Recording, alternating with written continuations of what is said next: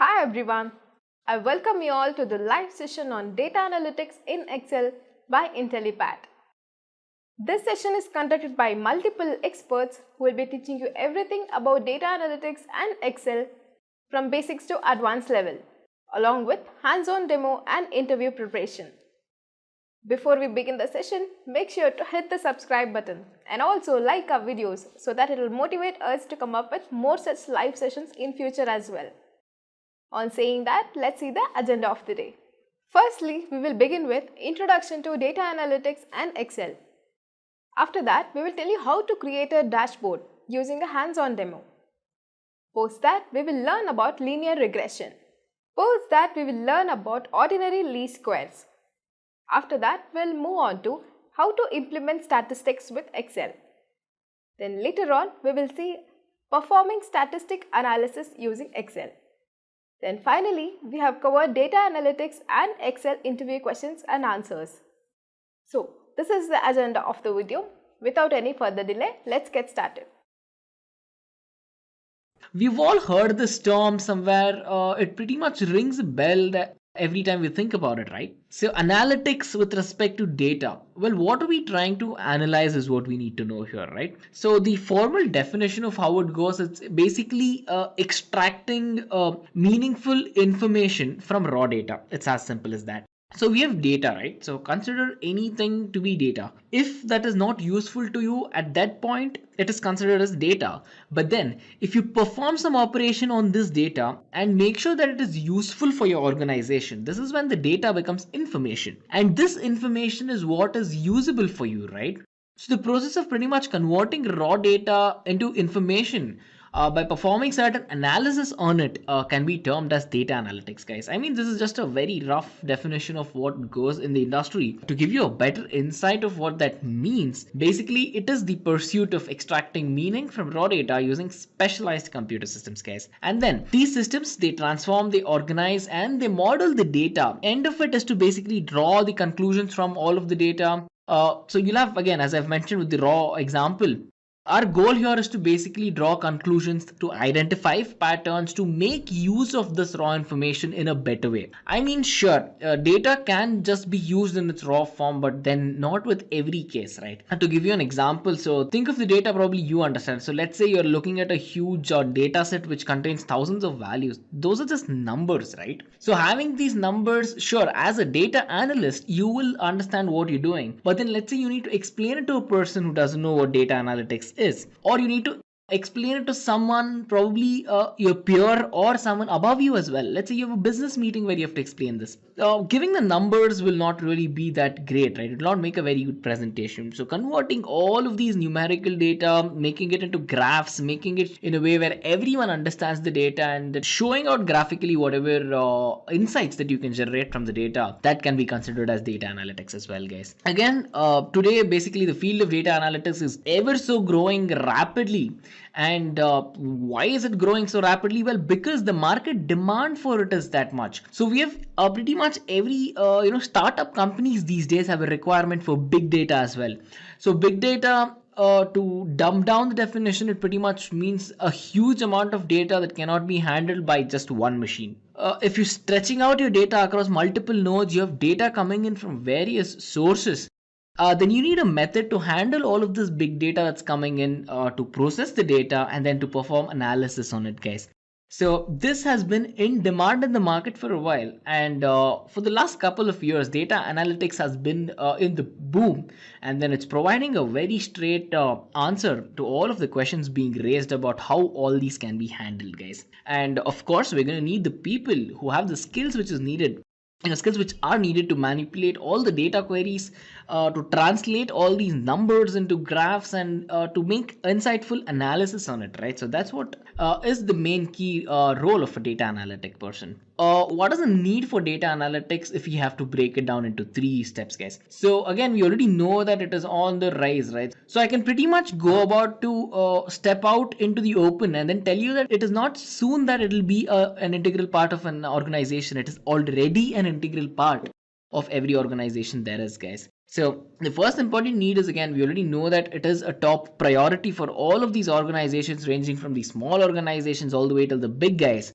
And then this is needed to make very good decision making. Well, with respect to you being confused to, let's say, take a decision for you, then looking at this analytics will make your decision making skills and decision taking skills a little bit easier, and it'll be more validable as well, guys. And it'll be more validated as well, guys.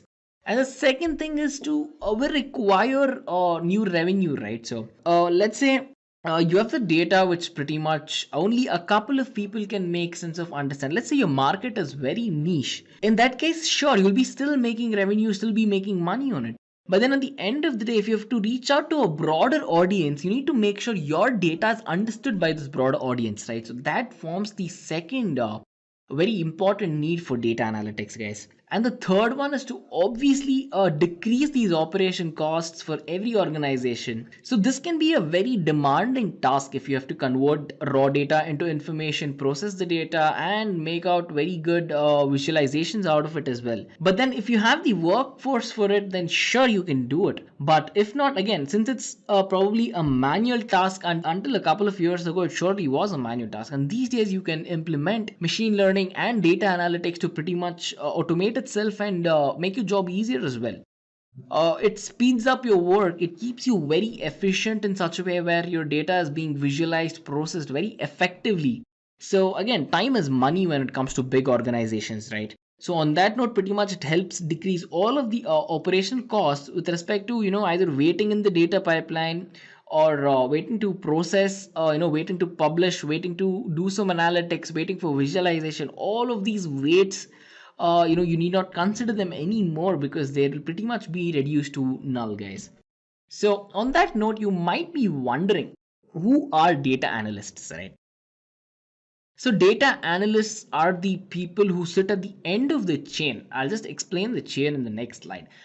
So these guys form a very good workforce for the company, where they basically deliver the values by taking in all the data that data scientist might give it to them, a data engineer might give it to them, and then he uses this person, data analyst, uses all of these to answer a couple of questions and then communicate all of the results back. And all these results that he just gives back is basically used to take very good business decisions, guys. It might include analytics of past trends, it may be prediction of what the future looks like, and so much more. And then the common tasks done by data analysts are data cleaning, performing analytics, and then creating visualizations. Well, data cleaning, to come about it, is basically simple, guys. So again, data is raw information, right? To make sense out of it, to pick out information that we only require, and to make sure that, again, efficiency is the game here. If you're pretty much processing data that we pretty much will not require, then it's just a waste of time and resource. So cleaning the data, making sure that your data is just perfect enough for processing, that's a very important first step, guys. So this is the spearhead of a data analyst's role. And then the second one is, obviously, as soon as your data is clean, you need to perform some very good analytics on it and create very good visualizations, guys. So these four designations you see on the screen right now is basically the designations a data analyst is also known by. So the first is a business analyst. So data analyst is also a business analyst. He or she can be an operations analyst, a business intelligence analyst, and a database analyst as well, guys. So coming to the tasks that they pretty much do, the first important task that we already spoke about was cleaning and organizing raw unstructured data, right? So this is again a very overlooked concept in today's world, unless you get your hands dirty with the data itself. When you start to go about doing that, you will realize that cleaning and organizing the raw data is extremely important, because at the end of it, your data might be unstructured, your data might be semi-structured, or it might be a structured data. This will not matter if the data you're processing is of no use at the end, guys. So cleaning and organizing raw data is very important. And then the second thing is the analysis of all of the hidden trends found in the data. So making sense of something, again, maybe predictions in the future, looking at past trends, generating this sort of an information which you cannot figure out upfront just by looking at the data. This is pretty much the umbrella under which the hidden trends function of a data analyst's work. So you'll be looking at a data, you'll find something very interesting. So let's say you find a trend in your data where pretty much you can access a new side of the market with respect to your sales in the next 5 years, 10 years. And then you were not told this, but then your data was telling you this. So you making sense of the data in which this trend was found, which was not upfront, then this is again a very important skill of a data analyst as well, guys. And the third important thing is pretty much the big picture view using descriptive statistics. At the end of it, sure, we know what the past trends of the company are, we know how the company is going on now, but then if you need to just summarize all of this and say even add some predictions for the next 5-10 years, getting this big picture view of what's happened, what's happening now, and what will happen in the future, not just using very simple statistics, but using descriptive statistics where we'll be picking up each aspect of what's going on and then perform analytics on it and find out what's going on. If we are right at this place, if we are wrong at this place, how can this be improved? How can this concept be checked? How can we reach the clients better, and so much more. So getting this big picture view is again a very important task a data analyst goes about doing, guys. And the fourth one is probably the most important thing a data analyst does, is pretty much the creation of dashboards and visualizations, guys. So as I already told you in the introduction part of the video, where we're starting out with raw information, again a lot of numbers, but if you have to show these numbers at a business meeting, yeah, I mean numbers are numbers, some people like them, but a majority of the people who they might not understand the numbers. So making these numbers as your input, creating very good visualizations, giving them a user interface, and giving your customers, your peers, your superiors, your business meeting members, giving them a very good user experience with all of this data.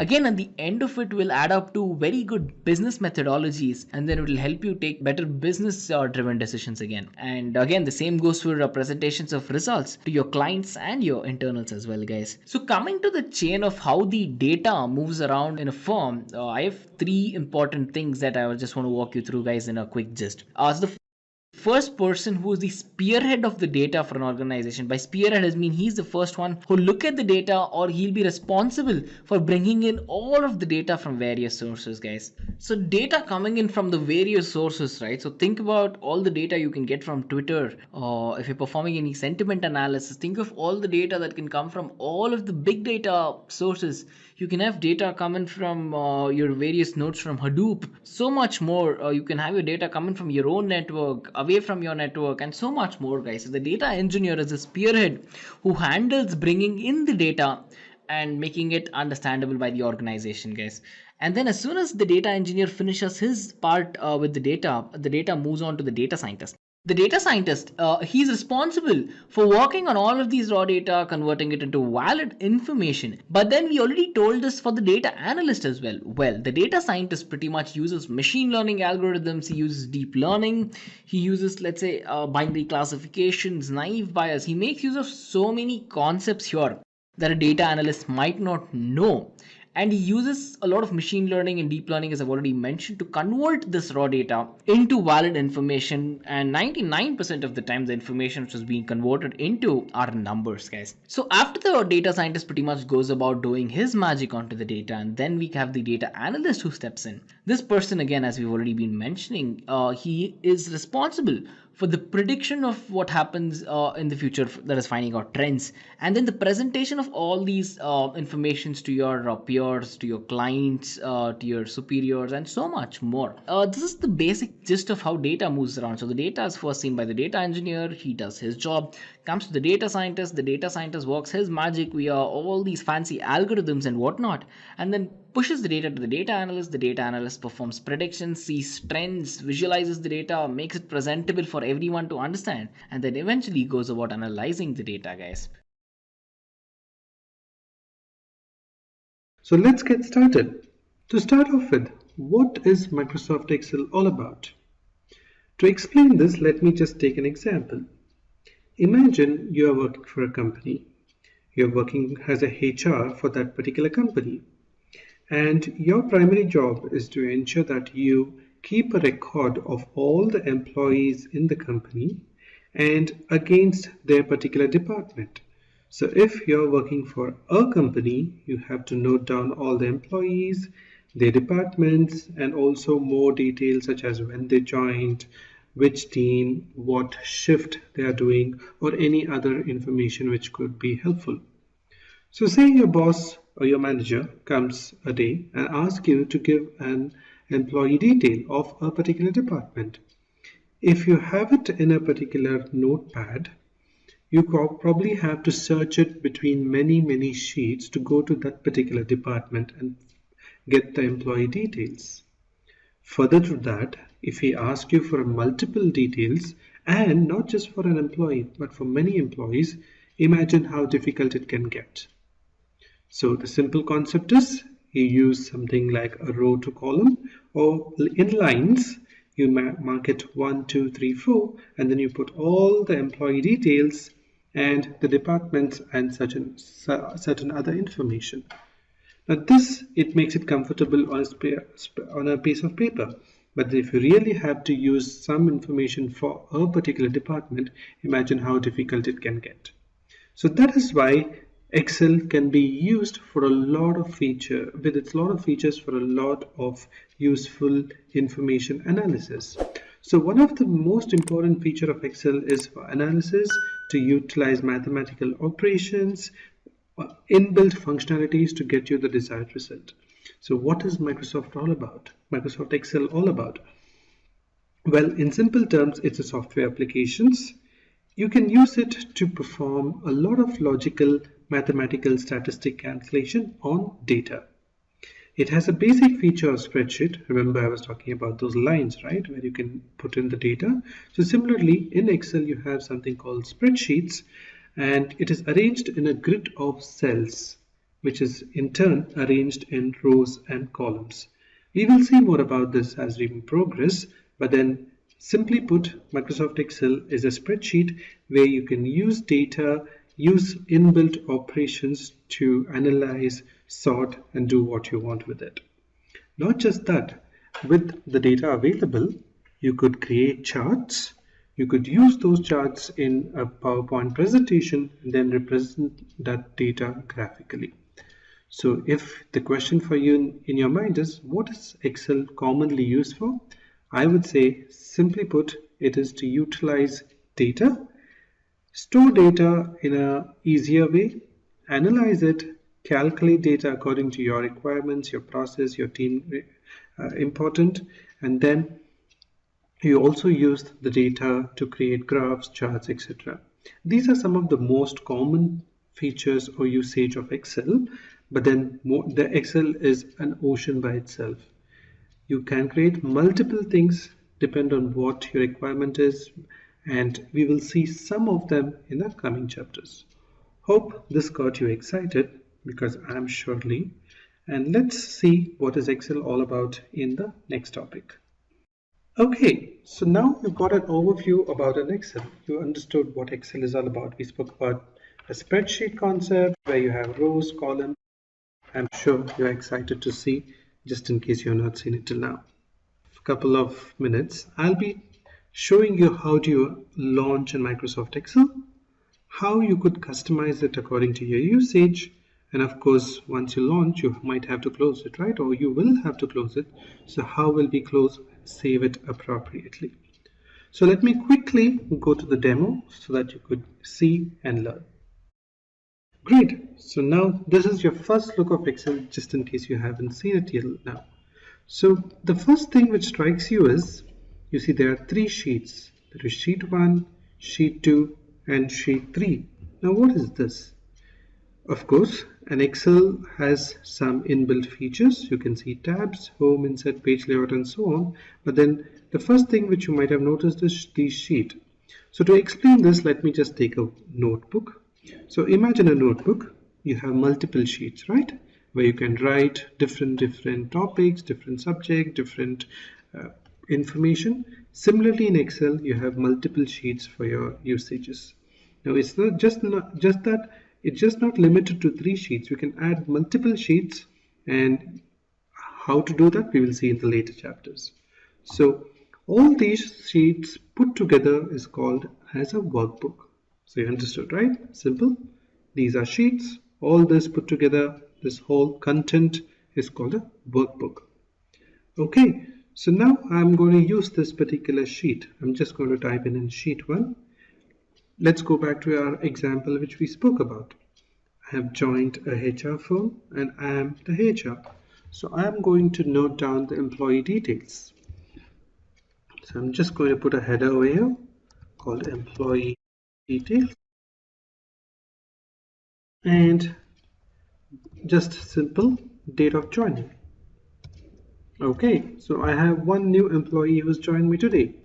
So I'm just putting in the employee name and date of joining. It would be around, say, 1st of Jan 2015. Okay, so this is how I've entered data into Excel. Once you do that, you want to save it. But just before you save this, I just want to show you something else. If you noticed over here, every time you open Excel, the Excel opens up as book 1. If I open another Excel now, it will show that has book 2 and this has book 1. So as the default, Excel will have 3 sheets and it will always name it as book 1. So this is something which I have worked, right? So let me save this. So how do I save this? So I go click on the Windows button over here. As soon as I click that, I have a set of tabs which I can use. For now, I'm just going to use Save As, and there is another button called Save. So the difference between these two is very simple. Save As is used when you're using it for the first time, and thereafter, if you're using in Excel, modifying it, adding, removing data, then you just use Save. We will talk about shortcut as we proceed, but for now, just let me save my first Excel. So I click on Save As. There you go. And let me put this on my desktop. Okay, so what should I name it? I will name it as my first Excel chat. So that's my new Excel name. And as you can see, the extension or the way the Excel is saved as .xlsx. Okay, so I click it. As soon as I do that, notice the changes. So my book 1 is no longer book 1, it is my first Excel Jan. Okay, so that's simple. So we just saw how you launch an Excel and then you save it. Now there's another employee who's joined. I will put it as Saran 2 and he joined on 2nd of Jan 2015. Okay, so I have just modified the Excel. Now if I close this and I do not save it, this particular data will not be there. So please remember, always when you do some changes in your Excel, you need to save it. Again, how do you do it? Simple, either go to Windows, click on Save, or you noticed there was a shortcut which showed you. If I just hover over it, you could see that there was a Control S, and that's exactly the shortcut for saving an Excel. So you just click on Control and S, so it saves your Excel. So simple, we learned to save an Excel. So I was talking about some customization, right? How do I ensure that Excel becomes easier for me? There are so many tabs out here and I'm not sure which tab does what. I probably need some shortcuts or some customization, right? How do I do that? So again, for that, what you do is you go to your Windows button, click on the Office button. You have here your Excel options. So click on the Excel options. You get the Excel customization options. So we will review these in detail, but for now I'm just going to something called customize. Once you click on customize, you have a lot of menu prompt. So these are the different set of buttons which are available, but we'll not review any of these for now. I just want to show you one easiest quick access toolbar. So if you come down, you can see this show quick access toolbar, right? So just click on this. As soon as you click on this, there will be a okay, that's an error. Show quick access toolbar, and you will see that. I'll click OK, and as soon as I do that, notice this particular toolbar. There you go. So right now I have different buttons, but then I promptly want to have a save button over here, which is going to be useful. I'm just going to do that again to show how you add it. So I go again to Windows, I go to Excel options, and I go to customization or customize. I have my show quick access toolbar. And what are the tabs I want to show? So here is showing customize your quick access toolbar. For now, I'm going to go and use the save button and move it towards my right. So I have a save button. I also probably want to use, let's take a redo and add that. That's as simple. Oh, probably that's already there. That's why it's not. Oh, I don't want a redo, so I'm going to remove it. So that's how I just create and modify the buttons I want and remove the ones I don't. And I click OK again. So simple. There you go. You have your save button. So this is a simple way for you to navigate Excel when you're learning and to use your Excel as you begin. So going back to our slide, we have understood how to launch on Microsoft Excel. How do I customize this? We saw how we could create a quick access toolbar, and we saw how to save and close an Excel. Let me just go to my next slide. So here I want to take you all through some very important areas of working. I call it 5 important areas. It's spreadsheet, grid, ribbon, formula bar, status bar, which you will see. Now going back to my spreadsheet, we spoke about sheets, right? Sheet 1, sheet 2, sheet 3. So what are the 5 important areas? And let me show this again. Here you have your formula bar. Here you have your status bar. Here is your ribbons and some additional features for you to view it in a different mode. You have a page layout and you have your normal break view. So most importantly, I want to quickly take you all through the view of Excel. To start off with, what are these? You have A, B, C, D, E, F, and so on. So basically these are columns in Excel. So you have columns which is numbered as A, column B, column C, and D, and so on. So anything which is represented by letters are called columns, and anything which is horizontally represented are called as rows.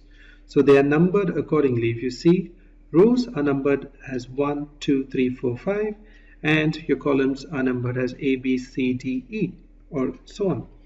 Now, important thing over here is a cell is nothing but a reference or an interface of column and a row. So simply put, this is nothing but it's in D column and 6th row. The same thing can be seen in the name box. So we're talking about 5 things, right? So this is also the 5th thing which is very important, a name box. So once again, if I move here, can you tell me what is the reference of this particular cell? Well, if you haven't, notice it is H7, H7, H7. Good. So we learned about cells now. Seeing some other important things. So here is your formula bar. Now what is this formula bar? Formula bar basically showcases the content of your cell, or if you want to insert a particular formula, you use the formula bar. I will explain this in detail, but just as a reference, if you click on FX insert function, you get your insert function which is represented in the formula bar. You could see an equal sign. That's what is going to happen. Now again, this has quite a bit of amount of significance. We will see as we progress. So we saw name box, we saw formula bar. Now what is the status? Here we can see there is a status called ready. So basically This status bar shows the status of the spreadsheet. It tells us what is actually happening in the spreadsheet. So right now it's telling I'm ready. What do you want me to do? So for now, I'll just go to the data and see if it changes anything. We created the employee details, right? So let me just click on the employee details. Okay, it shows ready. I go to number and I just click on F2 and it shows edit. So basically what Excel is telling me is that you are inside a cell and you're editing a data. That is the significance of the status bar. So it now shows you're in an edit mode. Now let me just go and type in some other thing. So see, as soon as I type in anything in a new cell, it status shows enter. So basically what it is telling me is that you're entering a data. So every time I do something on the cell, it shows the status of that particular activity. You might be wondering that why is this important? It is important because there are times where you will be using multiple data and you will be using multiple functions. So when you're doing that, Excel might be showing whether it is ready, entering the data, editing, or in fact calculating the data. The last thing about status which I want to tell you is I just want to enter a formula over here. Just a quick info, guys. Test your knowledge of data analytics by answering this question. Which of these is true about data analysis function? A. It can be used on multiple worksheets at a time. B. It can't be used offline. C. It can be used on only one worksheet at a time. D. It can only be used in Excel 2016. Comment your answer in the comment section below. Subscribe to Intellipaat to know the right answer. Now, let's continue with the session. So, how do I enter formula? I just click on equal to, or just let me do one simple math problem. I'm just going to put two numbers in these two cells and I'm going to add those two numbers in this particular cell E8. So as soon as I put equal to, I put a formula which means add this cell to this cell. Notice the status. It shows as point. So basically what Excel is telling that you are adding a formula, you are dealing with a mathematical function. That is where it is displayed as point. So understood with the usage of status bar, right? Great. So moving on to a few other things, but important ones. What is this 100% out here? So it is nothing but you're looking at 100% of the view. You could either decrease or increase the view basis how much data you're working with. So simple, right? Now this is scroll, which I don't want to tell you. I'm sure you're very aware of that. And moving on to the most important things, ribbons. Now, till now, you'll notice that there are different tabs, right? We saw home, then we have insert, page layout, formulas, data, review, view, and then some other additional tabs which I have added. So what are these? Now these are nothing but these are called ribbons. Now what do these ribbons do? These ribbons just have all your common tabs, usage tabs put together. Let me explain that with an example. Now under your home tab you have font. So what is basically font? You have anything to do with your characters or text functions, or you want to increase or change the font, it's available under this font ribbon. There is a small arrow. Once you click, it expands. So you can see that you have the font type, you have bold, italics, or you want to underline, including coloring, filling the text with color, or just the text color. So basically ribbon is nothing but it combines the common used fonts under a particular ribbon. Under the home you have your clipboard, your fonts, your alignment ribbon, your numbering ribbon, your styles, the way you want to format and style it. We will see more about this, and some other insert and some arithmetic functions, and auto sum, fill and clear, which we will see. Similarly, if I go to insert, like the way it tells in terms of the word insert, you're basically inserting new things in Excel. So under the insert tab, you can basically insert a pivot into Excel. You could insert shapes, charts, hyperlinks. Hyperlinks is if you want to move between two Excels, you insert a hyperlink or any word art commonly used. Similarly, layout, as it says, it's basically page layout, more for printing, or you want to navigate it in terms of certain data only to be printed. That's when you come to page layout. Formulas. In the beginning of Excel, I did mention to you that we have so many different types of formulas, right? And Excel basically covers all of them. You have arithmetical, logical, date and time, trigonometry, anything which you want to know from a logical, you can get under this. And all that which we learned in school or college, you will find all those formulas. You just need to know how to use it. Then moving on to data. The word data is basically talking on whatever data you want to do some operations on data. That's when you come to this particular tab. You have sorting, largest to smallest or smallest to largest. You want to filter data, you want to remove duplicate, you want to consolidate, you want to validate. That's when you come to data tab. Review is basically it's about protecting the workbook. You want to review certain content, you want to check for some spelling, you want to search in the dictionary. That's when you can. And the last one, the view, is basically similar to what you observe over here. Zoom, or you want to freeze a particular row and move the rest, or freeze a particular column and move the rest, and you want to put a page break or change the layout. That's when you come to view. Just to remind you, all these tabs or all these ribbons which you can see out here can be added to your customized tab. So basis your usage, you could take any of this and put it out here. And you remember how to go there, right?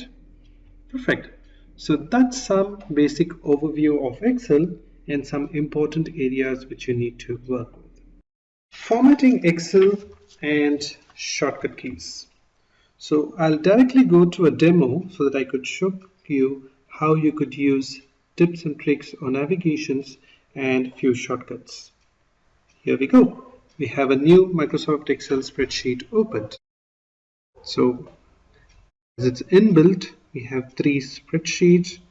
Okay, so how do I navigate this complex looking spreadsheet? Or is it really complex? It is till you work on it actually, and once you start working, it is very, very simple. So the main keys which I'm going to use in my navigation would be Control, Shift and arrow keys. So I'm just going to demonstrate how I navigate this particular columns and cells with the use of arrow keys. So right now I'm going to use the down arrow and you can see what happens. Yep, the cell reference, the highlighted box moves down. And when I click on the top or the up arrow key, I see that the box moves on top. Very simple. And towards my right, right, and towards my left, left. Great. So what if there is a lot of data and I really have to go to, say, a particular column which is like DO? Should I keep clicking on the arrow key to navigate there, or is there a shortcut available? Yes, of course, that's where the tricks are available and which we can use. To showcase that, let me just come up with a particular table with some data. I'm going to randomly add some numbers out here. Okay, let me just put the numbers and I will pull this autofill handler. I'll talk about more of that shortly. And I will also pull the autofill handler towards my column so that the data is available. So here, do not go by what the logic is. Just look at this particular table which has a lot of numbers. So imagine you have a database, something similar to this, and there is a lot of numbers available. How do you navigate? So for example, if I have to really go to P3, which is this particular cell, should I from here keep holding my arrow key to navigate, or is there any shortcut available? Yes, there is. So I'm going back to my home key, so that's where I came. And now observe what happens. I'm going to click on Control and my arrow key. So I directly move to the table where the data is available. Okay, I'll do that again. Home, Control, arrow key. So now if I have to move to the last one, the one which I've marked in the color yellow, I still click on Control and the arrow key. There you go. So Excel basically understands that I'm looking at the data and I want to go to the last cell where the data is available. And when I use the Control and the right arrow, it understands that, oh yeah, there's this data and let me move there. Similarly, if I click Control again and the left arrow, again Excel understands that I have to go to the first cell where the data is available and actually moves out there. So your question would be, what if I have to go to K3? Now in this case, of course, Excel will not understand that it has to move here and you have marked it in yellow. So you have to use your arrow keys to go to that particular cell. Okay, that's great. So we understood control and usage of control with the arrow keys. Now what is shift all about? So let me just go to my first cell and click on Control Shift and arrow. Please note that I have to hold all the keys together. Control Shift and my down arrow key.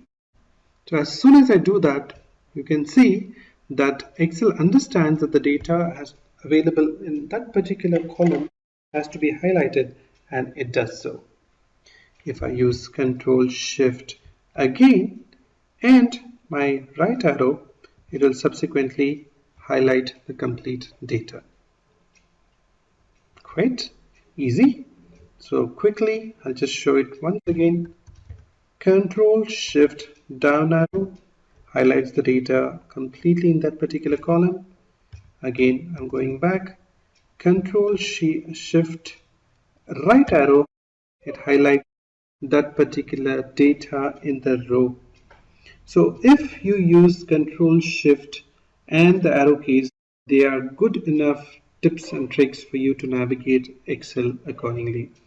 You need to practice this because the various combinations of Control Shift works differently. So the more you practice and understand the functionalities, the easier it will become for you to navigate Excel. Hope you learned something in terms of navigation. Alright, moving on. So we spoke about navigation. What are these shortcuts all about? Everyone likes a shortcut, right? We always find ways and means to do work in a shorter way or find out shortcuts. So thankfully, Excel, there are plenty of shortcuts. I'll just show you the simplest shortcuts available. So if I click on Alt, you could see that suddenly there is some highlighted letters in the spreadsheet. So I'll do that again. I'm just clicking on Escape now, Escape key. And now I clicked on Alt key. As soon as I do that, there is a set of letters highlighted. Now I could use the combination of letters and Alt key to get to where I want. Which means, let's take I want to go to Home tab. So it shows H. So if I click on H, just observe what happens. I have the Home tab. And beautifully under the Home tab, all the respective shortcuts are highlighted. So you can see that I can use numbers, I could use letters, and I could actually use the combination of these two to not even use mouse, but I could do my stuff. Okay, just for an example, I will go ahead and use H again to see what happens. So it goes to color, and there again it shows the shortcuts. So if you keep using these shortcuts, right, what happens is just like how we learned riding a bicycle. Initially we had to remember so many things, but later it became automated, or it just your mind gets used to it. So similarly, consciously, if you want to use shortcuts, if you keep using this Alt and remember those letters which needs to be highlighted, your brain memorizes it, and then thereon it's very easy for you to use shortcuts. I'll just show you a small example of that. There you go. Did you see me moving my mouse or the cursor? No, right? I'll just do that again. There you go, because I have memorized the shortcut to close this particular workbook. So how did I do that? I again used Alt, I used F, which is your Windows. You could see that Windows can highlight it. And then under Windows, I used C, which is highlighted to close. And that's why it asked me whether I need to save or not. So that's how I use shortcuts. I could do my work very simply. For now, I'm not going to do anything. Let me close this particular workbook and go back to my presentation. So in formatting Excel, we saw how to use tips and tricks, more in terms of navigation, how do you enable shortcuts, and how you need to keep using it again and again for you to learn shortcuts. All right, what's next? Basic formulas. So a lot of things in basic formulas. How do I add, subtract, division, multiplication, and something called autofill. Yeah. So let me open up the spreadsheet again. Just a quick info, guys. Intellipaat provides online data analytics course in partnership with IBM and Microsoft. The course link is given in the description below. Now, let's continue with the session. So I have my spreadsheet open. So I have a small exercise already prepared. So let me open that for you. So for this, how did I do that? I actually went to Alt F, and these are my recent documents, and under that I have my intermediate exercise. So I opened up the intermediate exercise. So without too many things, let me go ahead to this particular basic formula exercise. Okay, so I was talking about school, right? So I have students out here, and for some reason I want to calculate the weight of my class, and that's where I've listed down how much each one of my students weigh. So I have Richard, Gavin, Clifford, Jason, Denver, Gary, and Greg. So to start off with, I want you to help me in doing these particular solve these particular problems. So the first one I have is I want to find the sum of Galvin and Jason's weight. So mathematically, this is very simple. I need to pick up Galvin 64 and Jason 76 and add that up. Great, I can take a piece of paper and write it and do that. But how do I do it in spreadsheet or Microsoft Excel? Very simple, similar to that. But Excel, you need to keep telling Excel what you need to do. Look at Excel as a program where you need to give inputs, where you need to tell Excel, oh, do this to me, or do this for me, and do this differently. And that's how Excel will keep understanding. Without you giving instruction to Excel, it doesn't understand anything. So here my requirement is to add these two particular weights of student. So simply put, I will go equal to, remember, any formulas in Excel starts with an equal to sign. So here I'm starting off with an equal to sign. So I have to go ahead and put Galvin and Jason weight. So if I was doing in a piece of paper, I would pick up Galvin's weight and add it with Jason's weight. So similarly in spreadsheet, I will go ahead and pick up Galvin's weight. So immediately you can see that B4 is reflected. B4 is nothing but the cell with the value or the weight of Galvin's is showing. Now, how do I add it? Simple. I told you we will go back to school days. We are going to use the plus symbol. And the next simple step, I'm sure which you have realized, is nothing but add Jason's weight. Okay, a couple of things for you to note down. One, you need to always start a formula with an equal to sign. And please note, your cells which are referenced or the cells which you are using for your calculation are highlighted. So you can see here it's highlighted in blue. Here there's another color, and it basically shows that you are in a formula. And also remember, your status bar is showing as point, which means you're working on a formula. Here we go, B4 plus B6, and if I click on enter, there I go. I have magic. I got the weight. Simple, right? So just use equal to, give the cell reference, use the right operator, and then get the result.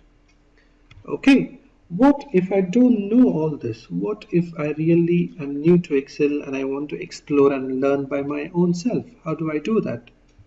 Well, Excel also gives you that provision. So I'm going to do the same thing using Excel itself and without me or without the teacher. I'm just going to navigate to the next cell. Okay, here it is. And I'm going to add the same two weights, but this time I'm going to do it differently. I don't know what to do, right? I don't know how to add this. So I seek out help. I ask Excel to help. One, I could click on help in or F1 and get the help menu out. Or there is something called insert functions over here. I mentioned to you earlier, right, that Excel is full of operators, arithmetic functions and all that. I just need to keep giving instructions to Excel and it will help me to get there. So at this point of time, I will use insert function. Okay, there I go. As soon as I click, I have the insert function menu and I have some already inbuilt features here. So here it's asking me search for a function. What do you want? Search. Let me know. I am ready to help you. And then also it is showing me that there are some functions you already kept using. So right now, since I'm new to this, I'm just going to type in I want to add two numbers and I click go. Okay, it's not understanding. Probably let me rephrase it in a better way. Add two numbers. Okay, there you go. So it's recommended me three functions. So it returns the sum of complex number, IMSum, then it has got something called workday, and then it's got something called day. If I really go and click on this, it shows me the descriptions of those. It returns the sum of complex numbers. Okay, probably I can try this. Let me see what happens. So how do I do this? I click on OK. And then it tells me, oh, what is this number? Give me the IM number 1 or IM number 2. So here there is a small red box. I click on that and I showcase what is my first number. I click on the box again and it takes back to my formula. It's already showing me how it's going to look. Equals to 64. And then number 2, Galvin's weight. So I go back to Galvin.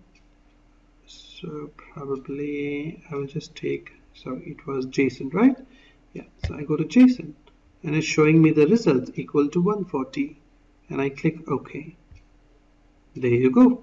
So there is an inbuilt function which I can apply, and there is also some tips and tricks and a shortcut. Great, very easy.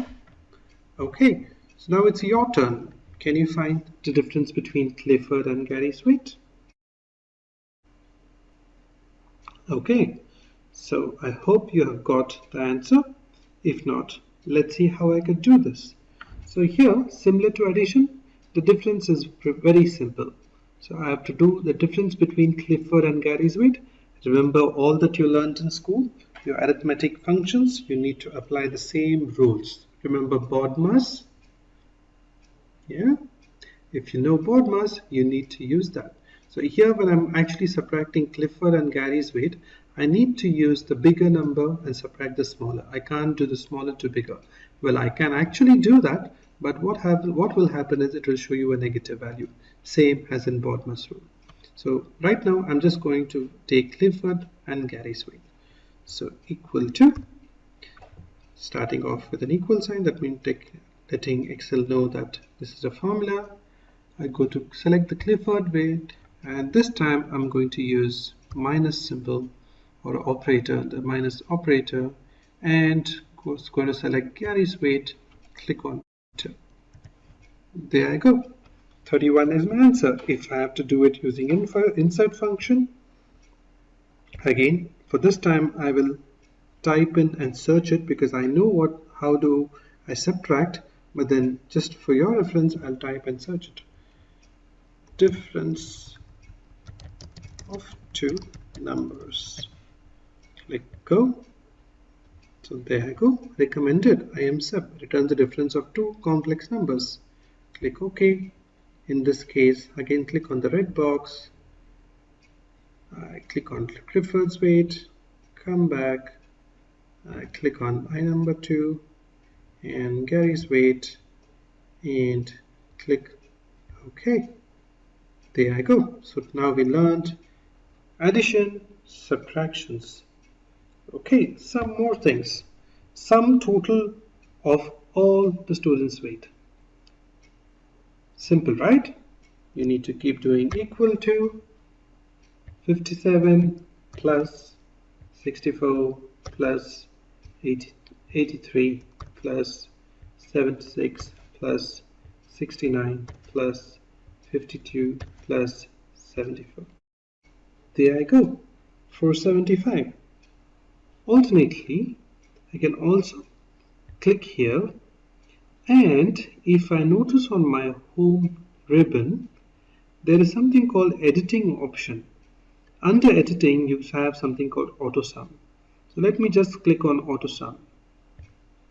Yeah, so it's basically telling, do you want me to add these two numbers? No, that's not what I want. So I can actually hover over this and move this to where I want it to add. So I'm quickly moving over here and expanding this to show the auto sum. Okay, so there you go. The formula also is displayed a little differently. It's equal to sum of B3 to B9. So basically it is taking B3, cell reference B3 to B9. That's how it is calculating an auto sum. Let me click on enter and see if it matches my other operation. There we go. So 475, 475. So we saw adding it individually, and we saw adding it using AutoSum. And if I have to again manually use another functionality, it would be equal to sum open brackets. Please note, syntax will always be displayed when you are using an internal operations or functions. So it's important or imperative that you follow the syntax absolutely the way it is displayed. So it's telling me equal to sum open brackets, select your number 1 and then put a comma and number 2, or you could just drag the numbers once I select and close the brackets. There you go. So we learned 3 ways of doing a particular simple sum total. Interesting? Okay, I hope this gets even more interesting. The last thing in basic formulas, I want to take average of 3 weights: Greg's, Richard and Denver. Greg, Richard and Denver. How do I do that? Again, simple, equal to, I would want to select Richard plus Greg plus Denver divided by 3. That's what we learned in school, right? Add the weights, add the number of people and divide it by the quantity. So my average is 154. Let me just do this using a insert function. So now I want to find average, so I'm just going to click on average, go. Oh, here we go, average, click OK. So what's my number 1? I have Richard. And what's my number 2? I have Greg. And what's my number 3? You notice that the numbers kept increasing, right? I can just keep increasing the numbers if I want. Okay, so I've just put 3 and I click OK. Wow, it is showing 65. So what happened? Why is this showing 154 and showing 65 over here? Some mistake I might have done. Of course, the insert function can't be wrong, so probably there's a mistake in the way I've written a formula. Let me do that. Let me do that using something which I learned in school called BODMAS. Open the brackets, because remember, every time I need to use average, I need to do it within the brackets. So this time I've selected Richard plus Greg plus Denver divided by 3. So there you go, it's showing 66. Here it's showing 65, probably because I wouldn't have selected the right numbers. So let me just do that again. Richard, Denver, and Greg. Absolutely right. Okay, so just to recollect, we used plus for addition, we saw subtraction, we also saw how we could use average, and we saw how we could add up all that sum total, average, and some division as well.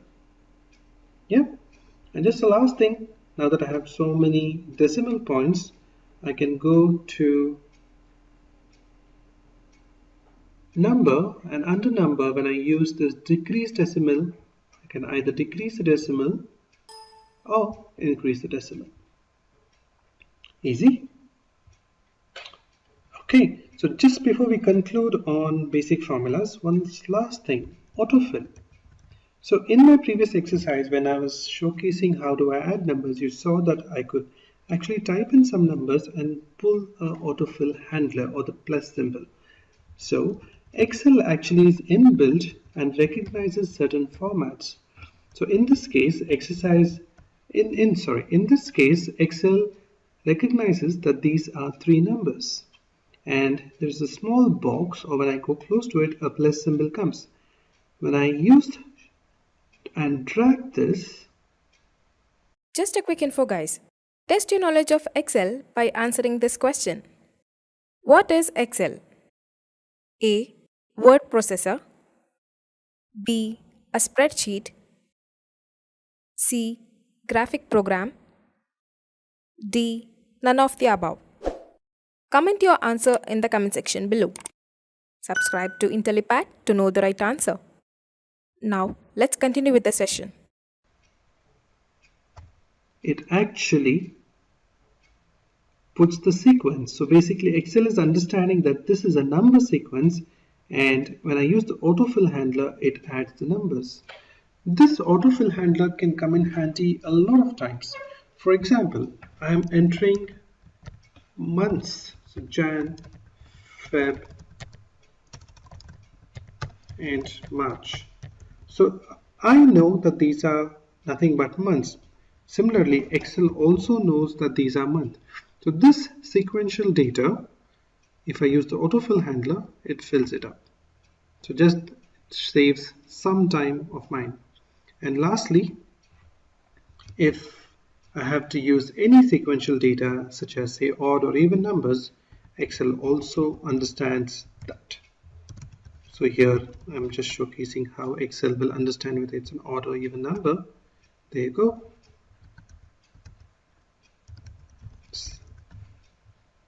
Yeah. So you saw that Excel autofills anything where there's a sequential data. So coming back to our PowerPoint, you saw how we used basic formulas, addition, subtraction, division, multiplication, and autofill. Find and replace. How in a huge set of data you find something which you want and replace it with something newly placed or changes, and also something about advanced find. Okay, so let me open the spreadsheet again to take you through find and replace. Here we go. I have come up with a small exercise for you to learn find and replacing data. So I have a set of employees again and some random employee numbers, some team which they work on. They are from training, there's from facilities, some are from estimate, some random names of TRM, EKO on AMA and ATRM, just to make it a little bit more good number of names. And I have close to 128 people. Okay, so in this example, let's take the name of the department M and A is actually renamed to, we'll just make it something. The new department is called Math. So how do I do that? So the easiest way to do that is I have to keep searching where M&A is and change it to Math. And I keep doing that for all the number of M&As which are available in this data. This is alright because the data is just 120 rows. But imagine I have to do it for 15,000 rows. Do you think we will have so much of time? Absolutely not. So that's where find and replace comes into picture. I'm just replacing this to the original format.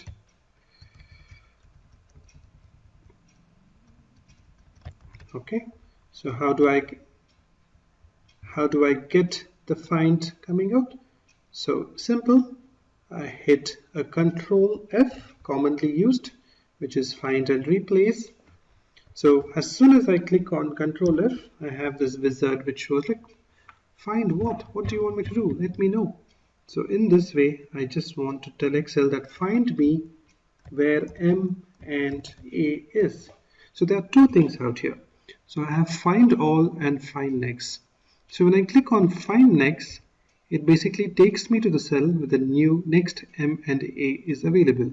This is very useful if you want to see who's there or when you actually want to scroll down by a particular constraint. So I'll just do that again, find next, so there are only two. So find all is nothing but it picks up all the data where M and A is available and also gives you the cell reference. Beautiful, right? So you have find next and find all. So we are not done here, right? So we want to replace. Let's go to the replace. So it's now I've found the data. What is that you want to do? But before that, let me just close this because I want to show you individually. So I have find what and then replace, and I replace it with math. So here, if I do find all, it will find all and replace it with all, or I can replace it singular. So for now, I'll just go with replace all. There you go. It has replaced all M and A with math. Simple, right? And see how useful it is when you have a lot of data.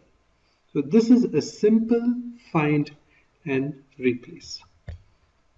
Okay, so if this is simple find and replace, what is an advanced find and replace? Actually, that is also pretty simple. Okay, let me explain that with an example.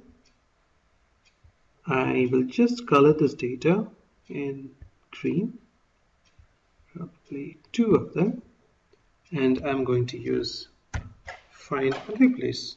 So again, I clicked on Control F, which brought me find and replace. Now I don't want to put any data out here. I'm removing any data content. Okay, there we go. Because if you do not do what Excel already has inbuilt, it will throw up error. So that's why I want to ensure that whatever I'm doing, I'm getting it at its normal form. So just before I do anything, I just want to click on this options. So as soon as I click on options, there is a lot of advanced find which comes. It is the same, but it tells, do you want to do it within sheets?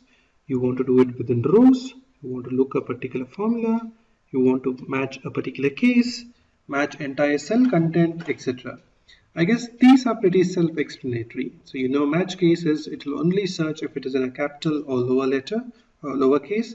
Match entire cell content is basically it will search whether it is completely trainings or it is client trainings. So in this case, if I actually give a replace for trainings, it will also replace something called client trainings over here, which you can see because I have not matched the complete case or the complete content. So it's important you know when to use advanced find and when not. But the most important thing which I wanted to showcase, which generally you might not know or people tend to forget, is apart from match case and match entire cell content is format. So now I want to showcase that There is find and replace by format also. So I click on format. As soon as I click on format, a new window opens up, and then either I can choose a format by giving the format, or I can choose format from cell. So I do this, I select this particular format, so it will find that it's telling, oh, this is the format you want me to find. All right, then what you want me to do it. Then I can tell replace that with a new format. So I want to just go to fill and probably do it red color. Okay, there you go. So it will select this in green and select the cells in which is in a particular format and replace those cells into a red format. Please also note I'm not giving anything in the find and replace content cells out here because then it'll get confused. Okay, so I'll leave it at that and I will hit a replace all. Let's see what happens. Fingers crossed. Will it work? Of course, it works. Okay, so it replaced facilities because I've selected that particular cell only.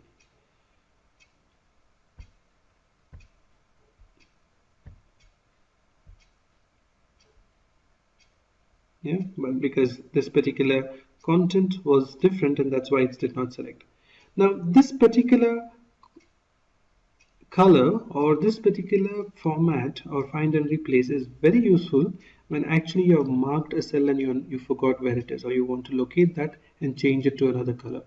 A simple example I would give is, let's say this particular guy has left the organization and hence has marked as red, or he's basically joined us and he has left now and I want to mark it as red. So I can just select the green, change the format to the way I want, and then I actually replace it with the format I want. So simple. So int find and replace, we learned a simple find and replace, which is a control F, just select it and do it. Let's move on to understand text functions for now. Okay, so we spoke about formatting data. So let me quickly go back to my spreadsheet and show you how to format data. Okay, I opened a new spreadsheet. So let me just type in something out here.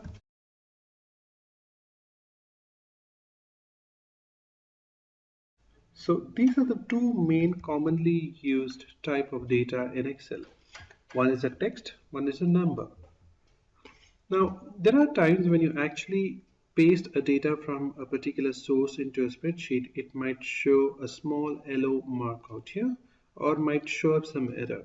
So the reason is it is not actually taking the data as its type. So for example, this is as number, this is as text. As a default, Excel will take all the data as numbers. Now let me just click and showcase how and what different types of formatting is available. So for that, I need to select that particular cell, or even I can select a blank cell to just look at what is the default format. Right click, I have format cells. So here I have number. So here you can see it is showing general. So that's how Excel shows a normal data. And you have different categories of format of cells: number, currency, accounting, date, time, percentage, fraction, so on and so forth. But the most widely used is number or text. So let me just go and see if I convert this to text, what happens. So if I go and format cell and convert this to text, so text format cell are treated as text even when a number in the cell is displayed exactly as entered. So I click on OK. So there's no much change. So if I click on this and make this as number,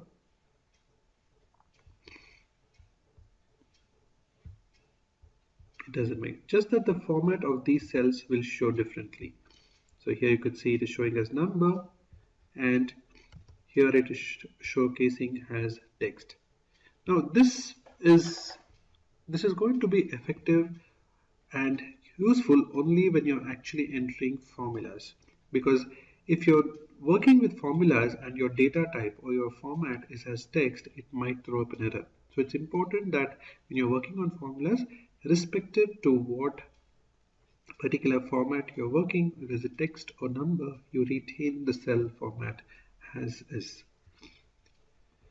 A couple of more things on formatting. We saw when we right click there were multiple formats, right? So let us just review what those are. So here I'm just going to format a particular cell and use something called custom formatting.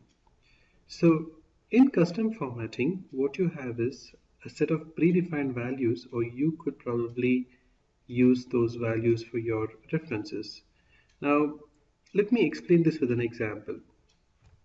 Let me type in a date. So first 1/1/2015, the one which we have been using. And I am going to format this cell. How do I do that? Right click, format cells, and it is already showing and it's recognized that it's a date, but I don't want it to be displayed in this particular. I'm going to custom. So in custom, I have various options. I have month, day, Y. That's the current format. But if I just convert to day and month, look at the way it shows. It shows the sample as 1st Jan. So let me click OK. And there you go. The format changes. So formatting also helps us to customize the data the way we want it, or the way the data needs to look into. If I want to change it to another format, I can just go to Format, Custom Cells, and this time I'm going to go day MMYY. So it's going to 1st Jan 2015. Or even better, again, right click Format Cells. I can go select month, day, year, hour, and minutes. Yeah. So this is how formatting can be useful. Now, most likely you will use this format when you're building a spreadsheet, when you're restricting data access, or when you're working with a lot of formulas. But as a beginner, don't worry much about it. Just understand that the right format has to be used, and you do have options to go and customize the format or change the format of the cell according to your preferences. Understood? Cool. Let's move on to the most important topic for today, which is text functions. All right. So I have an exercise planned out for you, but let me not go to this exercise. Let me just pick up this data and tell you how generally data behaves when you move data from different applications from Microsoft or Notepad or from PDF and you paste the data into Excel. So I just have a copy of some information out here, and I'm just going to open Notepad quickly and paste this. Okay, so let me close this spreadsheet. At this point of time, we don't need this. Okay, and open a blank spreadsheet. There we go. Okay, so imagine this is where this data you picked up from your Microsoft Outlook, or you've just copied and pasted it from some social site or anything. I'll just try to make this simple and explain it from a point of a HR, or you're working for Facebook and these are, or you're actually on Facebook and you want to invite all these friends for you to join, or probably you need to send them an invitation. Okay, so generally when I copy this data, I've copied it, so I just select the data using a Control A and copy the data using Control C. And when I paste a data in spreadsheet, this is how the data appears. Well, it can be deceiving. The way it looks over here looks like the data is actually in row 1, right? So just let's actually see if it is in row 1 or the data is actually spread across. Okay, so I go to cell D1. Wow, it looks that the data is there. Okay, so does it look for other cells? But please be very mindful that this is deceiving.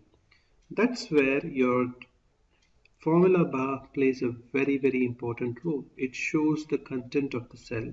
Here it shows that it is actually on all different rows and cells, but it is actually not. Let me just move it to A1. It will show the difference. Can you see? As soon as I move to A1, you see the content of the cell which is all available. But when I move to B1, you see it is actually blank. But then without the formula bar, if I look at the spreadsheet, it looks like the data is spread across in different rows and columns. Okay, so that's the first thing. Always review your formula bar to see whether the data is working, is available and not available in particular sheet. Great. So now we saw that, but When I pasted the data from the notepad to here, the data is spread across in all this particular cell, but is pretty huge and vast. Look at this. I have to keep navigating it across till the last. Oh, that's how the data is. Now imagine the goal of our exercise is to actually send all these guys an email. So first of all, they are just names.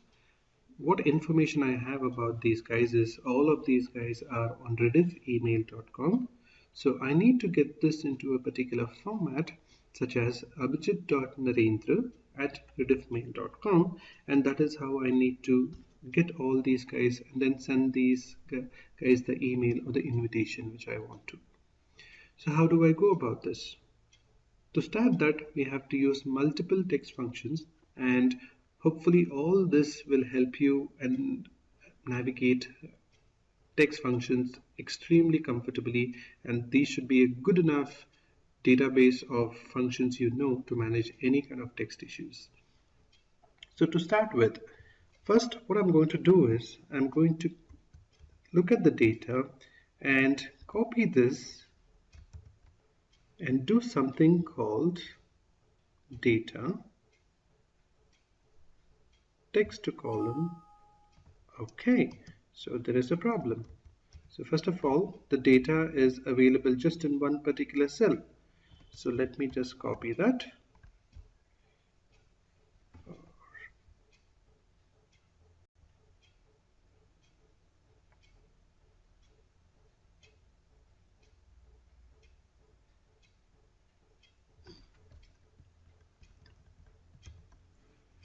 Sorry about that. Yeah, so I'm just going to the cell where the data is available, because if the last time I was trying to do is across the particular cells where the data was not available. So I'm going to the data cell where the data is available, and I'm going to data tab. Under that I have something called text to columns. Okay, so as soon as I click on text to column, I have a convert text to column wizard appearing. So there are 3 steps. So this basically will help me in sorting this data to more readable format. So what do I do next? So I have 2 options over here. I have delimit, I have fixed width. We will read about this in detail. So let me just click on delimit for now. And I click next. So what Excel is telling me is that I will delimit the data. You tell me how do you want me to delimit. So it's giving me delimiters or options to delimit the data. So I have tab, semicolon, a comma, a space, or other. So remember what I was talking about Excel, that you need to add or keep giving information to Excel, and it will take that information and do the needful. So in this case, I am going to tell that delimit the data not by using tab, but by using semicolon. And how did I agree on using semicolon? If you notice the data closely or you review it, you see there are common aspects. Either you have a space or you have a semicolon. So you could use a space or semicolon to delimit the data. In this case, since my end result is I want it as first name dot last name at rediffmail.com, so use semicolon to delimit the data. Let's see how I do that. So just select semicolon out here, and as soon as you do that, it gives you a data preview. You can see that it's basically breaking the data into first name, last name, and a column being placed in between those. So if I click on next, and I have some other data format which for now I'm not going to use, and it's asking me destination is going to be in the subsequent columns. Is that okay with you? That's fine, and I click finish. Wow, so there we go. It's basically broken the data in first name and last name and actually spread this across to various columns. Easy, right? Okay, so here we have our data broken down into multiple columns. Even though the data is spread into multiple columns, it doesn't still help me, right? Because I still have to use this data, and for me to read this I have to move across to all these columns and then individually probably type in out here and then put @rediffmail.com. Is there an option to make this a little easier for me? Yes, of course, there is. So now I would like to use this data not in a row, but in a column format, which makes it more easier for me to review and then do some modifications. So for that, what I need to do is first select the data. So this time I'm going to use Control Shift right key. So there you go. It selects the complete data available on that particular row. I copy the data, which you can see by the dotted lines. I come to a new cell where I want to paste it. Right click. I go to paste special, and when I do paste special, I have a lot of options. I have formulas, value, formats, transpose, and so on and so forth. So the thing which I'm going to use is transpose, which basically transpose the rows into column format. Wow, here we go. So it's pretty simple. So we started in a different way, and now we have got this particular data in a more readable format. So the end result, what I wanted to achieve was to get as abhijit.narendra at rediffmail.com, right? So here I am going to use some text functions before I do that. So if you notice this particular data, you have some space. So here Abhijit Narendra does not have a space in front of him. But then if you see Achyuta or Adarsh or even Amnit, there is a small space of showcasing. So this, how do I remove it? Any thoughts? Probably go here, click on the cell and delete it. What's your thought? Good idea. But then just imagine the number of times I have to do that. Is there more like an easily available formula which I can use in Excel? Yes, there is. So for that, I'll use a formula called trim, which is very simple. You could just go here equal to trim trim open brackets. So you can see the syntax, right? So it tells trim what is the text you want to trim. So select the text you want to trim, close brackets, enter. So you have done that. Again, if you're not aware, there's something which we learned in formulas that you could actually research or find about that in the insert function. Try to locate if there is a formula available, or if not, Google it. So it's very easy for you to find out. For now, I know the formula. I know that there is a formula available, and hence I used trim. So the way to learn Excel is, again, you need to work, play around with it, search as much as you can, and then play around with all these formulas. Then you'll come to know what is there, what is not available. So for now, I'll just do it again. Equal to trim open brackets text close brackets. Perfect. Okay, so I'm not going to sit and write that for all the cells. So I'm just going to use the autofill handler because I have a sequence over here which the Excel will understand. I click on the small plus symbol, double click on it, so it basically replicates the data across. So here you can see clearly that this particular cell still has a space in front of it. However, here, because I've used the trim functions, I do not have any particular cell. Alright, so what we have learned from till now, we copy the data from a notepad, pasted in Excel. We found it was pretty difficult to read. So we use data, we use text to column to split the data into columns. Then we copied the data, transposed it in a column, and then we used one simple trim function to remove the space. Another thing about the trim function is it doesn't remove the space in between the cell. It removes the space in front or at the end of that particular cell. So if you're wondering why there's a space still left, that's how the trim function is designed. It just removes space in front or at the end of the cell. Interesting, right? Okay, so what more? Now I'm going to use some more text function which I want you to make a note while you're looking into it and practice once you're free. What if I want to change all the characters of this particular cell into uppercase? Okay, how do I do that? So I'm not going to tell the formula. I'm just going to use the insert function to see how we could search that. So insert function,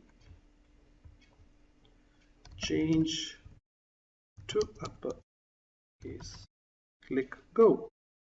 There is 3, upper, lower and proper. So what is this? Converts a text string to all uppercase letters. Okay. What is lower does? Converts all the letters in a text string to lowercase, and proper converts the text string to proper case. Great. So we have seen that there is 3 options available. So let's try all the 3. So now I'm going to use equal to upper. Either you could use the insert function or this formula method, whichever you feel comfortable with. So I click on text, copy.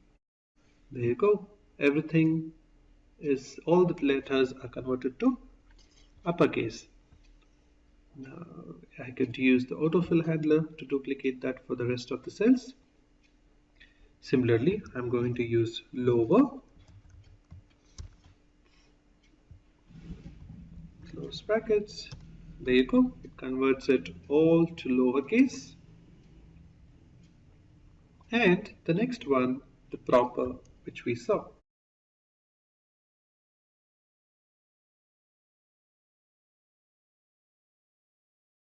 So I have proper cell created out here.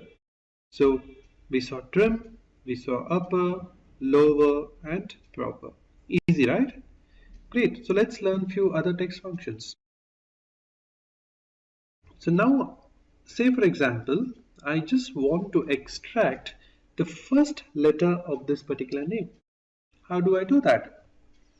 Again, simple ways. I could just write down the first letters. Or probably, is there an easier way? Yes, there is. So you could use insert function for you to search and find that out. I actually know it, so I'm just going to use it.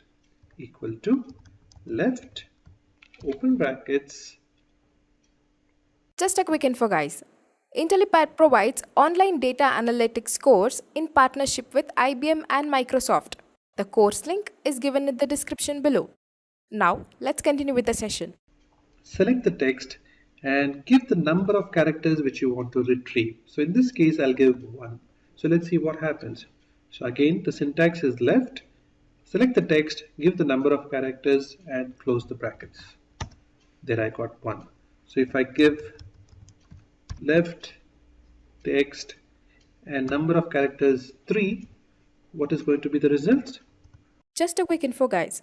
Test your knowledge of data analytics by answering this question. Which of these is true about data analysis function? A. It can be used on multiple worksheets at a time. B. It can't be used offline. C. It can be used on only one worksheet at a time. D. It can only be used in Excel 2016. Comment your answer in the comment section below. Subscribe to Intellipaat to know the right answer. Now, let's continue with the session. It is going to be ACH. Understood? So I'm not just going to use this, I'm going to use the first one and going to extract the data. There you go. All the first letter in the left I have extracted. You might be thinking, when do I use this? A simple reason I would give you is you want to create some login IDs for the users, and generally if you're creating some login IDs for the users, you probably want to give the first initial and the last name. So it would be A Narendra or A. Narendra or A Gaur or Amneet D. So there are multiple reasons why you might use.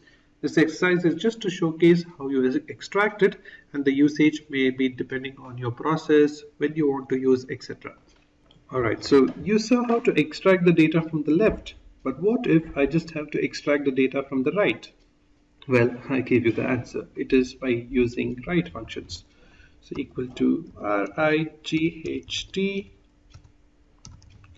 open brackets, select the text, close bracket and 1. So this time I have taken the data out from the right of the cell. So simple. So we saw left, we saw right. Now I'm going to use the autofill handler to do the needful. Well, if I want to use or extract the data from the middle, what do I use? Is there a particular formula? I guess there is, and I would leave that for you for as a homework. I want you to search using the FX or Google and probably get back to me. I will anyway show that in my next chapter before I start the next chapter. So what have we done till now? We copied the data, we transposed it, and we saw some text functionality such as right, left, and upper, lower, and also trim. But then we haven't achieved our end result, right? That's not what we wanted to do. We wanted to actually break this data down in a format of abhijit.narendra@rediffmail.com. So how do I go about that? So for now, I'll just remove all this upper, lower, and proper functions and just leave it at abhijit.narendra, which we did using trim, and try to get it into the format of abhijit.narendra@rediffmail.com. Okay, so how do I do this? So one, I could use the control F, replace the space with a dot, and then add @rediffmail.com. That is one way of it. Or split this data again to Abhijit and Narendra, and then add all the data together, or add all the multiple strings together by using something called concatenate to get the desired result. So for now, I'm going to use the second option, which is splitting the data and then adding it back or concatenating it together. To do that, first I'll have to select the complete list of data. I go back to my data tab, text to columns. I've selected my text to columns, and this time the delimiter. What would be the delimiter? Not a semicolon, because the delimiter is going to be space, right? So I'm going to use space, and then I click next and finish. Whoa, it's not working. Any idea why? No.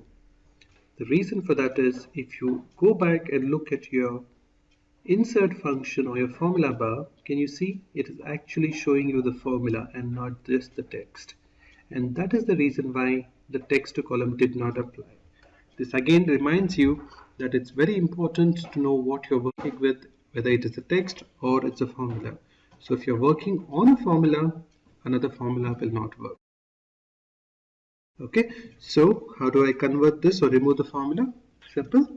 I've already selected the data, copy it, come to a new cell, or in fact I can come back to the same cell, right click, paste special, and values. So it removes the formulas and places only the values. Immediately check how the data is represented in the formula bar. It is basically showcasing the first name and last name. So before it was showing trim.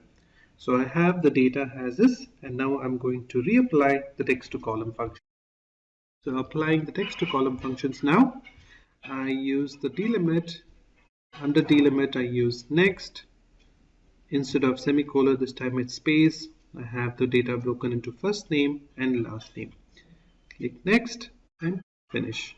So please note it transported or pasted the data in the next column. So do remember that your next column is always free and doesn't have a cell content. If you have, then Excel will throw up an error telling that there is some content. Do you want me to replace it? And you can actually go ahead and click finish, where it will replace that particular data. So we have come a long way. We got the data from here and we have got it and separated in the first name and last name format. So from here on, how do I add abhijit.narendra@rediffmail.com? So this is my end result.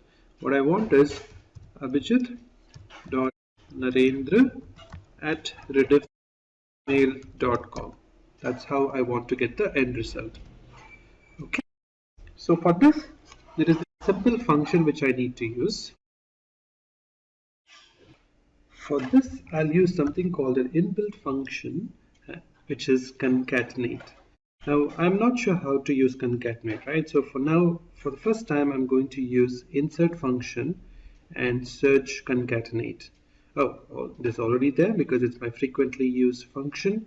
If not, I could have just told join text together and click on go. It would have brought in the similar function. So I have concatenate out here.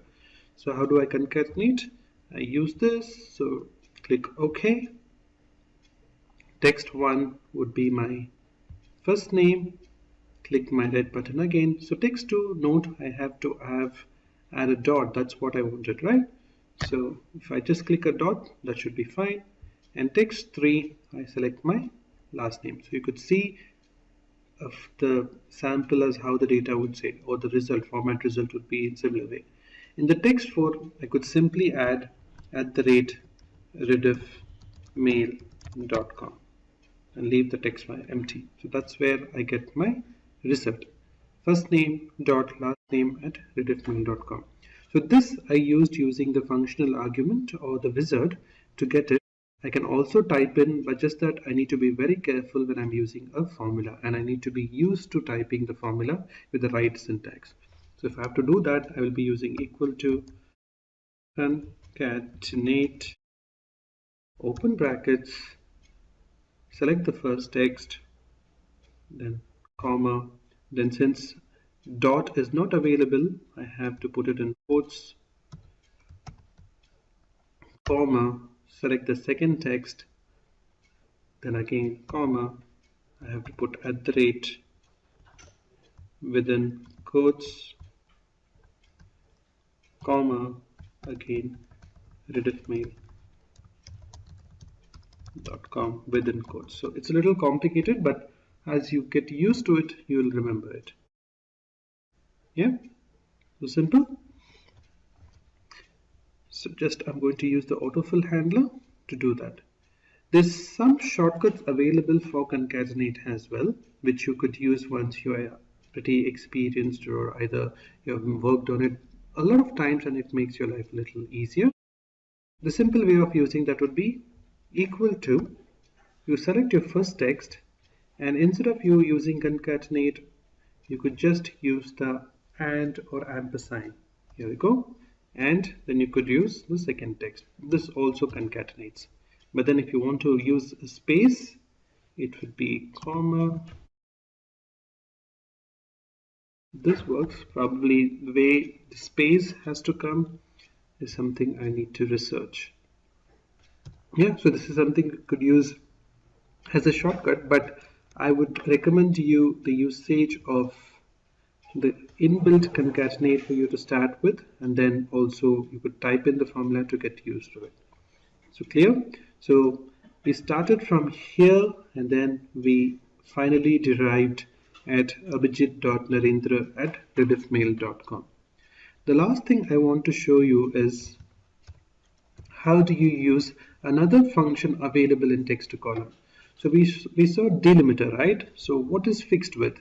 So imagine I'm using this data and now I use text to column, and instead of using okay, there we go, I still have formulas. Can you see preview of selected data? It's still showing formulas. So first let me remove the formula. So I do that by copying the data, coming to a new column, paste special, values only, and I paste the data.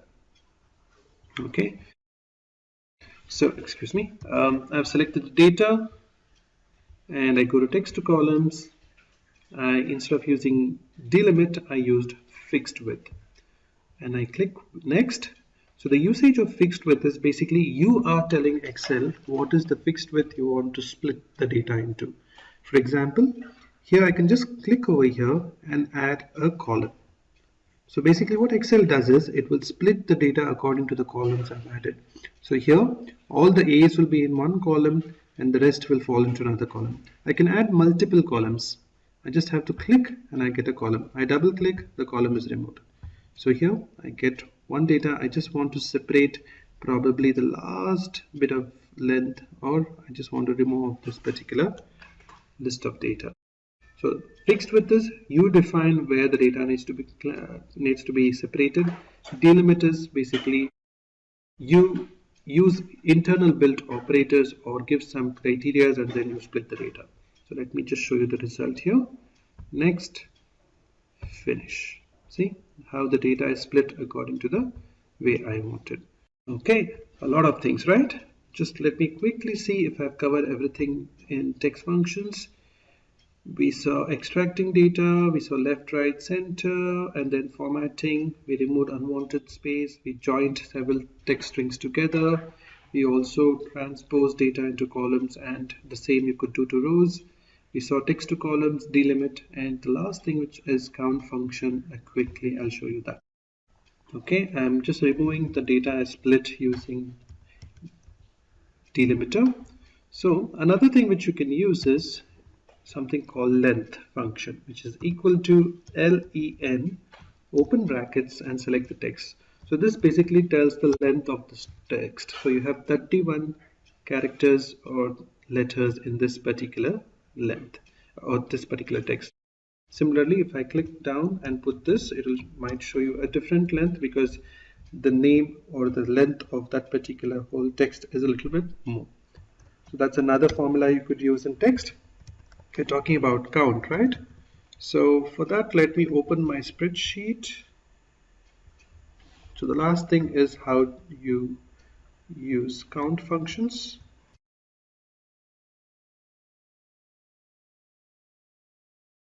So here in this table which I've created, I have some numbers, and I also actually want to check how many numbers are available in this particular column. So I'll just highlight this column for your reference. Okay, I could do this using another function called count. So it is very simple, equal to count, open brackets, I select the particular column and close bracket. So here it shows that I have 10 particular values in this column. Similarly, I could apply it on a row as well. So count, open brackets, select the data which you wanted to count, and there you go, 6. So basically the reason it's throwing up an error, or it is omitting an adjacent cell because I just took these list of cells, right? That's why Excel is telling me that yeah, you have missed a couple of cells out here. So that's how intuitive Excel. So count is nothing but use the formula to count the number of text or numbers available in a particular cell. Okay, going back to my presentation. So we covered text functions completely. We need to create some dashboard from this data. I will show you the some dashboard. It's very little dashboard to create by the pivot table.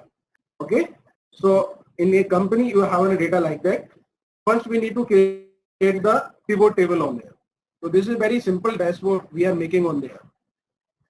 So first we need to create the pivot table. There is a shortcut key Alt DP. Okay, so I press Alt DP. This is the shortcut key. A new window will be open on there. Then we select the new step when they click the next option. And there is a last one option where we want to create the desktop. And this dashboard will be created on the new sheet, or you want to make this dashboard in an existing sheet, then you can select on there. So I am creating this dashboard in a new sheet. So I just select the new workbook and click on the finish. Okay, so we need to create some first of all pivot table. When we select the entire data, whatever we have on the data on there, then we click to the next step and the create new workbook. In new workbook, we select which type of data we need to create the dashboard. Let's assume I'm creating as a dashboard. I'm creating as a salary data state-wise. So here in the data, just select the state and put here in raw. Okay, I'm just creating this dashboard on depending with the sex. There is a male and female. Okay, and then putting the sex again and value field. Okay, and here is this dashboard is made the all state in the whatever we have on a data. There is an all states name. So I select the all states. Then I will make the condition on there male and female. So all data, my data have on a row which is 4,997 rupees. 4,997 is here. Here is 2856 is a female guys and 2141 is a male guys. Okay. And I will be segregate this by state. I can change the numeric like that. All state, male, female. This is the diagram which you can vertical or horizontal. And I am creating this one report dashboard for a one state only. Then I go for select here. Let's assume I am creating this for your state only. You are in a Jharkhand, so maybe Jharkhand will be there. No, here is a Chhattisgarh. So here in a Chhattisgarh, there is only male people is 178. I will create here state, or here is in a dashboard is male for Chhattisgarh. Now I am creating this dashboard for more than one state, like Chhattisgarh, Bihar, Assam, Arunachal. Whatever I need to create the dashboard, this is my requirement, my business requirement, my jobs requirement. I will be select here and I will be put in the dashboard will be changed automatically. And this figure is automatically the link up with that data. This is the data on there. Okay. So I'm creating this for all states. So all the states, the male, female, the dashboard will is like that. I'm creating another dashboard. This is not for male, female, is for another dependent tool fields, which is we can change from here. Here is a sex count, so I will be removed. Just click on there, remove it. Then I am creating this LE and I am putting here increment data. You can see there all the data have a male female data. There is a 49997, but total amount is around 31 crore rupees. And this is a regression. Here this dashboard I am changing again to understand more. I am changing this by location. This field, sorry, because ye hai, location is here. You can see Noida 1 at 2 female, 6 male. Here is a blank. We can replace this one any place. Like we click on pivot table. Then हम इस पे click किया, अब we can put 0. So blank row will be filled by the 0. I want to know that Agra 2, who is that person is a female. So just click on double click on there, and you can see the new report will be generated like that. Or this will be on new sheet, and new sheet have only one employee's data. We can go on the dashboard section.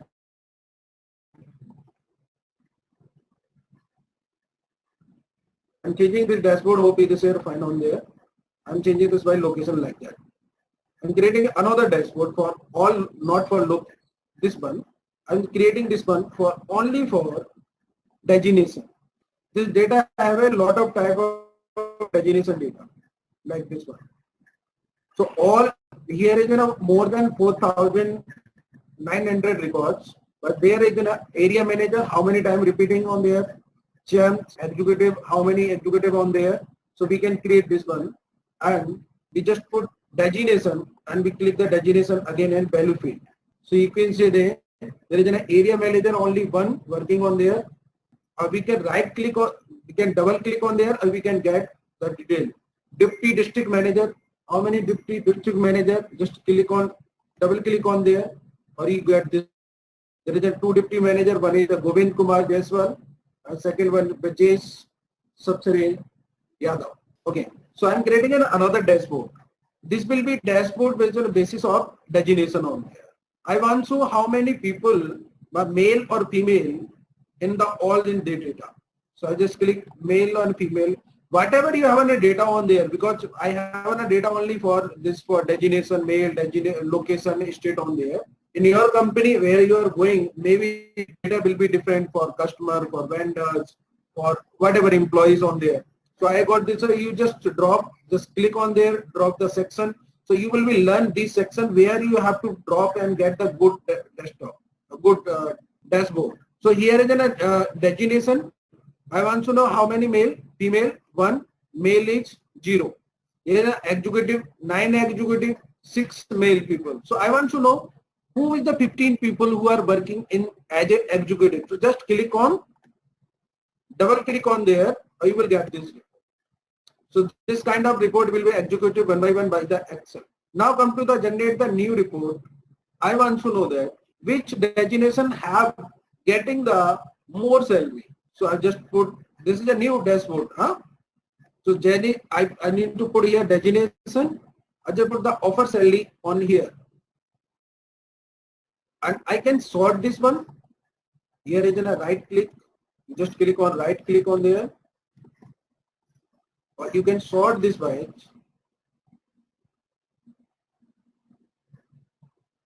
largest to small. We can see the largest amount is 34270,360. And this the entire data will be, I'm just pressing the control Z to do the undo data on there. Now I want to create the new dashboard where I want to how many percentage of this data the person is getting on there. So I will be click offer CTC on there.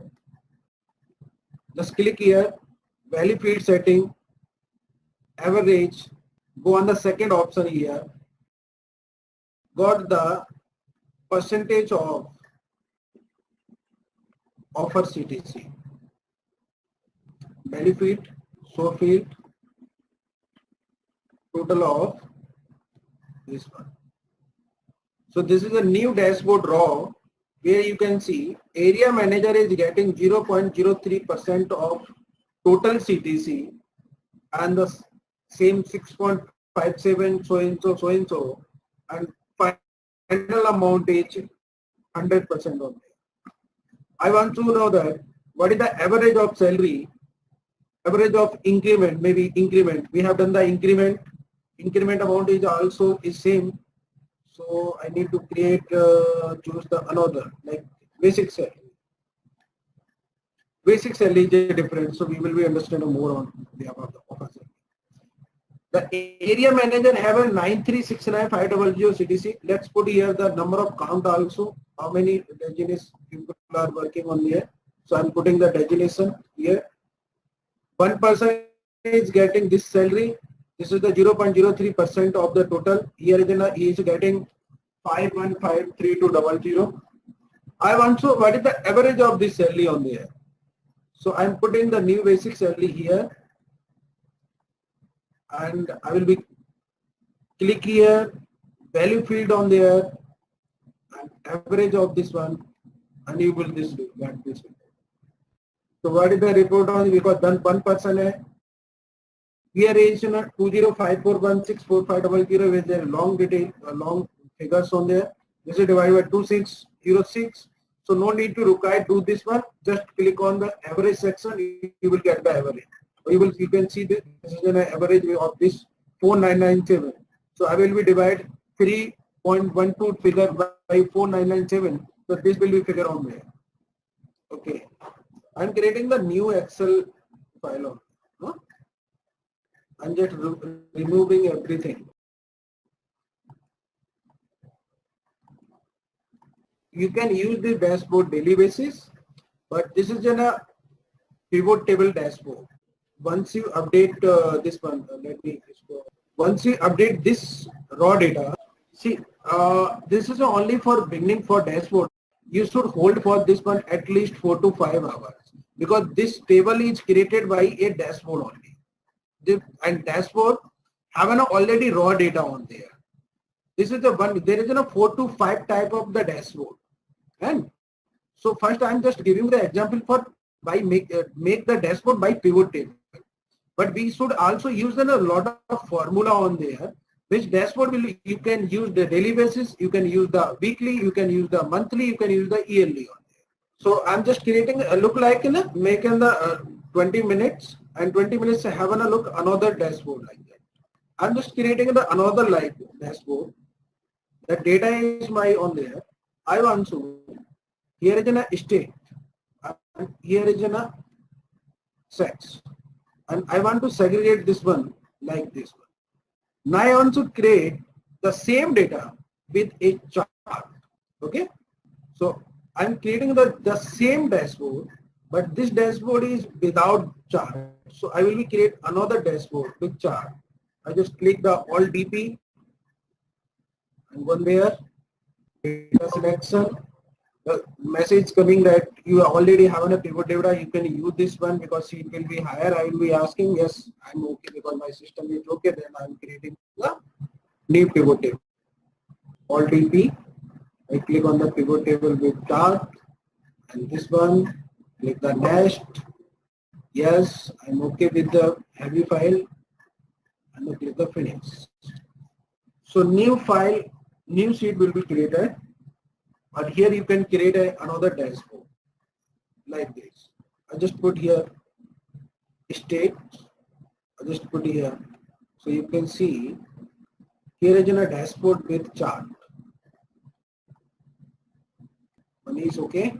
So you can see the Andhra Pradesh have an 180 people, and here is an also one line which is a 180. This is a touching on a 180 sig line. So these are the sig lines. So we have data. We can see easily that Andhra Pradesh have more people in compared to other states. Okay. I'm now putting. Just click on the right click. You can change. I will see the another things. I'm changing this chart. You can change this chart from there. I'm just putting chart this one. Okay, we can change the color. Now, I want to this figures on that chart only. So just click on the right click, add data label, and you can see whatever you can see data in table. This is showing a vibration. So this is another chart. Once you change this chart, this table, the chart will be changed. Just a quick info, guys. Test your knowledge of Excel by answering this question. What is Excel? A. Word processor. B. A spreadsheet. C. Graphic program. D. None of the above. Comment your answer in the comment section below. Subscribe to Intellipaat to know the right answer. Now, let's continue with the session. First things first, the concept of linear regression, of course, stems from simple concept of trying to predict numeric outcome given a set of dependent variables. So there are two important things. The first one is you have dependent variables, and you also have independent variables, right? You have dependent and independent variables. Independent variables are the ones which typically are the target variables that we use to predict. Like, for example, if I'm interested in predicting sales as a function of, let's say, money spent on ads, then sales is typically my target variable. So sales is basically in this example dependent on ads, hence sales becomes my dependent in this case sales becomes my dependent variable, and ads becomes my independent variables, so to say. So the thing, of course, is that when we talk about dependent and independent variables, there are of course you can take a couple of other examples as well. Let's take the example of I'm interested in predicting the stock price of a particular company as a function of let's say the sentiment of, or let's say the number of positive articles, sentiment, let's say the sentiment, the public sentiment, and let's say there could be numerous other reasons why the stock price could vary. So this becomes my dependent variable. Stock price becomes my dependent variable, and everything else, all the other variables, will become my independent variables.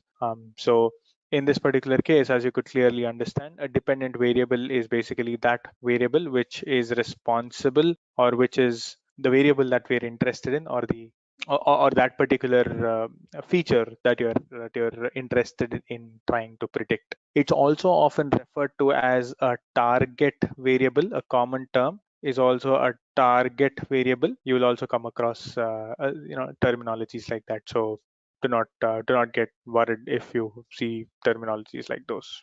Okay, cool. Now, next thing is, let's take this particular simple example. Now, when we talk about linear regression, again, as I said, if you take a simple example like let's say we're trying to predict the yield of a crop based on the amount of rainfall that we have seen in that particular year. I'm trying to predict the yield of a crop based on the amount of rainfall. So if I want to solve this particular problem, what do? So what I'm saying is, historically, there is a relationship with the amount of rainfall, that there is a relationship between the amount of yield that we have seen for paddy, or let's say wheat, and one of the primary drivers for that particular thing is, let's say, rainfall. Mind you, rainfall may not be the only variable that is causing this. There could be 100 other reasons why in a certain year, certain crop has yielded a certain value. But one of the more popular, or one of the most one of the primary reasons, of course, is the amount of rainfall. So let's solve it with a single variable, and I'm hypothesizing that, or with my limited understanding about how agriculture works, I am hypothesizing that yield can be predicted. I'm saying yield can be predicted as a function of the amount of rainfall that we see. This is not a bad hypothesis, to be honest. This is a simple function, to say the least. But of course, I need to validate this particular hypothesis. What I would have to do is I'll collect historical data, right? So let's say I'll collect historical data from various markets, from various regions. So I'll have yield, and alongside yield, I, let's say, also collect the amount of rainfall. So from different regions for the same amount of land, right? Because I shouldn't be comparing the yield of 1 acre land versus yield across 100 acres land. That would be an unfair estimate, right? So I'm assuming that the yield that I'm talking over here is, let's say, per acre. So is number of kilos per acre or number of tons per acre, let's say, something like that. Okay, in a given year of 365 days. So I capture all the data points. Let's say I have 10 tons and the rainfall is, let's say, 250 centimeters in the complete year. Second is, let's say, 20 tons, 250 centimeters. Third is, let's say, 23 tons, 180 centimeters, and so on and so forth. Let's say I collect all of this data historically, and let's say I collect maybe 100 observations from different parts of the country. Now that I've collected all of this data, the next step is, of course, to go ahead and try and find if there is a way to extract a relationship between my yield and rainfall, right? So what would you do? What would you do? So you would simply go ahead and we'll try to, if you were to visually understand this, you can draw a simple scatter plot. Rainfall on the x-axis, and then you can have yield on the y-axis, and then you go ahead and you create all these points. Whatever points that you have over here, you simply go ahead and create all these points, right? So different points that you think are possible. Now, given all of these points, the idea is you would want to identify this relationship. This particular function that you're seeing, what is this function?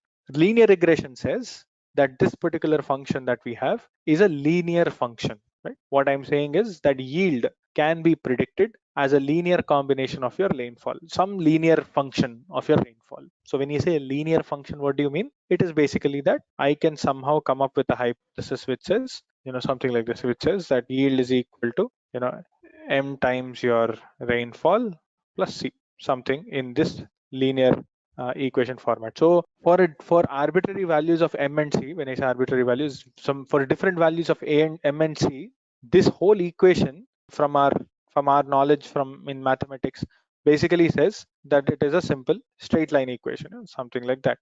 It could be different straight lines for different values of m and c. It could be different straight lines. It could be a line like that or line like this. So different values of m and c will yield different straight lines. I am trying to identify that one single line, right? That one single line that cuts through as many data points as possible, or that is as close as possible to as many data points, right? I can create different values of m, and I can create different lines, but there is one specific value of m and c which is as close as possible to all the data points, right? But when I say close to all the data points, how do I measure close?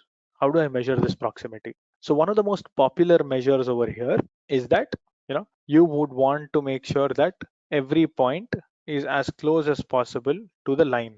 That is one way of looking at it. Or another way of saying the same thing is, for every value of x, there is a actual value of y. For every value of rainfall, there is an actual value of rainfall, and there is a predicted value of rainfall, right? This is the predicted value, this is the actual value. This is basically an error. That delta that you see over there is nothing but an error. So for example, if you take this point, this is the predicted value, while somewhere here is the actual value. Somewhere in this particular range is your actual value. So this whole, that difference is the error for that particular data point.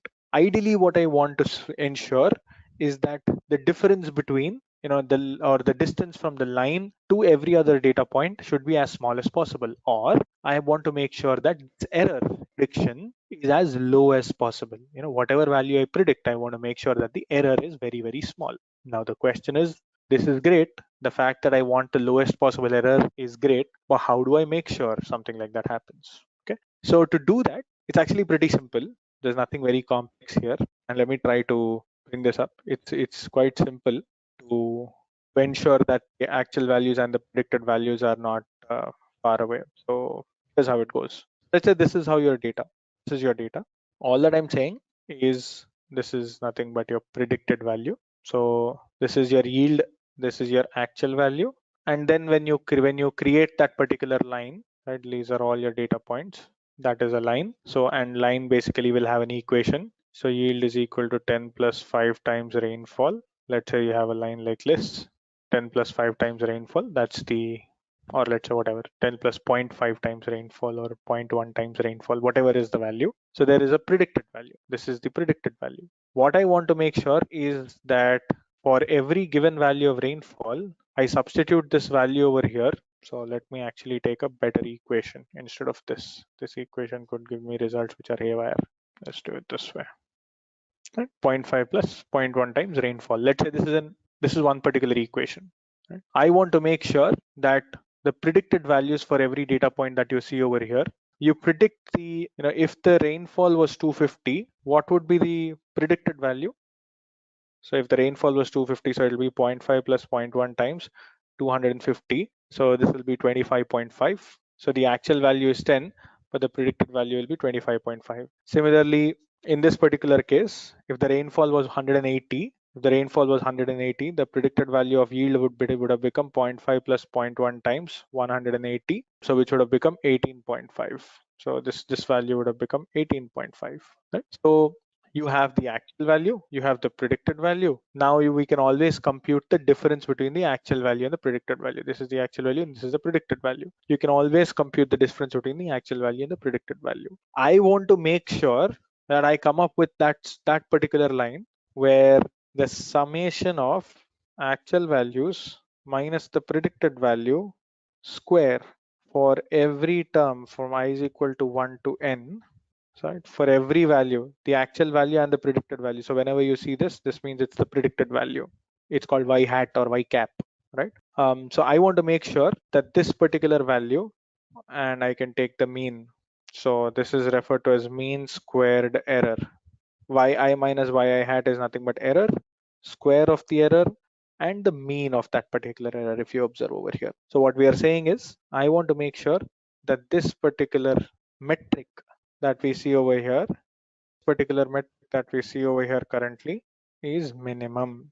Okay, I want to make sure that this particular metric is minimum. So this metric is simply nothing but a measure of how far away is this line from the data points. How far away is this line from the data point? The line is extremely far away, then what you will see is that the equation will have a very, very high value. If the line is very close, then you will see that this value will be a very, very small value. Okay, and first let's try and understand this. This is the most important part of the complete class. I mean, if you understand this particular equation, then we are all set to go ahead and actually solve this particular equation. So to give you a small intuition of what this actually means, just to kind of give you a feeler for what does this really mean, I have we're actually going to do a small Excel exercise just to kind of get a feel for it. So let's do a small exercise on it. Let's take a few values. Let's say this is yield, this is rainfall, and let's say 10, 20, 15, 30, 22. Let's take 5 data points for the moment. And yield is, let's say, 100, I don't know, 150. I've just taken the numbers a little differently for the moment, but 150. And then let's say we have 300, and let's have 250. Let's say these are the values that I have currently. Okay. And let's quickly insert a simple scatter plot. This is how the data points look like. As simple as that. Okay, 5 data points. Currently, this is how the thing looks like. Now, let me just add the axis titles. This is your rainfall, and this is your yield. This is my dependent variable, also called as the target variable. So don't get confused. It's called independent variable, or also called as predictor variables. So they are all the same names for the same thing. So yield versus rainfall, or actually it's the other way around. Rainfall versus, my bad, yield versus rainfall. Cool. So now if you logically look at these this thing, I can have multiple data points. I can come up with different lines, so to say, right? One line basically, if you look at it, let's try to do it here.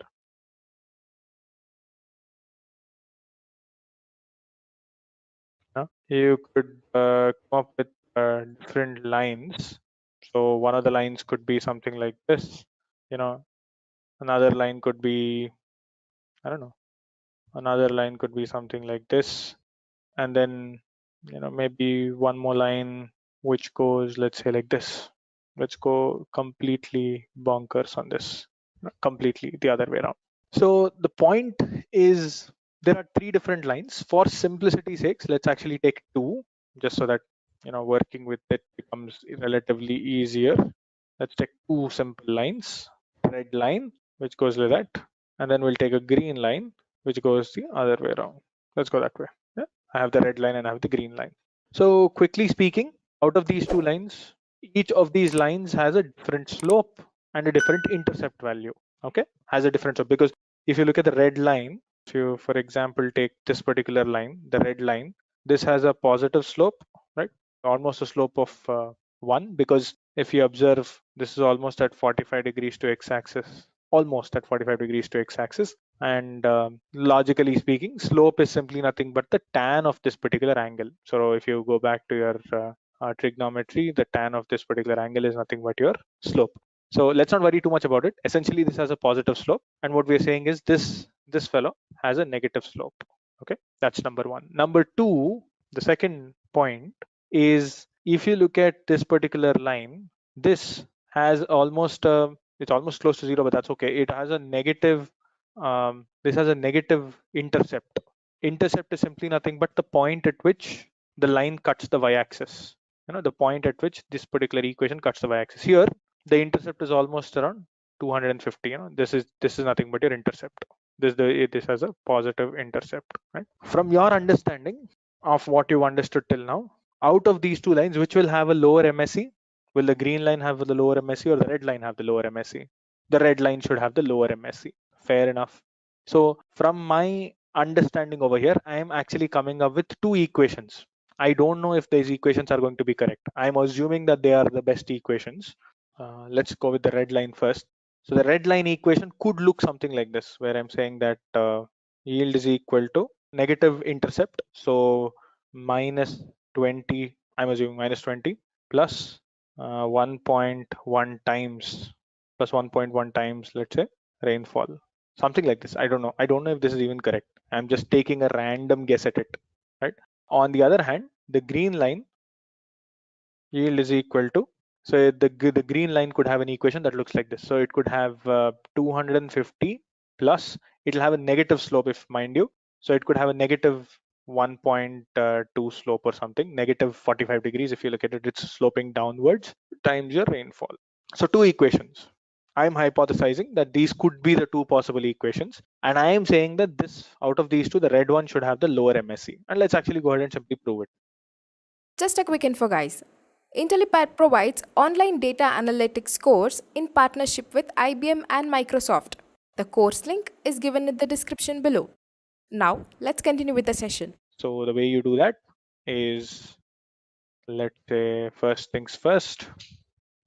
This is the red line, and red line prediction. And this is the green line prediction. Before I have the red line prediction and the green line prediction, let me simply make a note of the red line equation. So where I'm saying yield is equal to, predicted value of yield is equal to minus 10 or something, what is that? Minus 20 plus 1.5 times rainfall, minus 20 plus 1.1 times your rainfall. Similarly, for your green line,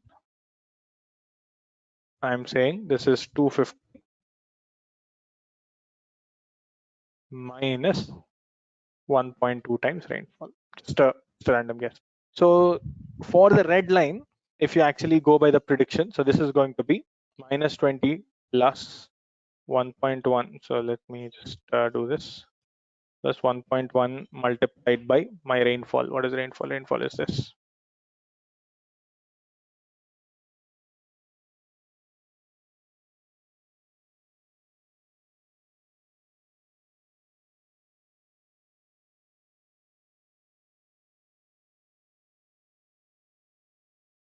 And on the green line prediction, this is going to be 250 minus 1.2 times your rainfall, which is this 238. That's the prediction of your green line. So you have your red line prediction and you have a green line prediction right at this particular point. And yeah, currently I think I made a small mistake with this particular equation here because the red line needs to have a higher intercept cut through these data points. Let's just do a small change here. Let's make this 0. Let's make this 200, or let's make a small change. Instead of making it negative 200, let's make this 120. Just for, you know, I've kind of hypothesized it incorrectly.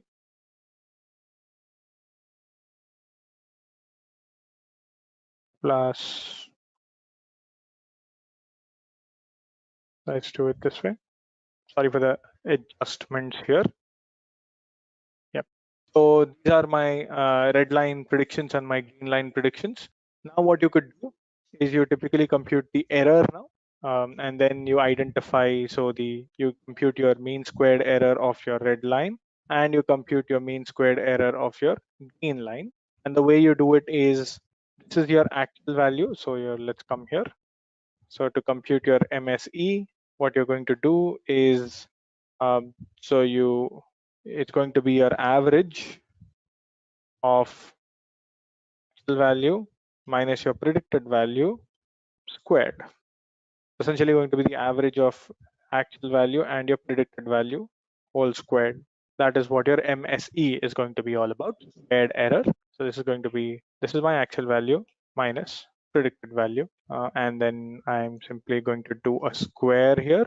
Yeah, average of variance, absolutely. So it's called sum of squared error. If you remember the ANOVA class, we call it as sum of squared errors. It's the same thing. Yeah, it's basically variance only that you're doing over here. Correct.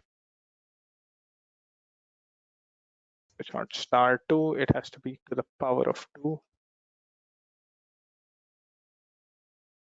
square. Similarly, you do the same thing here as well. This time it's going to be, instead of E5, it's going to be 5. Yeah. So in here now, what we're simply going to do is we're going to try and compute the mean squared error. So to do it, it's going to be average of these values, and similarly the average on, actually the looks like the green line has a lower MSE because the red line equation is slightly incorrect here. Let's do a small change. Let's make it 150. Let's make it 180. Let's go change a little. Yeah, done. So a small change. So now if you observe, the red line seems to have a slightly different equation with almost a mean square error of around 40. So out of these two, what we are saying is that this particular equation has a lower MSE than the green one. But then the whole point is that if I keep trying like this, there are infinite possibilities of M and C. there are infinite possible values of this 180 and the 1.5 or 250 or 1.2. I mean, logically speaking, because these are continuous values, there are effectively infinite possible values of this that I can get to. So where is the end? I mean, how do I find the best possible values of these two? You know, there are infinite values of this and there are infinite possible values of this. And if I keep doing this continuously, there is no end to it. I might always find a particular value which is better than, let's say, the red line. As a matter of fact, I don't even know if there is a better value of M and C that would give me a lower mean squared error, right? And I would always ideally want a value that gives me a lower mean squared error. To actually show you how these lines look, I can actually plot those lines. It's not going to be very difficult. What we can do is we could try to plot all of these three together. Insert two. I can change the chart type.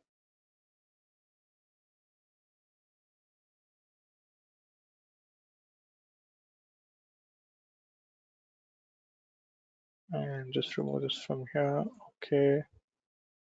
So for different values, and let me just change the chart type here.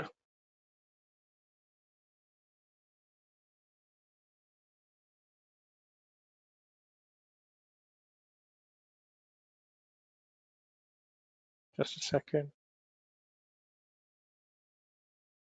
So between these two currently, it's a bad equation anyways. It's not giving us a straight line equation. Of course, it doesn't give you a straight line equation. But technically what we are saying is that we're trying to draw a line. That's okay. Technically what we are essentially saying here is that each of these equations, this equation and this equation, out of these two equations, your red line seems to be, if you go back to this particular chart, your red line seems to be closer because your MSE is the lowest. Let's go back to this particular step and let's actually take another problem, and we'll try to solve that particular problem with different equations. And I think we will get we should be able to get an easy hang of how to solve this particular problem. Let's take a simple set of data. Let's say this is X and this is Y, and then 5, 8, 7, 7, 14, 6, 6, 10, and 3, 7. Let's say these are 4 data points, right? These are 4 simple data points, and I want to find a linear regression equation wherein I can predict basically this whole data point. Data point would look something like this. This is Y and this is X, and these are my 4 data points, let's assume, right? Sorry guys, these are my 4 data points, and I want to find that one single equation that cuts through all these 4 points, and I want to find the equation of this. I know one thing for a fact, that this looks like the form of y is equal to mx plus c form. I don't know what is m, I don't know what is c. I need to find the best possible value of m and c. But one thing that I know is that come what may, I want to make sure that the predicted value and the actual value, I want to make sure that for all the data points, I want to make sure that this whole equation is minimum, right? For any data point, I want to make sure that this whole equation is a minimum. I want to minimize my mean squared error. So how do I do it? So let's assume that my equation is y is equal to mx plus c, right? Or rather, your predicted value of y is equal to mx plus c. You don't know what this is, but then let's assume that this is your y equal to mx plus c. So for every data point over here, you can simply compute y hat. For every data point over here, you can simply compute y hat. So if you just draw this line over here, your predicted value is simply nothing but, in this particular case, m into 5 plus c. Similarly over here, m into 7 plus c. Similarly over here, this will be m into 6 plus c and m into 3 plus c. For this thing, it will be m into 3 plus c, because I'm simply substituting mx plus c, right? M into 5 plus c, m into 7 plus c, m into 6 plus c, m into 3 plus c. Okay, so this is my actual value and this is my predicted value. Let's come to Excel. Let's take the same data points and let's try to validate this thing here. X and Y. I have X, I have Y, and the values of 5, 8, 7, 14, 5, 8, sorry, 7, 14. What are the others? 6, 10, and 3, 7, 6, 10. Wonderful. Okay. So this is it. Insert. That's the simple line equation. Now what I can do is I can simply go ahead and I can try and add a trend line here. So we can go to chart options, add chart element, trend line. Under trend line, you see here, there are different kinds of trend lines that we can add, a linear, exponential, blah, blah, blah, under different kinds of trend lines. Let's add a simple linear trend line. And let me just display equation on chart. That's it. Okay. So yeah, your linear regression has been solved here. Your Excel says the value of M is 1.62, whereas we got a slightly different value. We got a 1.07 and 4. Are the points the same? Data points exactly the same? Maybe we made some small error somewhere. 5, 8, 7, 14, 6, 10, 3, 7. Yeah. We probably made a small mistake somewhere. We must have. Yeah, somewhere in these calculations, maybe we made a small mistake somewhere. But that doesn't matter. That's okay. So your linear regression equation according to your Excel is 1.6286 plus 1.2. That is what we are saying at this particular point. That's it. So we've got a slightly different value of M and C here. I wonder why. Let me just try to understand this. Did we make a mistake somewhere? 7 minus, 10 minus, 8 minus, 14 minus. Maybe it's a slightly different value. Let me do one small change. Let me make this 10. Yeah, I mean, if you observe this for 3 and 8, this seems to be a good value. I don't know why. Just a quick info, guys. Test your knowledge of data analytics by answering this question. Which of these is true about data analysis function? A. It can be used on multiple worksheets at a time. B. It can't be used offline. C. It can be used on only one worksheet at a time. D. It can only be used in Excel 2016. Comment your answer in the comment section below. Subscribe to Intellipaat to know the right answer. Now, let's continue with the session. Let me just go back to 8. One thing that we can validate it against is you can compute we can actually check that out as well. One thing that we can validate if these two models are extremely different is 8, 14, 10, 7, 8, 14, 10, 7, 5, 7, 6, 3 is if I can compute the mean squared error on both the models, one that Excel has come up with and one that we've computed, and we can identify which is giving a better prediction. So this is, let's say, the Excel's prediction. So y is equal to mx, which is 1.628. This thing multiplied by plus 1.2. These are Excel's predictions, and prediction when we solved it by hand. This is simply nothing but, what are the values? It's 1.057 plus 4.2. 1.057 multiplied by x plus 4.2. And I think both almost have very, very similar predictions. Let's actually try and compute mean squared error. It's going to be average of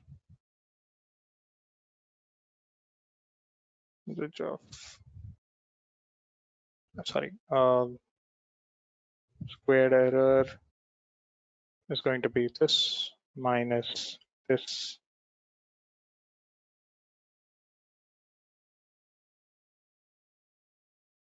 squared .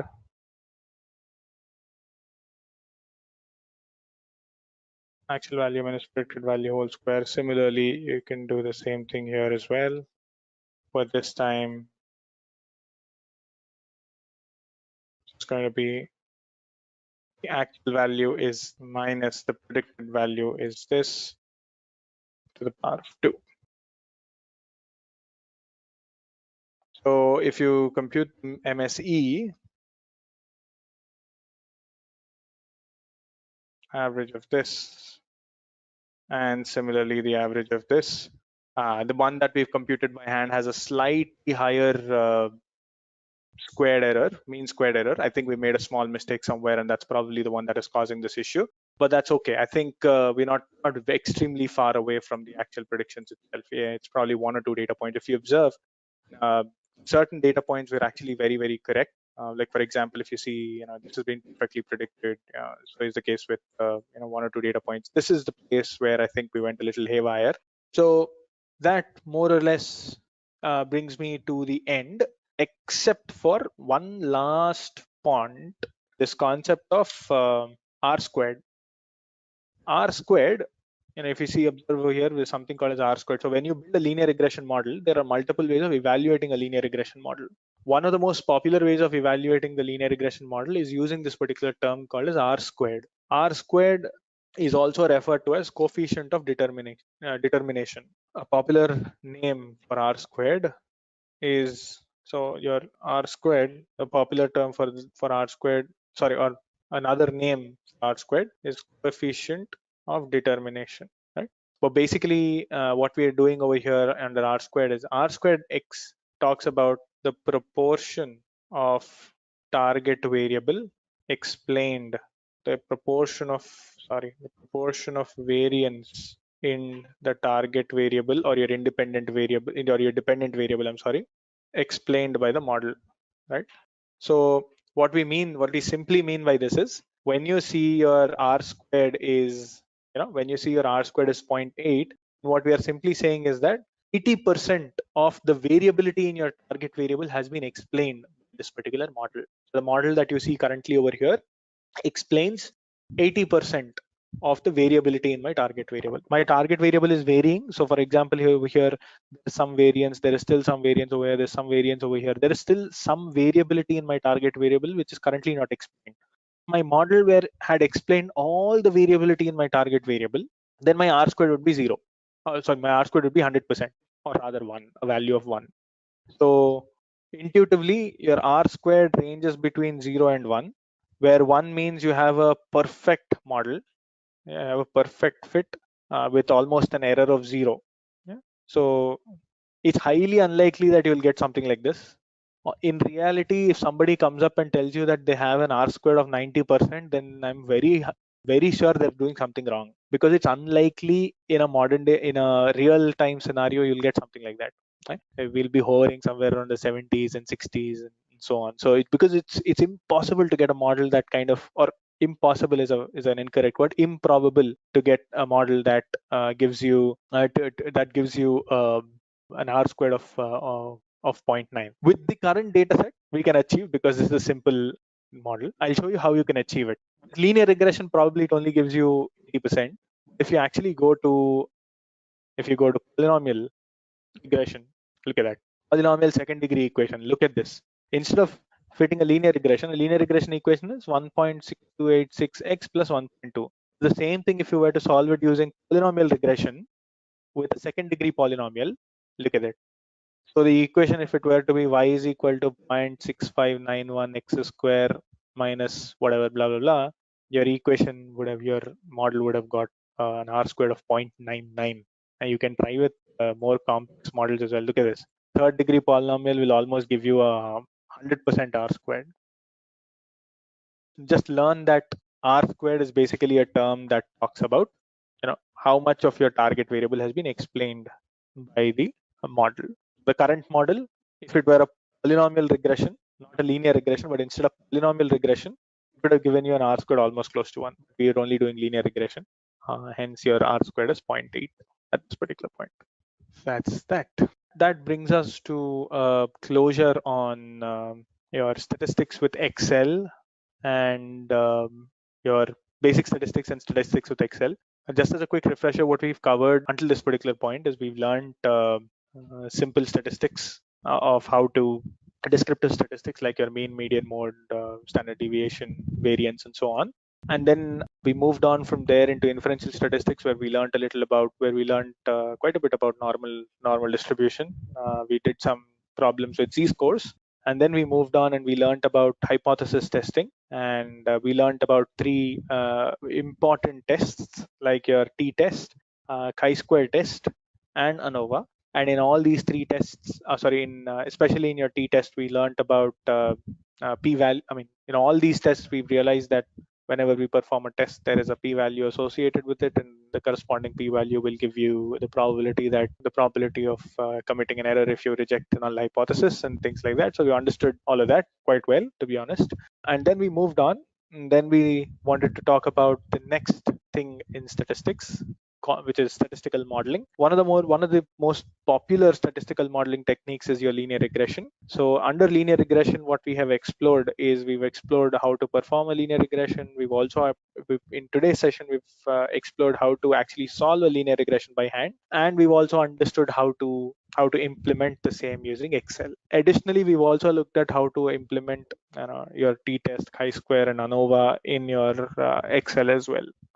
So that is where we are at this particular point. Let's take a quick example and we'll try to understand this thing better. So let's say this is X and this is Y. Let's say there are two classrooms, two students, or two sets of students, class A and class B, and both of them have written two different exams conducted by two different teachers, and they've got two different sets of marks. Or another way of evaluating on another typical problem could be, imagine you're currently performing, let's say you're in a production plant, and what you've realized is that currently you've taken a small sample of data points, a small sample of a particular batch. Let's say you're manufacturing a particular liquid or a drug, let's say, or it could be a food product. Take for example a food product, like let's say there's chips that you're manufacturing, or any manufacturing unit, any food manufacturing or any drug manufacturing unit. A typical quality control team, what they would do is they draw samples, right? They would draw typical,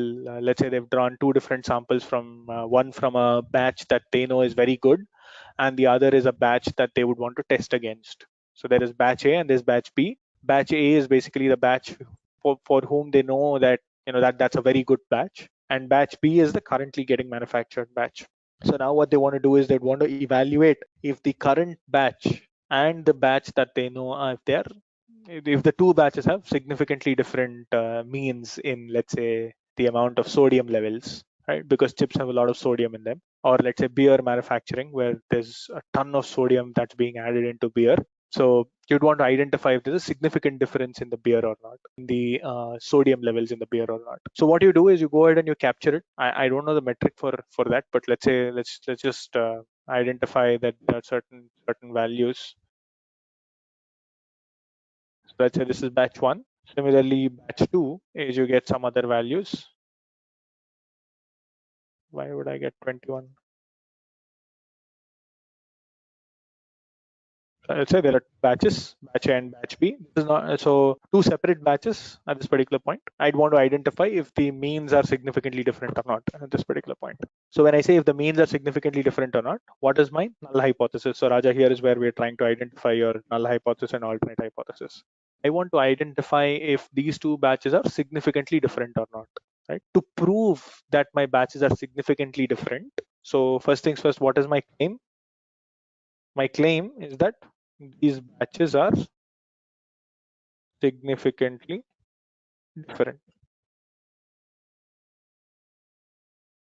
When you perform hypothesis testing, when would you do hypothesis testing? You would do a hypothesis testing when you know that there's something wrong, or when you know that there's something different than the normal behavior. Or you have a feeling that it looks like this is different from the normal behavior. Right? You have a feeling that the current behavior is different from the regular behavior.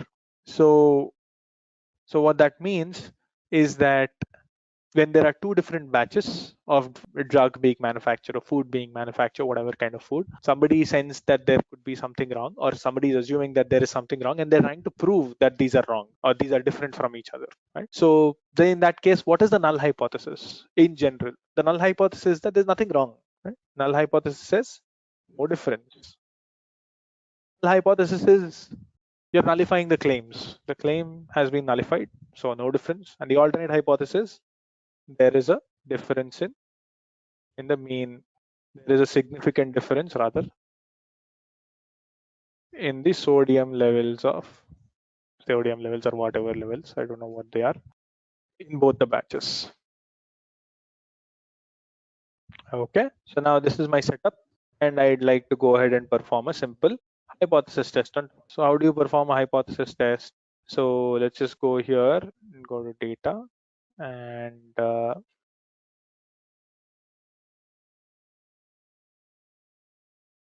sorry,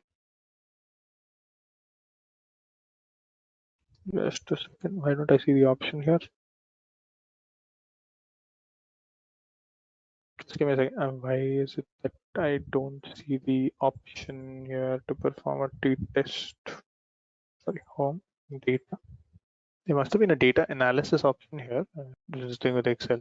I don't need to place it in a table actually.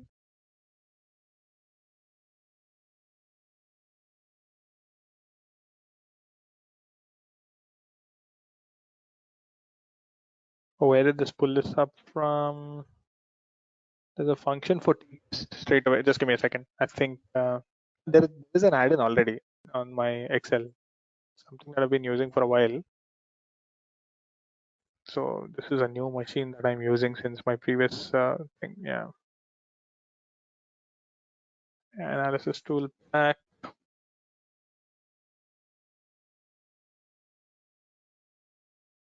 Not already have it, what you could do is you could just go to analysis tool pack under the add-ins section and just hit OK.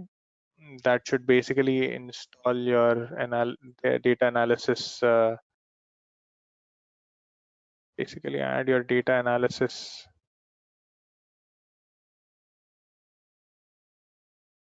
Just give me a second.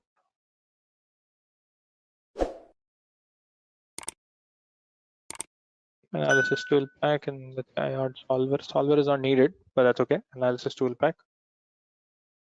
There we go. So that's the only thing that you guys will have to do. If it's already not done, in most machines it will be available. So just go to options, and under options you go to add-ins and just go and select the add-ins that you would want. So analysis tool pack is the one that we would require. If you're doing any kind of VBA scripting, which in this case we are not, we don't need that. Solver is actually quite useful as well. So for example, Solver is a tool that is helpful in performing simplex optimizations and things like that. If you want, you can use it. Ideally, we're not going to need it, but then at least we will require the data analysis tab, so to say. If you go to data analysis, under the data analysis, you have test examples over here. What kind of a test is this? Let's say batch 1 and batch 2. What kind of a test are we talking about over here? Is it a paid sample t-test, or is it a two sample t-test? What kind of a t-test is this? It's a two sample t-test. Spot on, correct? Yeah, it's a two sample t-test because there is no dependency between these two samples. So let's go ahead and click on data analysis, and here if you see data analysis t-test with unequal variances and equal variances. If you're not sure, just click the one that is equal variances. The primary difference between these two is that if you know for a fact that these two are supposed to have the same mean and the same variance, right? If you want them to have the same mean and the same variance, that means both of them have to be more or less the same. In such case, we typically we just don't compare the mean, we also compare the mean with the variances. In the case of that, just go ahead and select a two sample t-test with equal variances. If you're not unsure, it is most likely equal variances. So just select that. Variable range 1, this is variable range 1, variable variable range 1, variable range 2, and there are labels. Hypothesized mean difference is 0 because I'm saying that both of them have no difference. So the difference in the mean is 0. And I'm going to select an output range where the output will simply come up. So I'm going to select this output and I'm going to hit OK. Boom, done. That's it. So that's my t-test output as you see here. Now remember, this is a two sample t-test, but is it a two-tailed t-test or a single-tailed t-test? One-tailed t-test. Two sample t-test with, am I interested in, am I directionally dependent or independent in this particular case? I mean, am I looking at should the mean be greater than 0 or less than 0, or the batch 2 mean is greater than batch 1? I'm independent at this particular point. So hence I'm more interested in a two-tailed t-test. I look at on both sides of the both sides of the mean. I'll be performing a two-tailed t-test, and the corresponding p-value is 2.2. The corresponding p-value is 0.88.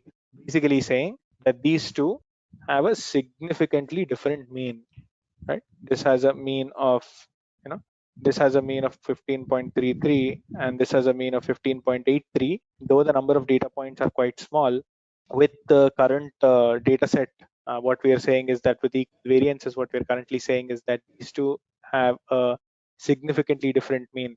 It's probably not simply because of the mean, probably because of the variance that we see that kind of an issue at this particular point. Let's say if I were to, if we just forget about this whole thing, and if I were to, let's say, change this to 21, I go to data analysis and perform the same thing. For this time, if you observe, I get a slightly lower p-value because again, the variance is significantly different from each other.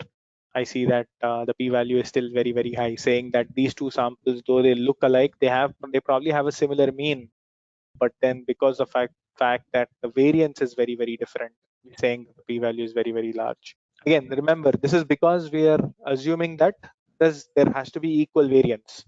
Imagine if you were to do the same thing with unequal variance. Yeah, let's go here for this time, unequal variances. And if you were to do the same thing, first one, second one, labels 0, output. Oops, sorry, I have to select an output. This is my output. Yeah, even with unequal variances in this particular case, the p-value is actually quite high, simply because I think the difference in the means is quite significant in this particular case. Hence, it says that with the total number of observations that we see here, I also the fact that the number of observations are quite small, it still says that the p-value is actually quite high. You don't reject HA, you fail to reject your null hypothesis, right? So you by default are with null hypothesis, right? When you say reject alternate hypothesis, that is typically not the right terminology. You have failed to reject your null hypothesis. Rejecting null hypothesis is your aim here. So you either succeed in rejecting the null hypothesis or you fail to reject your null hypothesis. So currently we are failing to reject the null hypothesis. That's the right terminology. Yeah, you fail to reject null hypothesis in this case. Correct. Yeah.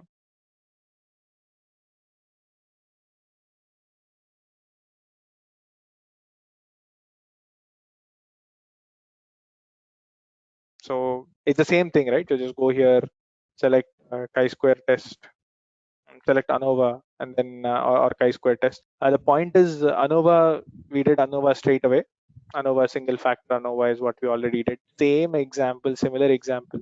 You could also do the same thing with ANOVA as well. Imagine you had the third batch and you were to compare x1, x2, x3, or the three batches.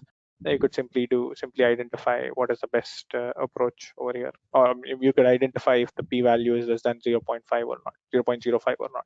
Same thing ANOVA as well. Okay. Let's do a simple linear regression equation implementation in Excel, and then we'll see how it actually works. So this is my age and income. Let's say I'd like to predict the income based on the age of a particular person, right? So I'd like to predict income. So income becomes my Y. This is my Y, and this is my X. And so I'm looking at an equation that basically looks like this, which says that income is equal to some value times age plus some other value, something in that form. I'm looking at an equation that looks like that. Okay. So let's actually try and perform a simple linear regression here. And it's actually very easy to do it. Let's go to home. and go to insert. Let's insert a chart. This is a simple chart that you see here. Yeah, I don't know why we don't have. I don't know why this doesn't have x-axis elements and y-axis, but that's okay. Let's actually quickly do it. Uh,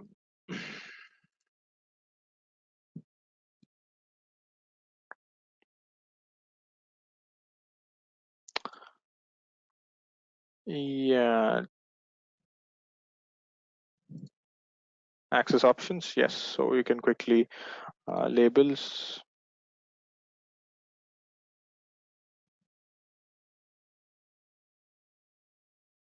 Yeah, so you could quickly do this.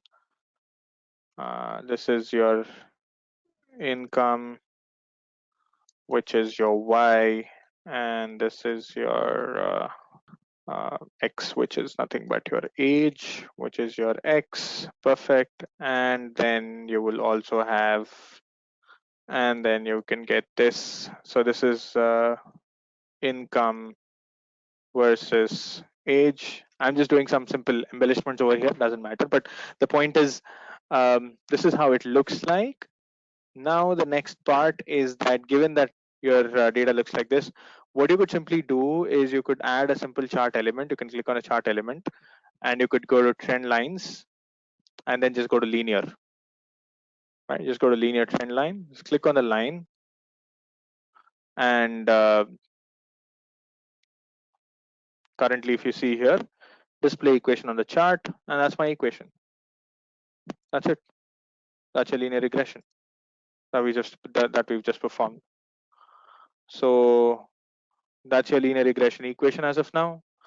So your linear regression basically says that your income is equal to 0.5603 times your x, which is simply nothing but your income, which is nothing but your age, plus 55.647. In this particular case, if you observe, this particular value is very, very similar to that of your correlation.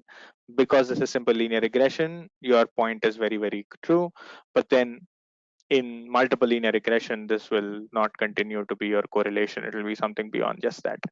But that being said, as you see over here, this is your equation as of now.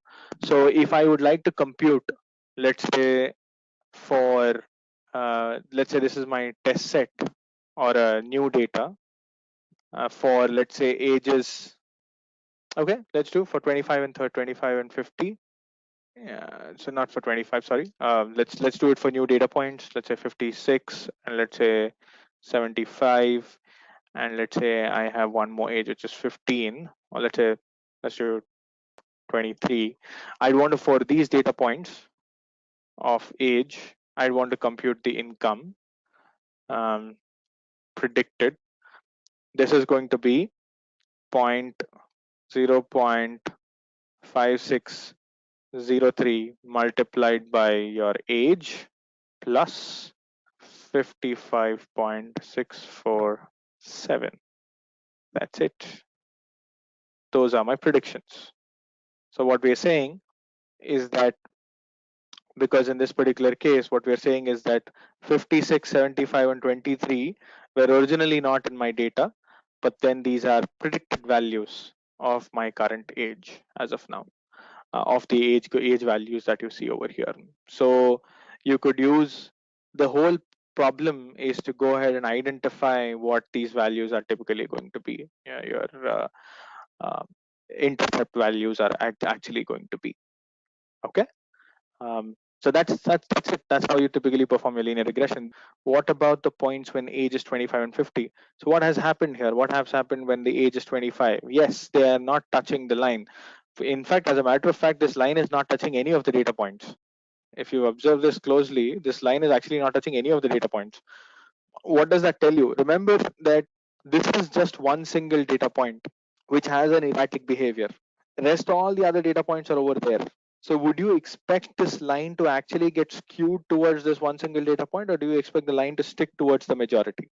There is a big difference between, okay, mathematics has two kinds of concepts. One is called as curve fitting, and the other is called as regression, right? Curve fitting is a process of trying to find a curve that connects all the data points. Right? Curve fitting is a process which tries to find an equation of a which tries to find a complex mathematical equation which connects all the data points.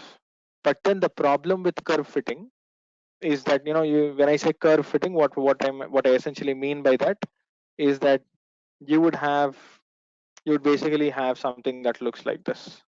huh? So you'd have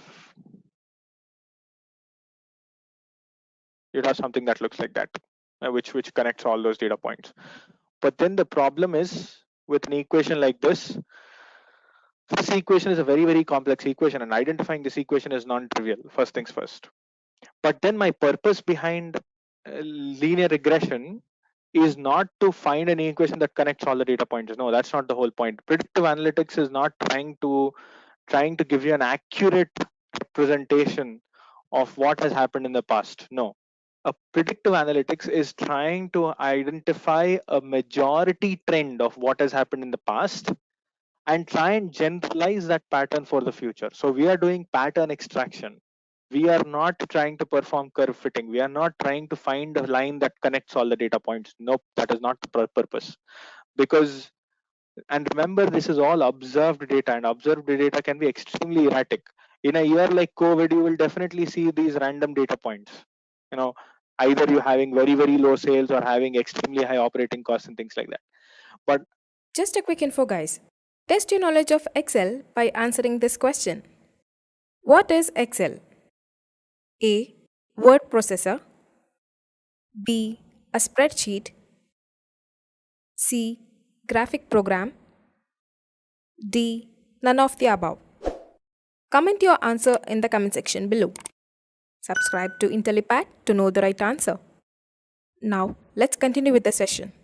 I do not want to form an equation that connects all the data points. I want to learn the majority pattern from historical data and try and generalize that for the future. Try and use that pattern and predict what is likely to happen in the future. Right? I don't want an exact line, but I want a pattern that is sort of that captures the majority trend.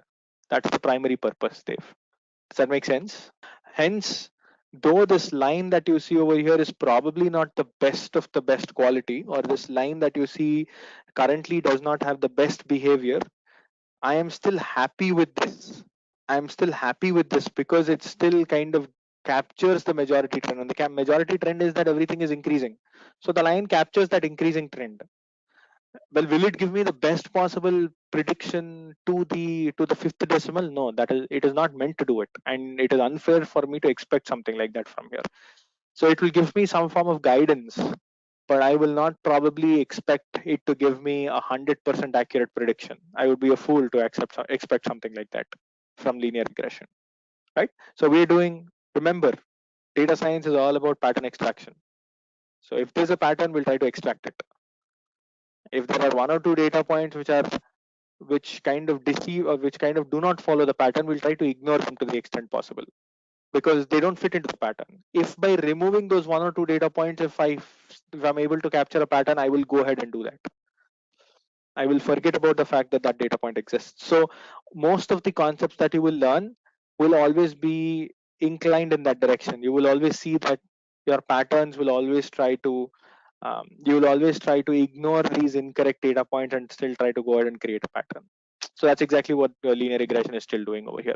But remember one thing, if I remove my line is still taking this fellow into consideration, because if I remove this one single data point, if I remove this one single data point, which is that 150, right?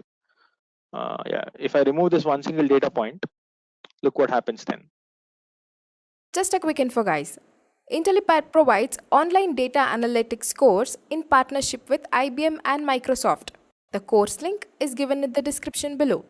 Now, let's continue with the session. If I just remove that one single data point, my equation becomes much more accurate. But because of the presence of that one single data point, my equation hasn't been that accurate. So I tried, it tried to kind of bring it together, but the impact of that one or two data points is much more, is quite less, so to say. Yeah. So, okay, cool. So that brings me to a couple of quick points. First things first, as Excel as a tool has got a lot of cool functionality, a lot of functionality that probably we don't even know exists in the first place.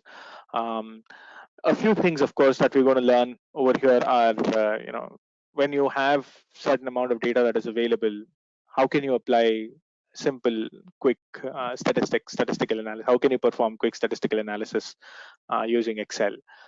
Like for example, first things first, let's say I have a bunch of data. I'd like to perform a quick analysis on quick some kind of a t-test or some kind of ANOVA that I like to perform.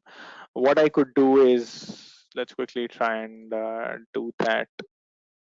All right, so let's say this is the data that I have, and let's say these are and let's say this is the height of the crop from field A, and this is field B, and I'd like to perform a quick and these are basically two samples, sample A and sample B, two fields, and I'd like to identify if the mean of these samples, if they're significantly different or not. Or rather, my null hypothesis is that the mean is the same. The alternate hypothesis is that the mean is not the same, right? So I'm typically performing a two sample, two tailed t-test. That's essentially what we're trying to do over here. I mean, there are numerous ways of doing this. T-test function that is readily available. I could directly apply the t-test function. But then if you want to go do it a little more visibly, what you could do is, in general, you would find something called as data analysis as a tool. Just click on data analysis. And under data analysis, you would see that there is something called as a t-test two sample assuming equal variances. So you could do that. You could do a quick two sample t-test, right? So let's quickly select, this is my data set as array 1, variable 2, I'm selecting my variable 2 over here, and then hypothesized mean difference. So I'm saying that the difference in the mean is 0, right? So hence the difference of the mean is 0, or rather it's basically saying that the means are the same. So the hypothesis is that the means are the difference in the mean is 0. Labels are not there in the data, that's okay. Alpha is 0.05, you can change whatever your alpha value is, and then I can simply select an output range. I can select the output range over here, right? And then I can simply click on OK, and that's it. That's my result that I've got, right? There's a lot of content here. We don't have, and everything is actually quite simple. This is a mean of variable 1, variable 2. Actually, let's do one thing. Let me do this actually. C4, yes, let me click labels. Okay, cool. My bad, just give me a second. Data analysis, okay. Let me click this off. I could have selected it from the top, but that's okay. Variable 1, variable 2, this is basically field A and field B, right? So for field A, this is the mean of field A, mean of field B, and variance of field A and variance of field B. And these are both the variances of field A and field B. Observations, 7 observations each. Pooled variance is basically together the variance of all the data points put together. Degrees of freedom is 12, that's fine. And because totally we have close around 14 observations, so 14 minus 1 is basically 12 observations that we have totally. And then you have the corresponding t-statistic. The t-statistic is 0.35. So t-statistic that is compared with two sample t-test. We've already learned that. Now, is this a one-tailed t-test or a two-tailed t-test that we've performed? What is the alternate hypothesis? Now, what is an alternate hypothesis? That the means are unequal, right? So I'm not worried about greater than or less than. So currently I'm interested in a two-tailed t-test. Hence the p-value with a two-tailed t-test is 0.72. So the probability that these two are, or the probability that I would commit a mistake if I reject my null hypothesis is 72%. So what happens now? Should I reject the null hypothesis or should I stick with my null hypothesis? H. Huh? You stick with your null hypothesis. You don't reject your null hypothesis. You cannot reject your null hypothesis, because if you reject your null hypothesis, the chance that you would be committing a mistake is 72%. This is the value that you need to be looking at. So there's no way you can reject your null hypothesis. Guys, remember, my alpha is 0.05. This is 0.72. My p-value is way greater than 0.05.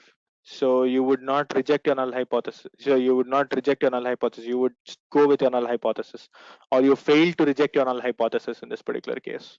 Okay. So yeah, correct. So you would go with a null hypothesis, and the null hypothesis says that these two are almost the same. So what we're saying is that there is no significant difference in the means between these two groups. That's it. A simple t-test is performed. Similarly, there one point to understand is that there's no way to actually perform a one sample t-test in Excel. Excel only gives you a two sample t-test. Excel doesn't let you perform a one sample t-test, or you can also perform a paired t-test, but you cannot perform a two sample t-test, a one sample t-test. I'm sorry. Okay. Let's say you were to right. Let's say you're computing the or rather before and after, and let's say I'm trying to compute the diabetes levels of people before taking a drug and after taking a drug. Right, the same person, I'm trying to compute the diabetes levels before taking a drug and after let's say after a course of taking a certain medication of let's say 2 weeks, I'm trying to compute the let's say the diabetes levels. Let's say it's a random blood sugar that I've captured, and I'm trying to compute the blood sugar levels. Somebody who's got a 250, and then and then this is 180, 220, let's say 210, 170. Let's say this is 60. That's 150, and so on and so forth. Let's say you have one. Let's come up with one more data point, 121, and let's say this particular person has dropped to 90. Okay, so now what we are saying is that there is a set of people. There are data points over here, but this time remember that this is the same person, right? Person 1, person 5. So 5 people who did the test before taking a medication and after taking a medication, and we've captured their blood glucose or random sugar levels in their bodies. Now I'd like to identify if these values, if there is a significant difference before and after taking the medication. Okay, I'd like to identify if the difference is significant or not. So what kind of test am I applying here? Is it exactly, it's a paired sample t-test, correct? Paired samples, because this is a pair. It's the same person, but there's a pair over here. Both these observations belong to the same person over here. Hence, I'll have to perform a paid t-test over here. So to perform a paired t-test, let me just go to data analysis, and then there's a paid 2 samples for means. So the first one is this. Let's say select from here to here. And then the second is from here to here. And then I'm saying that the difference is 0, that there is no difference. My null hypothesis is that there's no difference. And let's say my output range is just here. So that's a quick paid 2 sample t-test for means. This is before and after. The mean before is 190, the mean after is 150. The variance is almost similar. In this particular case, the observations are 5 and 5. The correlation is 0.83, some kind of correlation that has been computed. It's again a two-tailed test. So your p-value is 0.033 with an alpha of 0.05. What would you do? Would you select your null hypothesis, or your null hypothesis again, of course, is that there is no difference, and the alternate hypothesis is that there is a difference. So what would you say? Yes, it has an impact, because the differences in the mean are significant. Hence, the drug has a significant impact on the outcome. Absolutely correct. So that's how you quickly perform a t-test, so to say. Similarly, if you were to perform, let's say if you were to do some kind of an ANOVA test, we'll come to chi-square in a while. There's no straightforward way of doing a chi-square, but let's look at ANOVA. So there are 3 classrooms, and these are the marks achieved by the 3 students from these 3 classrooms. And I'd like to identify if the means are significantly different or not between these 3 groups. If there are only 2 groups, I could have directly done a t-sample. I could have simply done a t-test, a 2-sample t-test. But here I have more than 2 groups. I have 3 groups over here currently. So the way I would perform is I would be performing an ANOVA. So go to data analysis and ANOVA single factor, because I just have one factor over here, which is nothing but your classroom. One categorical variable, it's a single factor. So now I would be performing input range. I can select my input range over here. This is my input range, and grouped by columns, because each column is a group. If you remember, if you see this one, each column is a group. And label in the first row. Yes, there's a labels in the first rows. Alpha is 0.05. Output range. Let me select my output range over here. That's my output range. So now what am I saying? In this particular group, the null hypothesis is that the means are not significantly different, or rather the variances in these groups and the means are not significantly different. The alternate hypothesis is that these 3 groups actually behave differently. Right? There's actually a significant difference between these 3 groups. Click on OK. You quickly get the summary, single factor ANOVA, right? So group ABC, this is the quick 5-number summary, count, sum, average, variance of your group ABC. And here is where you have the ANOVA. Between groups SS and within group SS, these are the degrees of freedom. This is your mean sum of squares. Basically, this divided by the degrees of freedom and this divided by degrees of freedom, mean sum of squares, and the corresponding F statistic and the corresponding p-value. So your p-value is 0.001852. So what do? Do you reject your null hypothesis or accept your alternate, or do you reject your null hypothesis or not? In this case, with an alpha of 0.05, you successfully reject your null hypothesis and you reject your null hypothesis, and you go ahead with your alternate hypothesis of the fact that the classrooms or the 3 streams of students actually behave significantly different from each other. That's it. Coming to the first question on these top data analysis interview questions, it is, what are the key differences between data analysis and data mining? Well, data analysis involves the procedure of actually cleaning the data, organizing the data, first procuring it before doing all of these, and of course at the end of it driving meaningful insights out of it. But data mining is a very different concept, because in data mining we are very much concerned about finding patterns in the data, finding hidden patterns, and to see how better we can use these hidden patterns to drive insights. Well, data analysis can also be compared to data mining up to one certain extent, but then the procedures that goes into working of data mining is pretty different. Now, data analysis is actually used to produce results which will have a larger impact on the audience, let's say in general, when you directly compare it to data mining. So these two, form to be very vital differences that lie in between data analysis and data mining. Coming to question number 2, it says, what is data validation? Well, data validation is the actual process where we try to see if the data is valid or not, as simple as that. It's not just that, when we're thinking about data and its accuracy, we want to find out if the data is actually accurate and if the data is actually of a high quality as well. First, see if it's coming from a valid source. Second, see how accurate it is. Third, see what the quality of the data is. So to go on to do these, there are multiple processes where, we use to actually go on to perform data validation. Two of the very important processes are data screening and data verification. Data screening involves making use of a lot of models to make sure that our data can be verified in a way that it is accurate, and to make sure that there are no redundancies, no repeatances, or nothing in the data that will harm the models, let's say. And then we have data verification. What happens in data verification is that, if let's say there is a scenario of redundancy. Now, if there is a redundancy, what we try to do is we try to see if we can evaluate using multiple steps and to see if the presence or the absence of that particular item in the entire data set is required or not. If it's required, we keep it. If it's not required, it gets removed. As simple as that. So first, screening the data and then, performing data validations are a couple of processes that have a huge impact in data validation.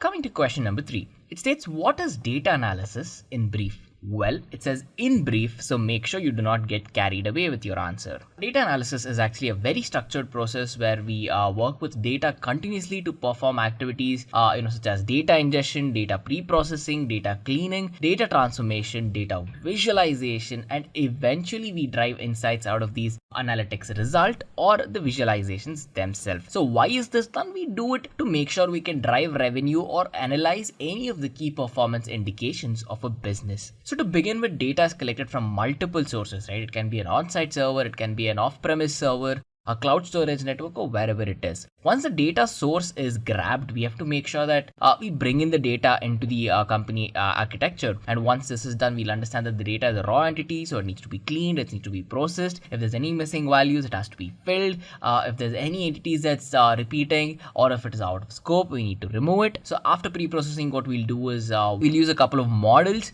to drive analytics out of it to see that we can create very good reports and to make sure that the data output is converted to a format which is understandable by a technical audience and an equivalent non-technical audience as well. Because at the end of the day, a data analysis result can be viewed mostly by board members, stakeholders, and you will basically be explaining this to a non-technical audience. So in that particular case, all of these steps are paramount.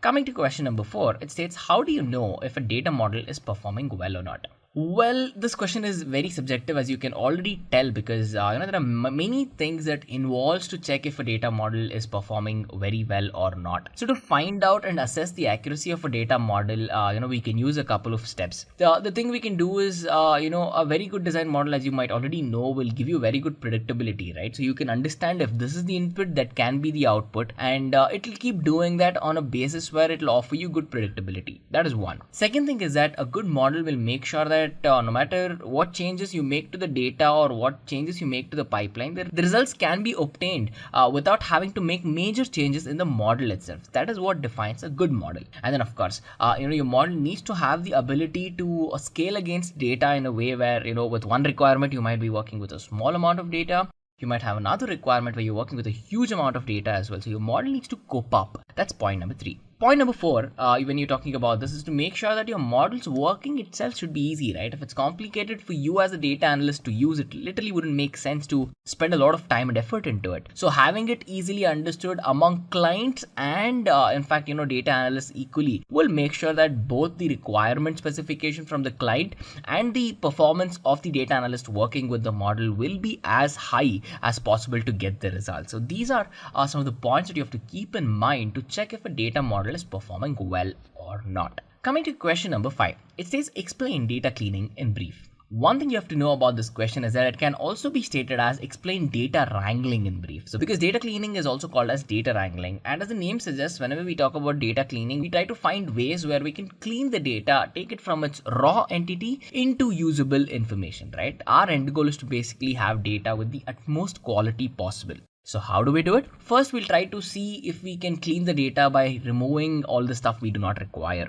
right? We call it outliers, but then to remove it, we need to understand what do we need to remove. Do we need to remove one particular row, one column? Do you need to remove the entire data block or what? The second thing is, it's not just about removal, it's about adding certain stuff back in as well. So we can fill certain data in without having to cause any other redundancies or to obstruct anything else in model performance as well. So we remove the data, we can add the data, and in fact we replace the data with mean or median values as well. Again, this is a very important statistical concept that we'll be discussing in the next couple of questions. But then yes, you can replace existing data with the mean or median values of the data itself, and that in fact makes models very much accurate in a couple of cases. And the last thing is that we'll make use of concepts called as placeholders, which are used for all the empty spaces in the data too. So these are some of the 4 very important steps or procedure that's involved in data cleaning. So after understanding data cleaning, here's question number 6. What are some of the problems that a working data analyst might encounter?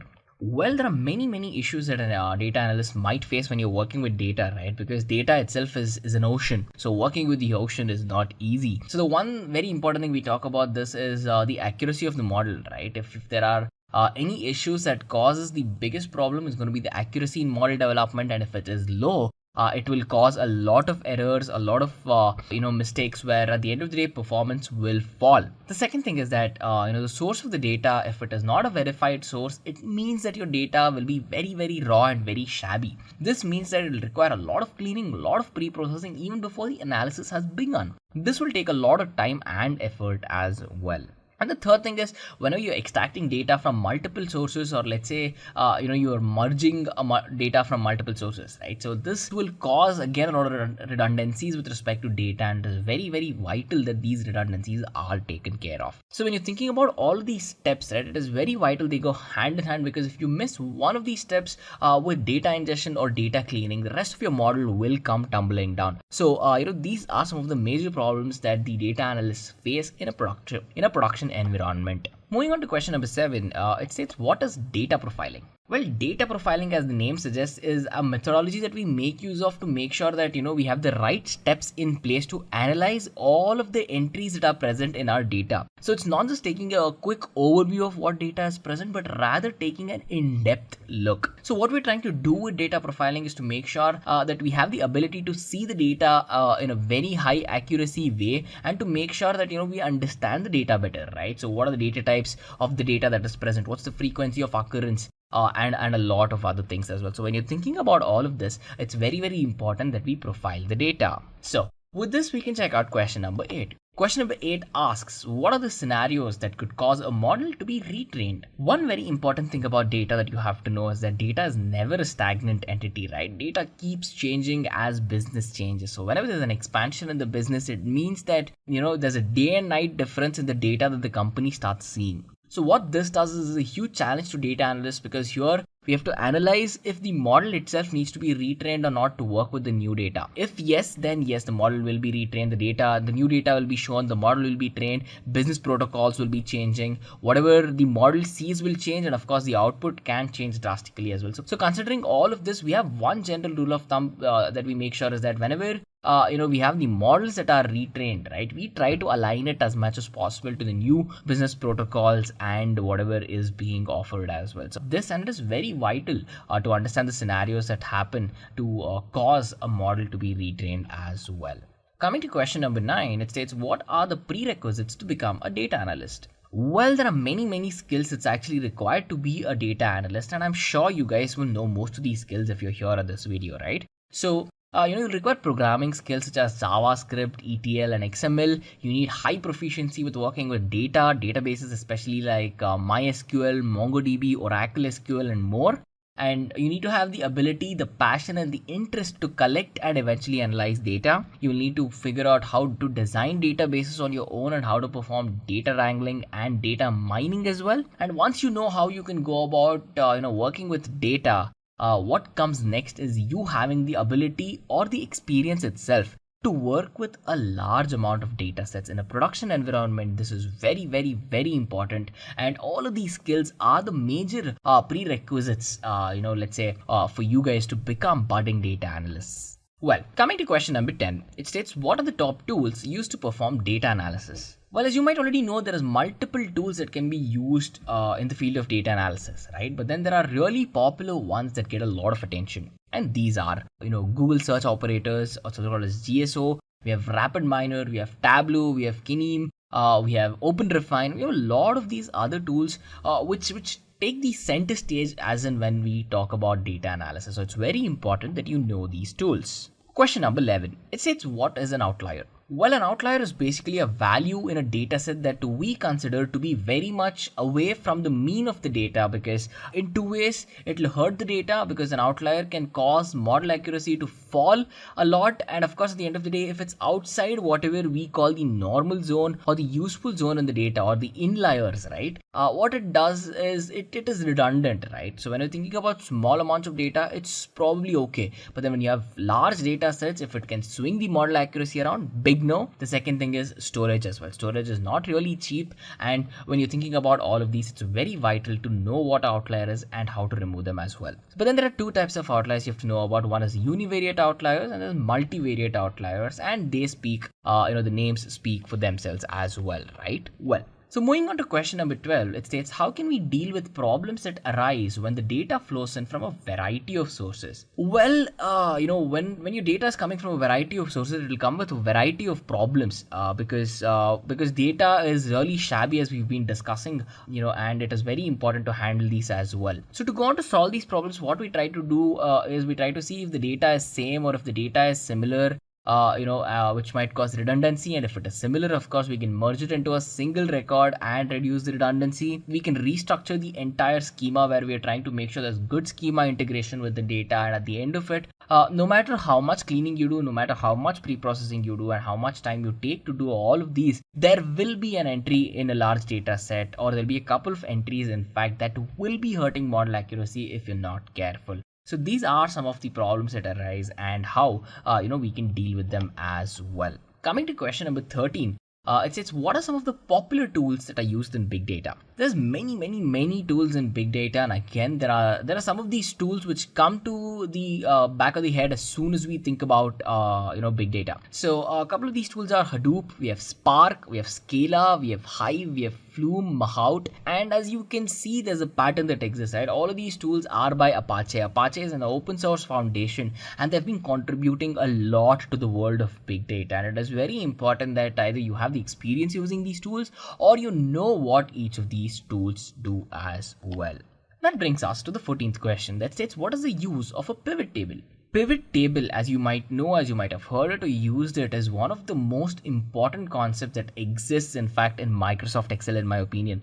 Because they will give you a very easy to use way where you can view and summarize large data sets without having to put much effort into them. So, most of the operations that we do with pivot tables actually are drag and drop operations, and it really does not require any sort of coding or any sort of programming, or really any sort of, let's say a hard amount of effort is not required to create reports and to make them look beautiful itself as well. So in all of these usages, pivot tables are very important, and I'm sure if you're at this video, you guys might have used pivot tables yourselves as well. So coming to question number 15, it states, explain the KNN imputation method in brief. KNN is K nearest neighbors, and one of the most important methods that we use to see how we can pick up the nearest neighbors in a nodal arrangement and to see how we can measure the distance metric between each as well. So what we're trying to do here with a KNN imputation is that we try to predict both discrete and continuous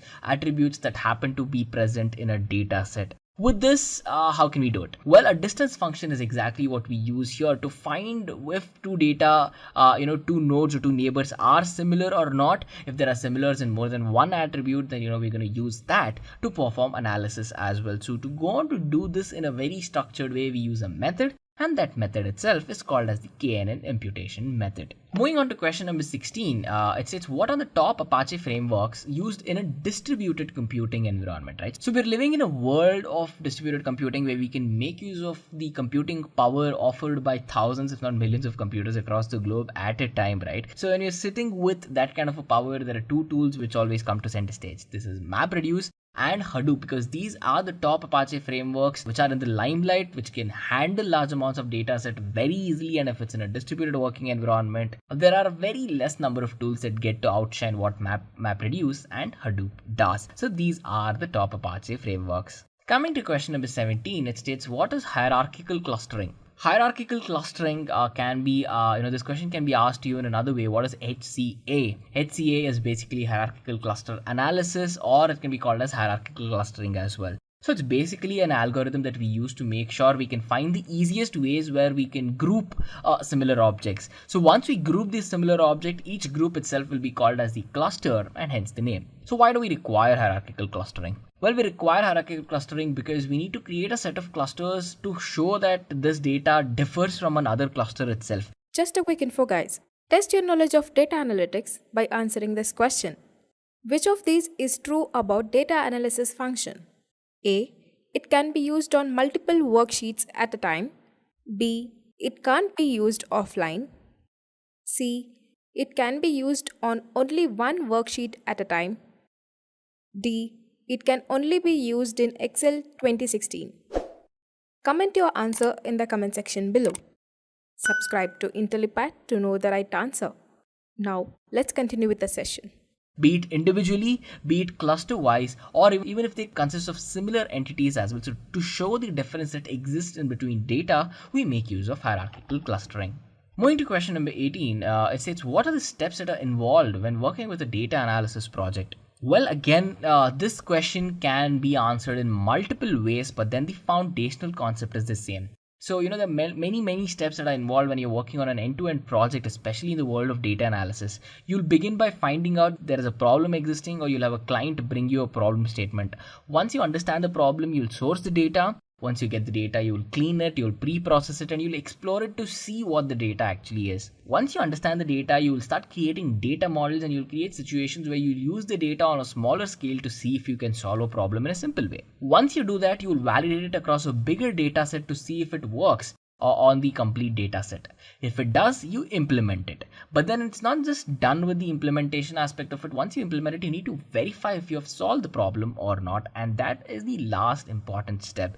So based on how much the interviewer is asking you to stress on the answer, make sure to expand on it. Keep it concise. Don't get lost in each of these steps, because I can talk about each of these steps for 20 minutes right now, but then it really wouldn't add a lot of value in an interview scenario, right? So read the room, read the interviewer, understand what he or she is expecting, and deliver the answer in that way. So with this, we come to the 19th question that states, can you name some of the statistical methodologies used by data analysts? Well, again, you can name a lot of methodologies used by data analysts, but try to keep your answer concise, right? So name 4 or maximum 5, in my opinion. That should be very useful. See, we have Markov process, we have cluster analysis, we have imputation method, we have imputation technologies, we have the Bayesian methodologies, we have rank statistics, and we have a lot of other statistical techniques that are very useful. In fact, I can say they are foundational in many cases when you're working in the case of data analysis as well. So for all of these techniques that exist, each of these have their own niche purposes, and they're very effective at doing what they state. So when you ask this question, make sure to mention this.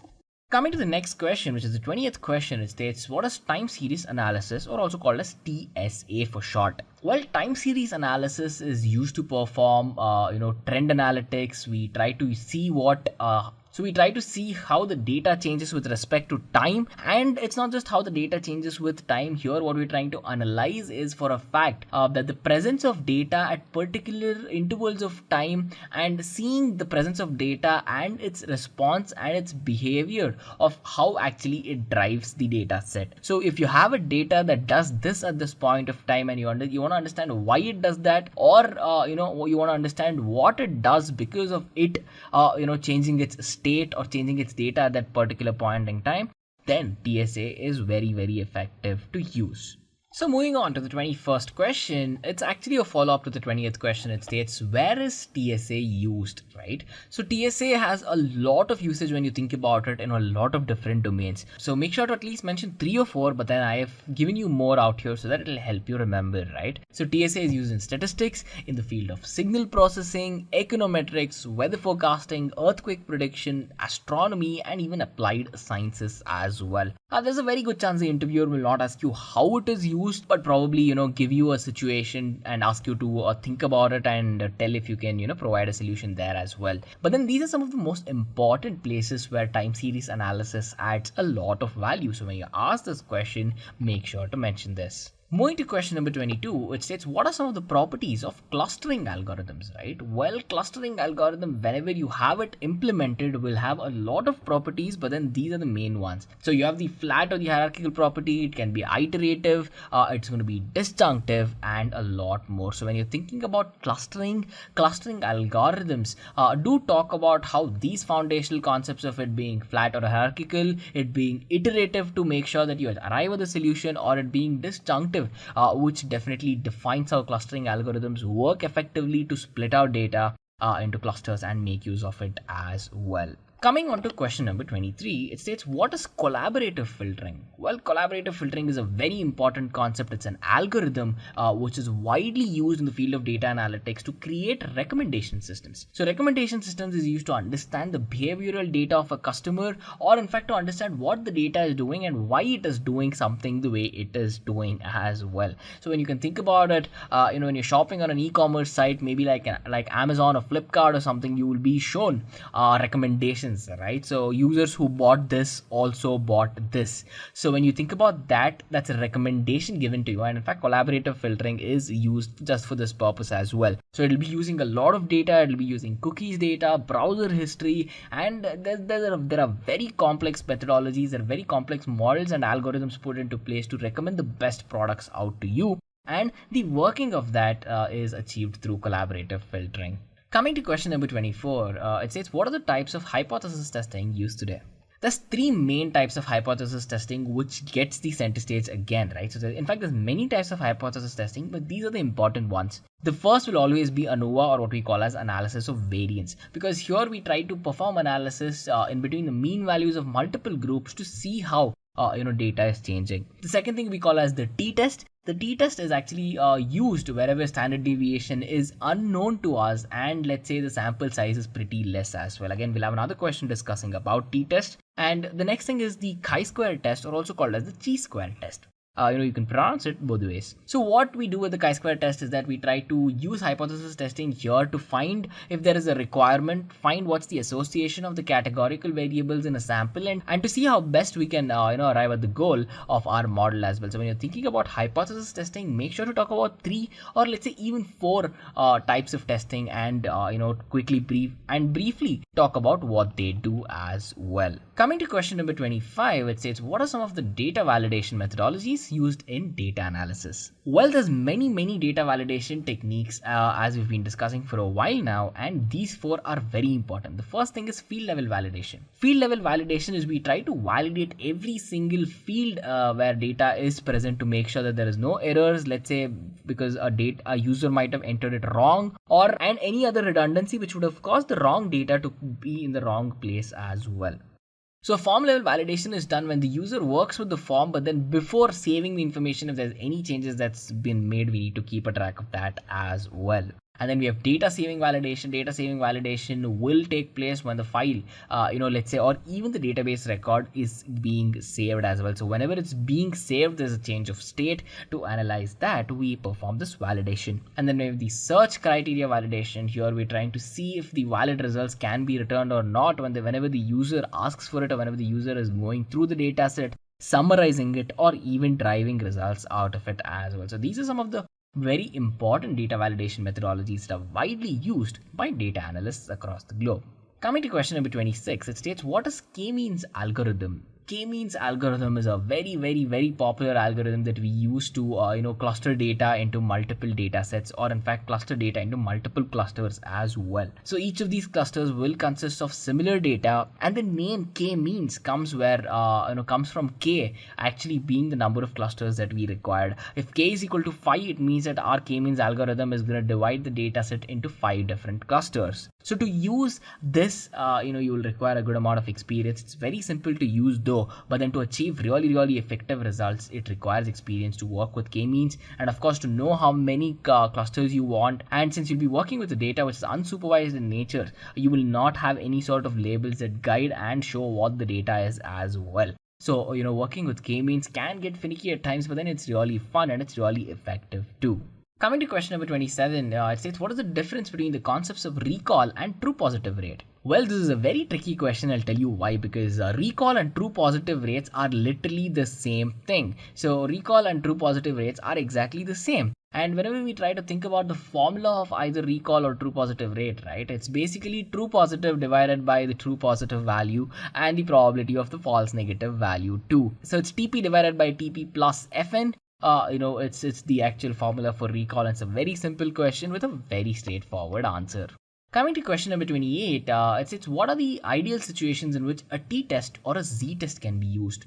We have one very simple practice that we follow that's become standardized in fact right now. A t-test will be used if your sample size is less than 30, and a z-test will be used if your sample size exceeds 30 in many cases. So a pretty neat trick to remember this is that t is less than z, so t can be used whenever you use a sample size less than 30. Z is at the end of the alphabet spectrum, and it means that your data is exceeding certain cases, right? So that's a pretty simple way in case if you have not had any experiences working with z-test. And the t-test as well. Coming to the 29th question, it states, why is naive bias called as naive? Well, whenever we think about naive bias, right, we don't know why it might be called naive, because this is a very tricky question. It gets asked a lot just to see if you actually know the answer or not.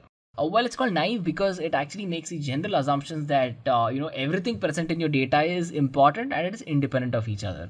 Thinking this always as a human being, it can be naive because your data is different. It is sometimes dependent on each other. It will not always be independent. Not all the data is important as well, right? So to know all of this, your model will not understand that. It will just say everything is important and everything is independent. So this is not true. It will not hold in a real world scenario, and that is the reason we call naive bias as naive bias. Coming to the 30th question, it states, what is the simple difference between standardized and unstandardized coefficients? As the name suggests, whenever we talk about standardized coefficients, we're trying to interpret all the results based on the standard deviation values. When it's unstandardized, it means that we're trying to use the actual value of the data rather than the standard deviation results. So if you're considering the standard deviation values, it's the standardized coefficients. If you're considering the actual data that is present and not the standard deviation value, then it's unstandardized. Pretty simple question, pretty straightforward answer. Coming to the 31st question, it says, how are outliers detected, right? There are many methodologies that we make use of whenever we're detecting outliers. It is very important to remove them in most of the cases. But then, out of all these methods that exist, we have two very important methods. One's the standard deviation method. The other one is the box plot method. In the standard deviation method, what we try to do is the value itself will actually be considered as an outlier if the value is either lower or higher than 3 standard deviations from the mean value. So we'll find the mean value, you'll get to know the standard deviation. If the value is 3 times higher or lower than the standard deviation value, it means that it deviates too much from the data and that it is an outlier. And then we have the box plot model. Box plot model is the most popular way of how you can find out outliers, because here we try to find the interquartile range, or what we call as the IQR. And if your data is to be considered as an outlier, it means it has to be either 1.5 times more or 1.5 times less than the mean in the interquartile range. If that's the case, then of course your data is considered as an outlier.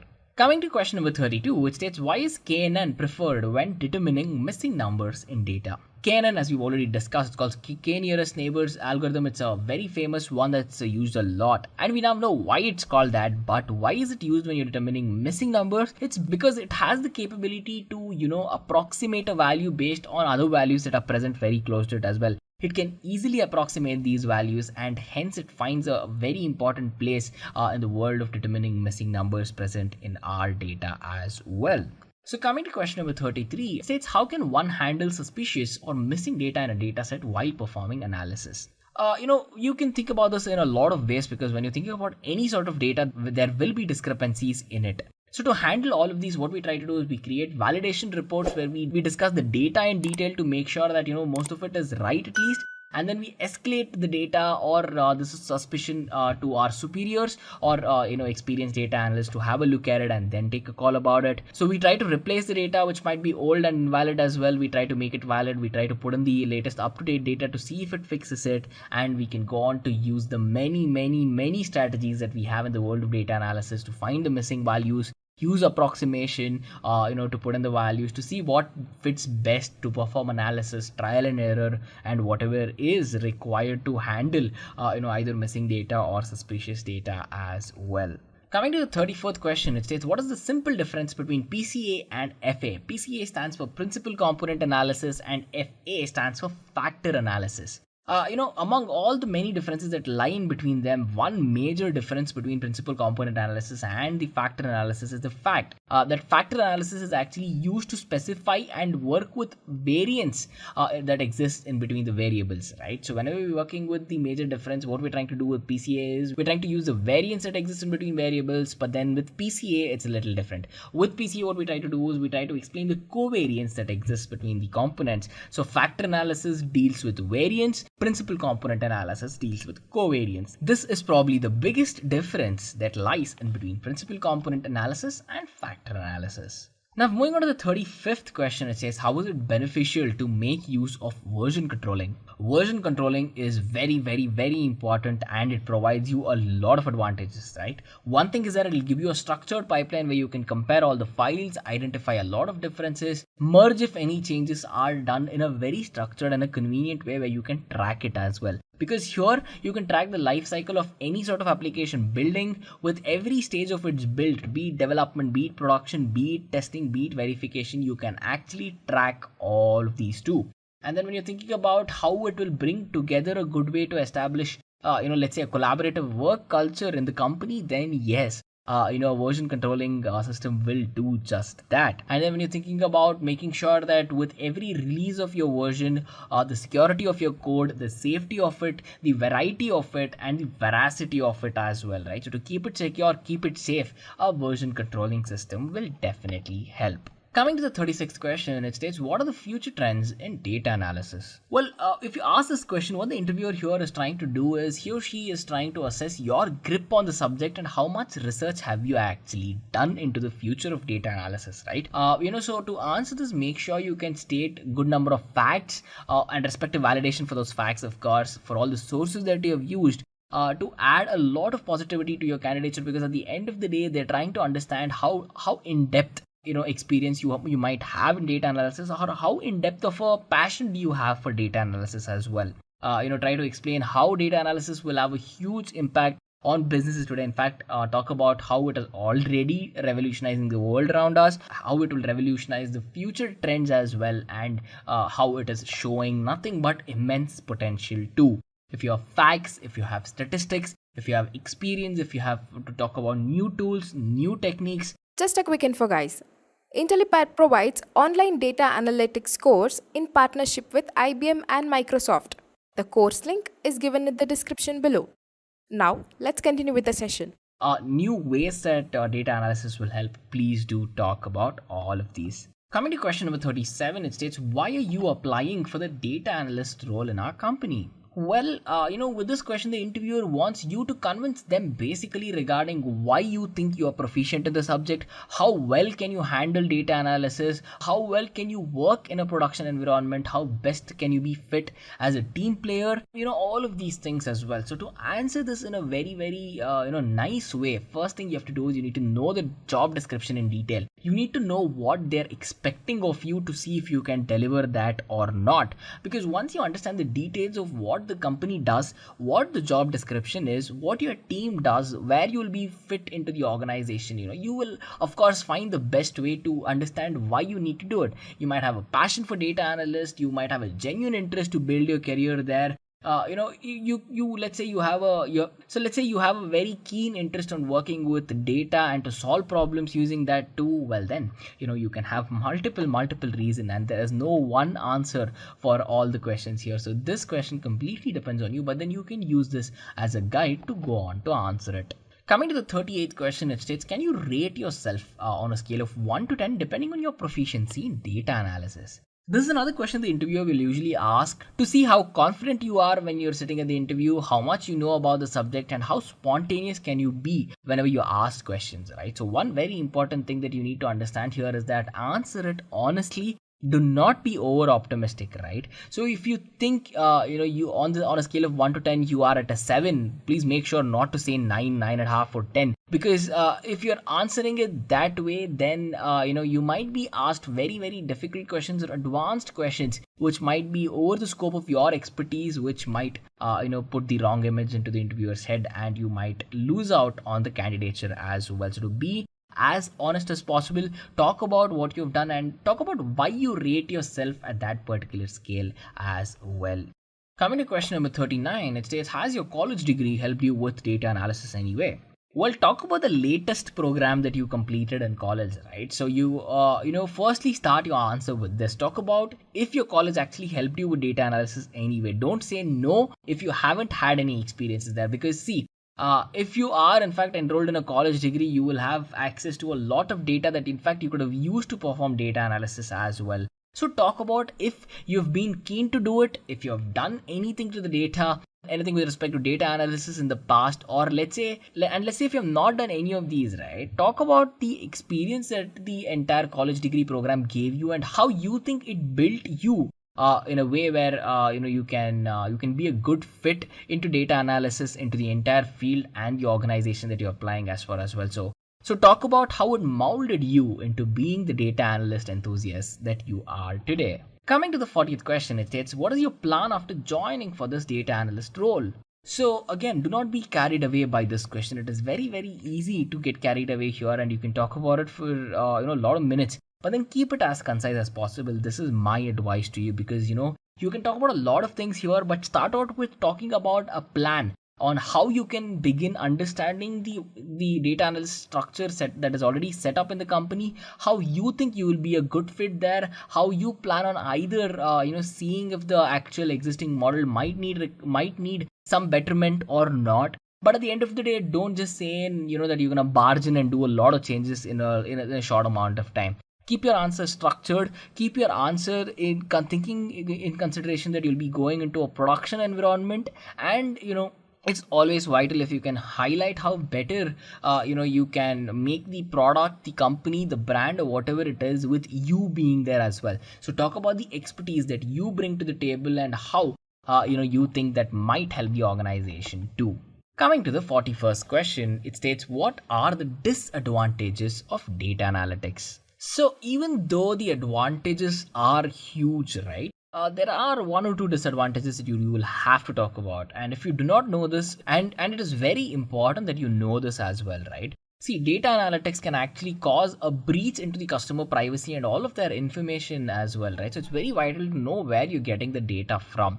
You might be thinking about customer transactions, purchases, subscriptions, and you will have a lot of access into what this customer is doing as well. In that particular case, make sure that you do not cause any sort of breaches in customer privacy. And then when you're thinking about another very important disadvantage as a learner, is that some of these tools are really complex to use and you will require training to go on to use it as well. So it's not as easy as you download the tool, install it, and begin working with it. You will require a good amount of structured training and to work with it efficiently as well. And one of the other things is that it'll take a lot of skill, it'll take a lot of expertise, it'll take a lot of hands-on experience to go on to select the right tool itself. First of all, to find the right tool to use it and to use it effectively, it's going to take a lot of time, it's going to take some money, and of course it's going to take the biggest asset of the company is the client's time too. So in that particular case, even though these are not huge disadvantages, the privacy thing is definitely one disadvantage to consider. Complexity of the tools are important, and of course the requirement for a lot of skills can get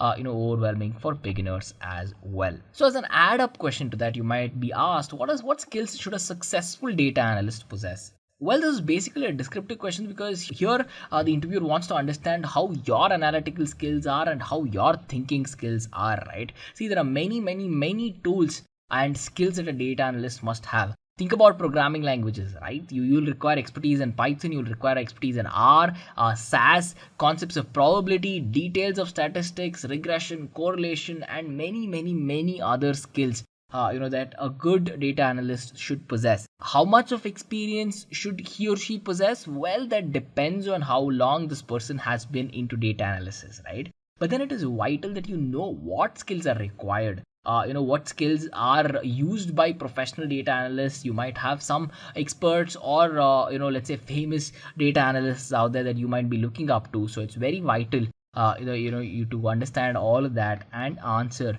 this question in an effective way as well. Coming to the 43rd question, it states, why do you think that you are the right fit for this data analyst role? Again, if you're being asked this question, it means that the interviewer wants to understand if you are the right fit for the job description, number one. Number two, why do you think data analysis is for you? And number three, what knowledge do you have in data analysis to actually fit into their organization well? So one thing again, a very important note is that do not get carried away, because you can answer this for 20-25 minutes straight, but keep it very small, keep it concise, keep it detailed, and just talk about your passion, talk about your interest, talk about your goals and how much these goals and passions will match the company's substructure and their goals as well. See, every company will have a vision and a mission, and if you can commit to the vision and the mission of that company and better either better the product that they deliver or better the brand itself, then of course you will be the right fit for the table, right? So taking a product from one place into another place which is definitely better, and you can prove it with numbers. In the case of data analysis, it is very important you know how you are the right fit for the role as well.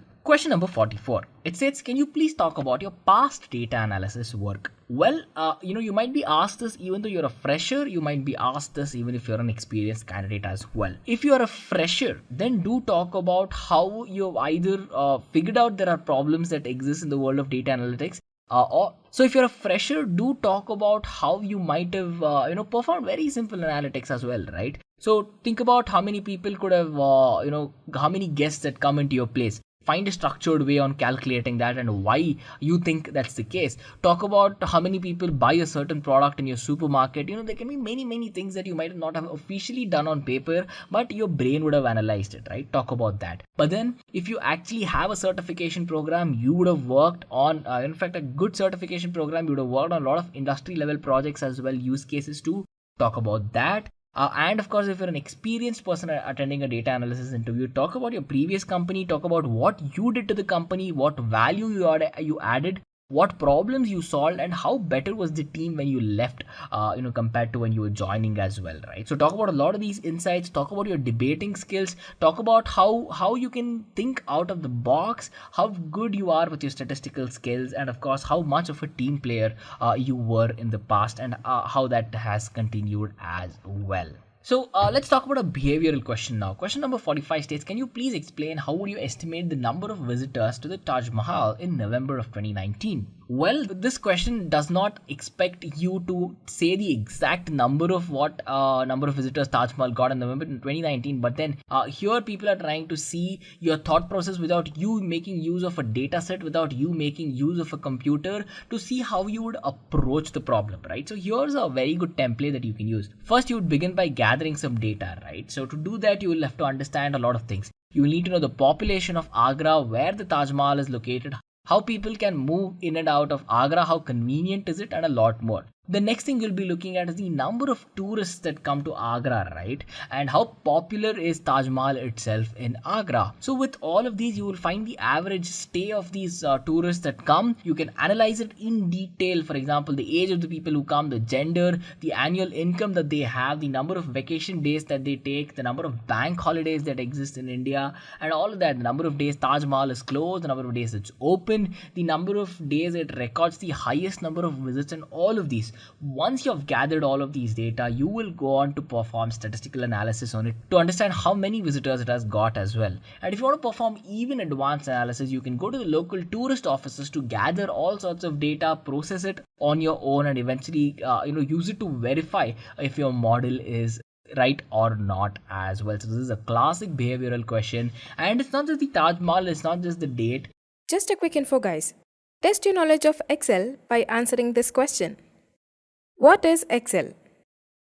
A. Word processor. B. A spreadsheet. C. Graphic program. D. None of the above. Comment your answer in the comment section below. Subscribe to Intellipaat to know the right answer. Now, let's continue with the session. This question can be asked in many different ways. For example, how many cars were sold in India in, let's say, the last month or the last year as well. So that's another very common question that's asked. And whenever you ask this, make sure to take this kind of an approach, use the template, and think about it for a second. Take 1 or 2 minutes to think about it. There is no hurry when you're answering this question. Coming to question number 46, it says, do you have any experience working in the same industry as ours before? Well, as you might already know it, a data analyst will fit into a lot of domains, right? Even in the field of medicine, even in the field of social media, be it whatever it is. A data analyst is required if there's a business, as simple as that. So if you've worked in the same industry as the company that you're applying for now, do talk about how you've used your skills to polish yourself into that industry and how best you brought yourself out of it. If you do not have worked in the same experiences, don't just say no. Talk about what you think are the skills that are needed for this industry and how you're working on yourself to come to that particular spot as well, right? So it's very important that you talk about how you're building yourself towards working in this industry, your interests, your passions, and if you have had experience, of course, do talk about that and thoroughly explain it. And thoroughly explain all of the skills that you might have used, techniques, tools, and how you've benefited the past company that exists in the same industry as well. Coming to question number 47, it says, how good are you in explaining technical content to a non-technical audience with respect to data analysis? See, your ability to explain a technical content to a non-technical audience has to be one of the most important things that you'll do as a data analyst, because your communication skills are very, very, very vital. It's not just delivering technical content, it's your ability to have patience, it's your ability to break complex things into simpler, it is your ability to break up complex things into simpler things where you can explain it to an audience who might be your board members, stakeholders, or some other non-technical audience as well. So if you've had any experiences of situations where you had to explain technical concepts and break it down to a non-technical audience, make sure to talk about that. Talk about how well versed you are, how effective that you have been in delivering content before as well. So this question again is a question where I cannot give you one answer for each and every one of you, but then you yourself give it a thought for 15-20 minutes and you will get the best way on how you can answer it. Coming to question number 48, it says, what tools do you prefer to use in various phases of development? Again, this is a question that's asked to check what all the tools that you have used, how you have used it, and how best do you think a tool will fit into that particular task as well. So if you have used any or all of the tools that's involved in data analysis, talk about it. Talk about how comfortable you were in using these tools and talk about how they're popular as well. See, some of the tools that we discussed in the questions are very, very popular, right? Talk about how they are popular and why they're popular too. So this will add a lot of value to your candidature.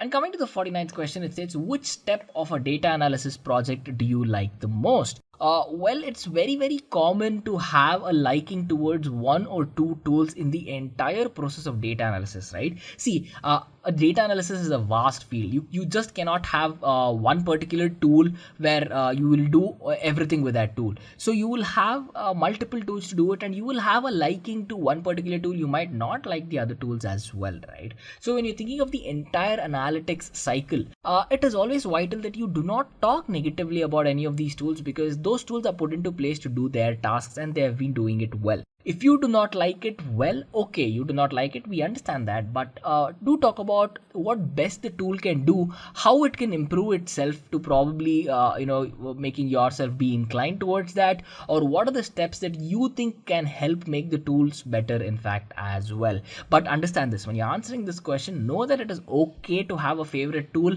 know that it is okay to, put in more time into one particular tool, because it's your career, it's your interest, it's your liking, and if you think you can be very efficient at using that tool effectively, then be it. It is okay. And then coming to the last question on these top data analyst interview questions and answers set, it states, have you earned any sort of certification to improve your learning and implementation process, right? See, a good certification program, what it does for you, it's going to give you thorough knowledge, in-depth expertise from top trainers across the globe. It's going to give you a certificate. It's going to give you exposure to potential hirers. It's going to do a lot for you. So if you are involved in a very complex program that has the capability to take you from a beginner all the way to an advanced data analyst, it means it's adding a lot of value to your life. But how should you answer this when you ask this in an interview?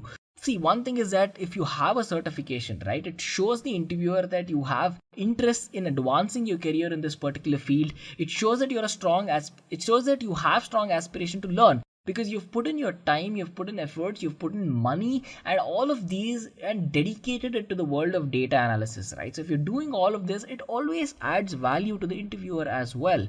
And then when you're thinking about how effective learning that you've put into place, see, many certification programs will give you all the theoretical knowledge that exists, but only the good ones will give you really good industry level projects and case studies to work with. So if you have had the experience to actually crack these industry level problems, it means that you have the capability to learn things on your own and be a player in a productive environment as well. So that itself is going to portray a lot of value of you being certified in that domain. And now if you have more than one certification, just go on to list the certifications of of what you have done as well. But instead of stating a lot about what you have done, the most value that can be added to your application is to state how you have used this certification, right? So you could have learned a lot of things, but if you have not used that, it will not add any value, right? So what problems have you solved? The entire world of IT came into place because we have problems and we realized we can use computers to solve them. So to how best of your capability and potential have you made use of these certification programs to solve problems that are there, or how do you plan to solve them if you haven't done any as well? Talk about how helpful it's been to you, your career, and how much value it added to your life experiences, to your learning and interests towards data analysis as well. So coming to the first Excel interview question, it's always going to be something like this. They're going to ask you to tell something you know about MS Excel. And there are various ways you can go on to answer this, but the most simplistic and the most expected answer where they check your depth of understanding is something like this. So MS Excel is an amazing tool which is primarily used for data analytics and to perform data validation across a spectrum of data. It has spreadsheets, it has a lot of workbooks, and an amazingly put together user interface which helps a student or a professional go through the same and understand and churn through data very easily. So the second thing you need to know is that data sets form a very vital ingredient in the world of data science today. And most of these data sets are accessible, are generated and stored via a spreadsheet in the MS Excel format. So coming to question number 2, it's going to be what are spreadsheets or workbooks in MS Excel?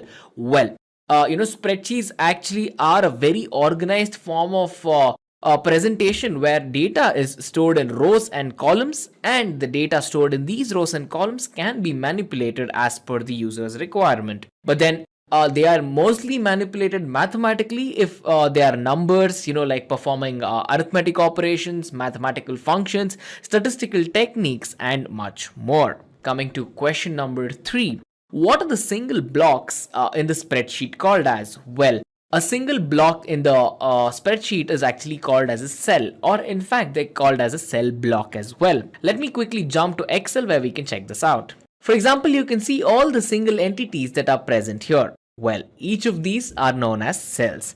And whatever you're seeing right now is just one sheet of the particular book. Well, a book can have more than one sheet, and eventually we're going to get into that. But to create a new sheet, make sure to click the new sheet option and you can have any number of sheets that you desire. And again, each of these sheets will have the blank rows and columns where you can work with at any time of your choice. Coming to the question again. So I hope we're clear with cells. Question number 4 on the top interview list is, can we add notes to a cell in MS Excel? If yes, can you show us how? Well, yes, notes can be added to a particular row or a particular column, or in fact a particular cell as well. So basically, comments are added when there is more than one person accessing or noting something down, or it just might be one person as well. It just increases the readability and it makes sure that you can collaborate with others easily and they can understand via the notes that you've put. Putting a note is very simple in Excel, so let's check it out.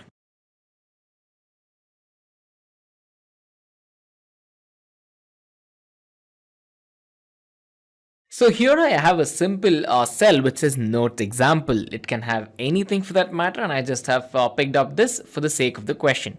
Alright, so to add a note to this, it's very simple. All you have to do is right click and click on insert comment, and you can put in any comment such as we are learning MS Excel questions, right? And after that, pretty much you can click anywhere else and the note is stored. To access the note, again, all you have to do is hover your mouse across that particular thing and you can see a tiny red tab at the end of it, right on the top right part of the cell here. Well, this particular thing denotes that there has been a comment made and by who it's made as well. So admin, pretty much that's the name of the machine that I'm working on right now, and that's the access which I have. And pretty much it will tell you what the comment is. We are learning MS Excel questions. So it is as simple as that. Coming back to the next question. Question number 5 asks, can each cell be identified and used individually, independently? Well, yes, cells have something called as cell addresses, which basically help them to be used uniquely at any point of time. Again, let's dive back to Excel. Well, you can see the column names which start from A, they go all the way till V, and pretty much there are lakhs and lakhs of rows as well. So each of these have actually an address through which you can access them. For example, if I place my mouse here at the first point of time, I am addressing it via the column A and the row 1. Hence, this particular cell has an address called as A1, which you can see here. This has to be B1. This is going to be C1 because it's C and it's 1. So what is this going to be? I am hovering my mouse here, right? Can you guys take a guess? It's under C, so it starts with C. It's the 6th row, so it's going to be C6, right? Let's take up another random one somewhere here. Sure. So this one is under L. This one is in the 13th row. So this is going to be L13. I hope you guys got this. Coming back to the presentation. So question number 6. Can comments be added to a cell block if we need it? Guys, we just checked out how we can add notes, right? It is pretty much the exact same thing. Yes, Excel allows comments, right? We just checked how it can be done. And this is done to ensure that there is better visibility, there is higher readability and good collaboration among teams who are working on the same sheet. Coming to question number 7. How can we make use of relative addressing in Excel?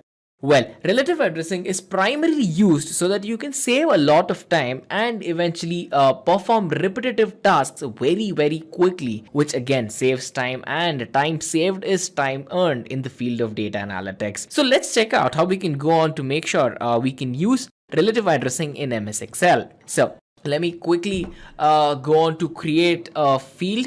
So I'm going to name this field as ID. Let me make it center align.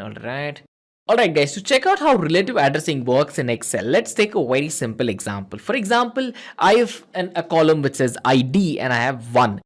For example, let's say I need 2, I need 3, 4, 5, all the way till 10. It's going to be cumbersome to manually do this. So what's the most simple way to do it? Let's use relative addressing. For example, if I want 1 to be added to every single element, I just say equal to A2 plus 1. And what this does is it just took one value, added it to the value which is present here and gave it to us, right? Now the fun part comes. If I just drag and drop this entirely, as you can see, it is going to keep adding 1 to every single element. Again, I can just pick up random elements and I can start doing it as well. As you can see, every time that I am doing it, it's pretty much picking up one number. So if I have to change this, instead of 1, let's add 2 to every element, right? As you can check out, as I changed one particular element, everything else changed because we added 2 here, right? Now if we drag and drop again, everything should change because this time 2 was added instead of 1. And I hope you guys are clear with relative addressing. And this brings us to the next question, which is how can we insert new rows and new columns in MS Excel?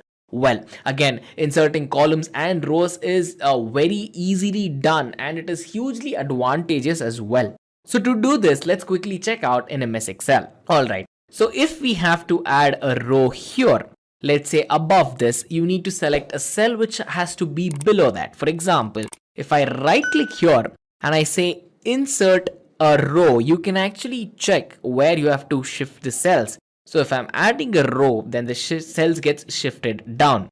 As you could check, all the values which were present are right there. But then we just got another free row where, we can work out, we can put something. For example, here we can type in, double digit numbers. I'm just giving you guys a fairly simple example of how this is done.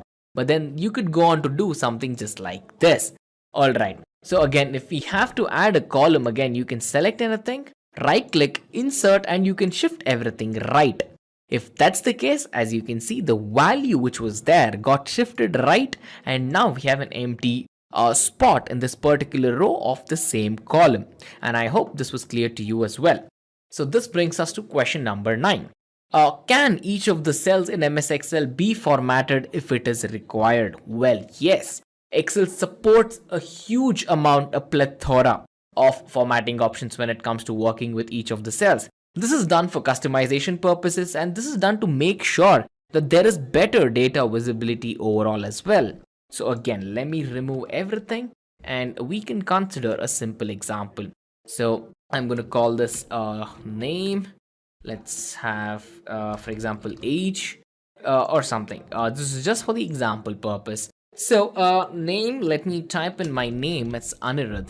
And again, if we need to do something, all we have to do is click on format cells and then we are here. Let's say we need to change the font to it. Let's say we just need a bold version of it. All I have to do is click on bold and hit OK. And as you can see, it's done. Of course, all of these can be done from the shortcut you see here. But then there are certain things which you cannot access right there. So for example, let's say you want a strike through for some reason and you have a strike through as well. And there are n number of customization options that I've mentioned. So let's take out how we can work with a number. Again, format cells, we have number, there is various types. For example, the numbers can be actually a number place where you can have a decimal to be added to it. If it's a currency, there's dollar amount added, for example. You can have the date, you can have the time, percentage, and so much more. Since I just typed in this, it's showing me the percentage of it. So anyway, coming back to the next question. How can we customize the ribbon tab in MS Excel? Well, the ribbon tab is a godsend in my opinion when we're talking about MS Excel because it is extremely helpful by guiding a lot of users, novice to advanced, to basically give them a variety of options and a lot of tools as well. So let's dive back to MS Excel to check how we can do that. So coming to MS Excel right now, this is what is called as the ribbon tab: the home, insert, page layout, formulas, data, review, and view.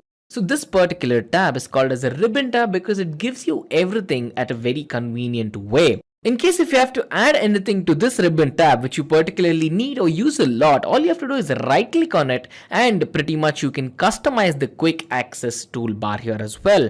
So you have save, undo, pretty much this is the top part of it. To customize the ribbon, all you have to do is come to the customize the ribbon part of it. And you can see, for example, if you want some developer options here, all you have to do is tick the developer options and then hit OK. And now as you can see, you have the developer options here too. And it is as simple as that. Coming to the 11th question. Can you please show us how to freeze panes in MS Excel? Again, freezing panes is a huge boon when you're working with lots of data in multiple rows of the same columns. I'll show you what I mean. Let me quickly open up MS Excel. Again, for example, let me just remove all of these columns. Let me type in ID. Again, okay, so let's have ID. Let's have age. And for ID, again, we'll have one. Let's put in that same formula we used that time. All we're gonna do is drag and drop this for, let's say, 100 entries. Right. Even though this looks very simple and Spartan to you, as I'm scrolling down, you cannot see what column name this is, right? For example, we just created this called as ID and we know it.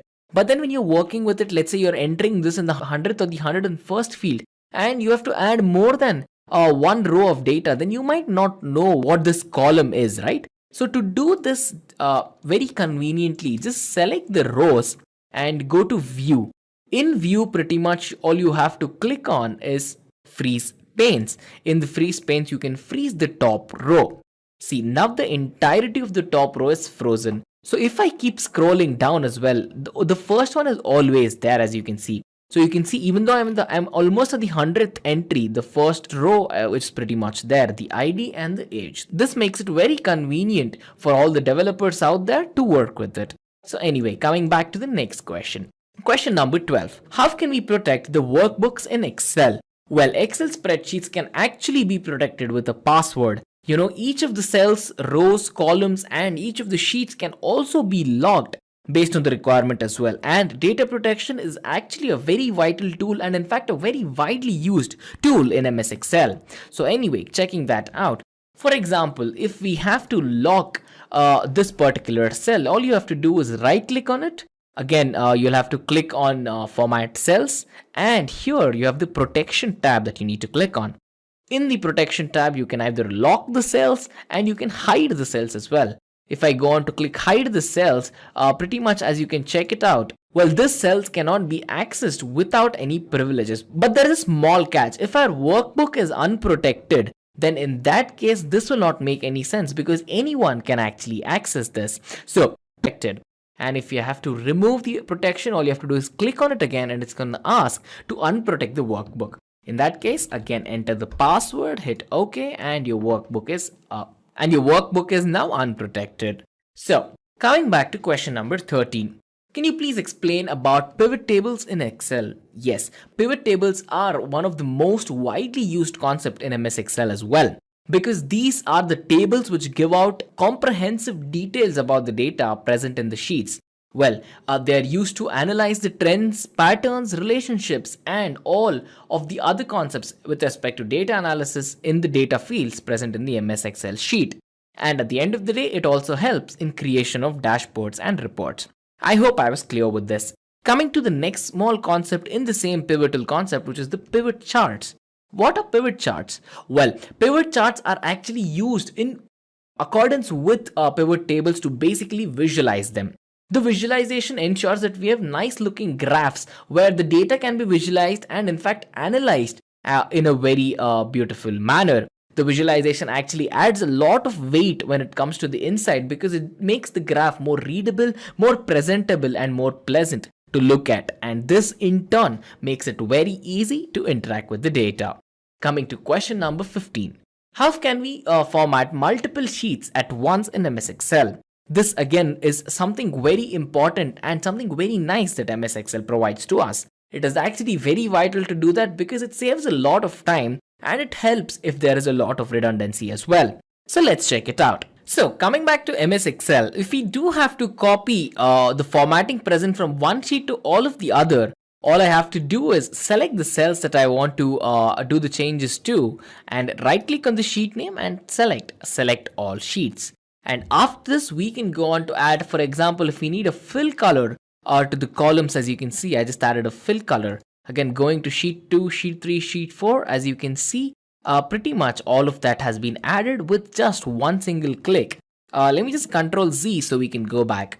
And now you can see pretty much none of the sheets have been affected, right? So it is as simple as this to add formatting to all the sheets at one single point of time. Anyway, so coming to the next question, how can you protect cells from being copied? Well, as we discussed, protecting cells can actually help in hiding the formulas and ensuring that there is no unauthorized changes to the sheets and that not everyone can see the formulas which are actually present in the working of the sheet. Well, the advantage is because this is needed sometimes where there is some requirement of abstraction and data hiding which is required to ensure that not everyone has the access to a calculation which is being performed. If that's the case, we can go on to protect all the cells just like we saw. Coming to question number 17. Can you implement named ranges in Excel? Yes, named ranges are again another amazing feature which is pretty much given to us by the people at Microsoft, where again it ensures that we have amazing readability and that common tasks can be done very easily and quickly as well.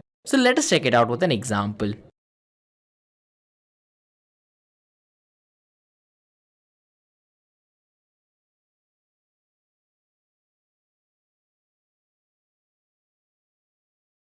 So here we are in MS Excel. I have a basic ID column with a formula applied to it where we're basically adding 2 to every single number one after the other. To go on to add name ranges in Excel, it's very simple. All you need to do is select all the rows and the columns that you need to go on to add the name ranges, and you can put in the name you want. For example, I just name this as IDs. So if I have to go check out the named range of my ID, all I have to do is click here. It says IDs and it selects all the IDs for me. If I have to do it for age, let's say there's 12, let's put in random ages here just for the sake of the example. And if I have to select all the data, all the ages, again I select this and I create a named range and I call it ages.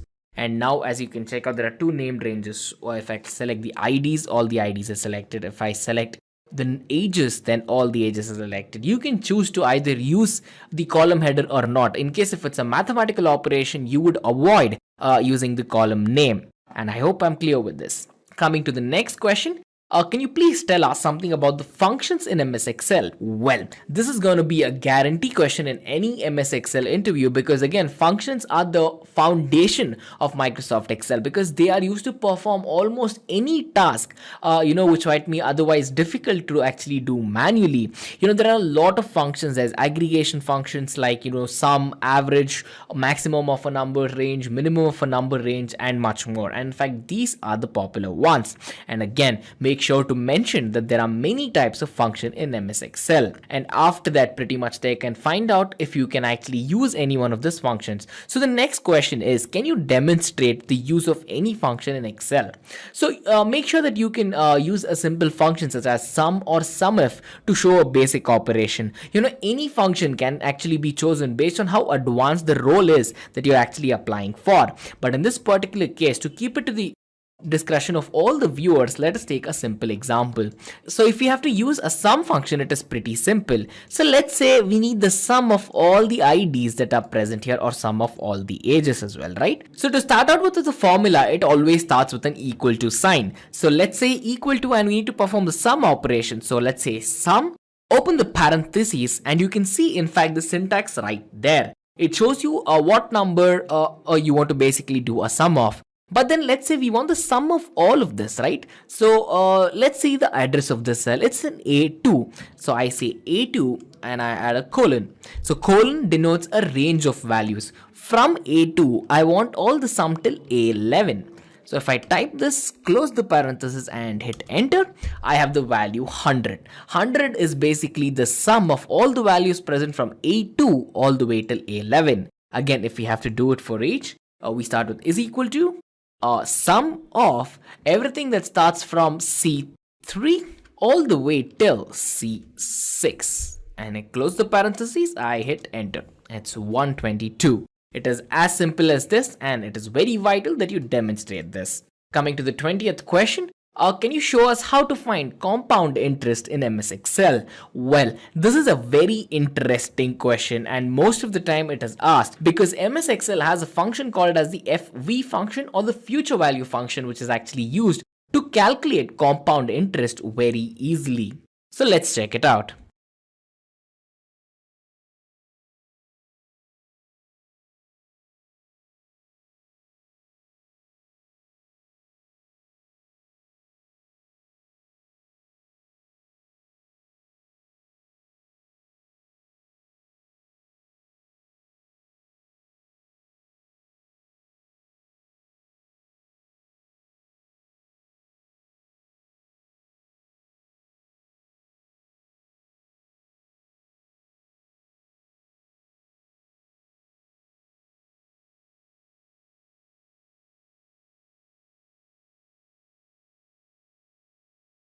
Alright, here is a sample sheet that I have created in MS Excel to check out the use of the future value function. So basically the future value function has a lot of parameters that you need to check. So to add it, let us type equal to FV. And here, as soon as I open the brackets, you can see there are multiple options for the future value function, right? There is rate, there is NPER, there is PMT, PV, types, and much more. So basically the rate argument is telling us what is the interest rate for that period. For example, in our case, it's 5%. So NPER is basically telling the number of payment periods. And then we have PMT, which is basically the short form for payment. And this is the payment which is actually made after each period has been crossed, right? So this has to be entered as a negative number because you will be giving money away. And then coming to PV and the type, basically PV and the type are given in square brackets because these are optional arguments. PV is just the present value of your future payments, and type basically says if there is a due at the end of your payment or not. If it's 0, it means it's the end of the period, there's a due, and if it's 1, it means there is a due at the beginning of the period. Basically the default setting here is always 0. Anyway, coming back to here. So basically to find the compound interest, all we need to do is we need to go on to dividing the interest rate with the term in years first. So the interest rate is at C6. So we need to divide C6 by C8 first as the first argument. And then after this, we need to multiply our C7, which is the particular term in years, with respect to our compounding period because this is how many times the value gets compounded every single year. And after this, as I mentioned, the default value is going to be 0. And we're going to have to give the negative value because that is the amount which is being taken from us. So the present value is $1,000. So I'm going to type in minus C5, which is basically subtracting the present value, which is 1,000. And as soon as I hit enter here, it's going to give us a calculation which is $1,647.01. And as you can check out, this is going to be the compounded value of an investment of $1,000 in 10 years, guys. This is the final future value that you're going to obtain. Just a quick info, guys. Test your knowledge of data analytics by answering this question. Which of these is true about data analysis function? A. It can be used on multiple worksheets at a time. B. It can't be used offline. C. It can be used on only one worksheet at a time. D. It can only be used in Excel 2016. Comment your answer in the comment section below. Subscribe to Intellipaat to know the right answer. Now, let's continue with the session. And anyway, coming back to the next question, I hope I was clear with the previous one. So the next question is, what are the type of functions that are actually present in MS Excel? Well, again, there are numerous types of functions which are present in MS Excel. Everything from mathematical functions, date and time functions, financial functions, logical functions, database functions, you name it, it is there. But then these are the most popular ones used. And in fact, these days, all the statistical functions are being used for various reasons because this entire world has become a big data problem. And to go on to analyze that and to perform very good analytics on the same, MS Excel is in fact a very good tool. So to quickly demonstrate all the functions that are available, click on the formulas tab and pretty much you can hit more functions here.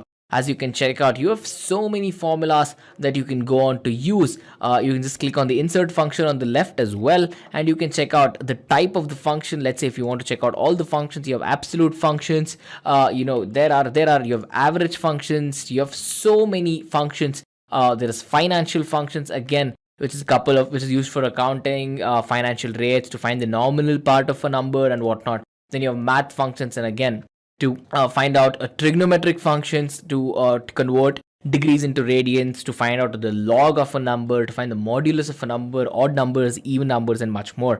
You have statistical functions again to find out the confidence interval, the normalization of the confidence values, and much more. And you have text functions, you have database functions. Guys, I hope you get the point here. There are multiple functions that MS Excel supports, and you can use all of these as per your requirement. Coming to 22nd.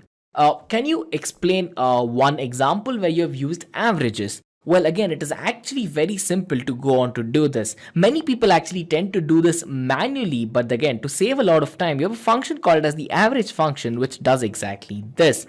So, for example, let me create another set of values here. So, let's say I have 1 here. Let us take up the same example is equal to F5 plus 3. As you can see, 1 added with 3 gives us 4. Let's try to drag this down a little and we have a couple of values here, right? So to find the average of all of these values, let me name this average. I can make this bold. So again, to find the average, as I told you, there is an average function that you can use is equal to average is the keyword. And then again, you can give out a couple of numbers out here, a set of numbers, or in fact, a range of numbers. Since we're using a range of numbers, let's work from F5, which is the first number. We have a colon, which denotes the range, all the way till F14. And as soon as I hit this and hit enter, we have 14.5. So 14.5 is average of all of these numbers that you can see. I hope I was clear with this.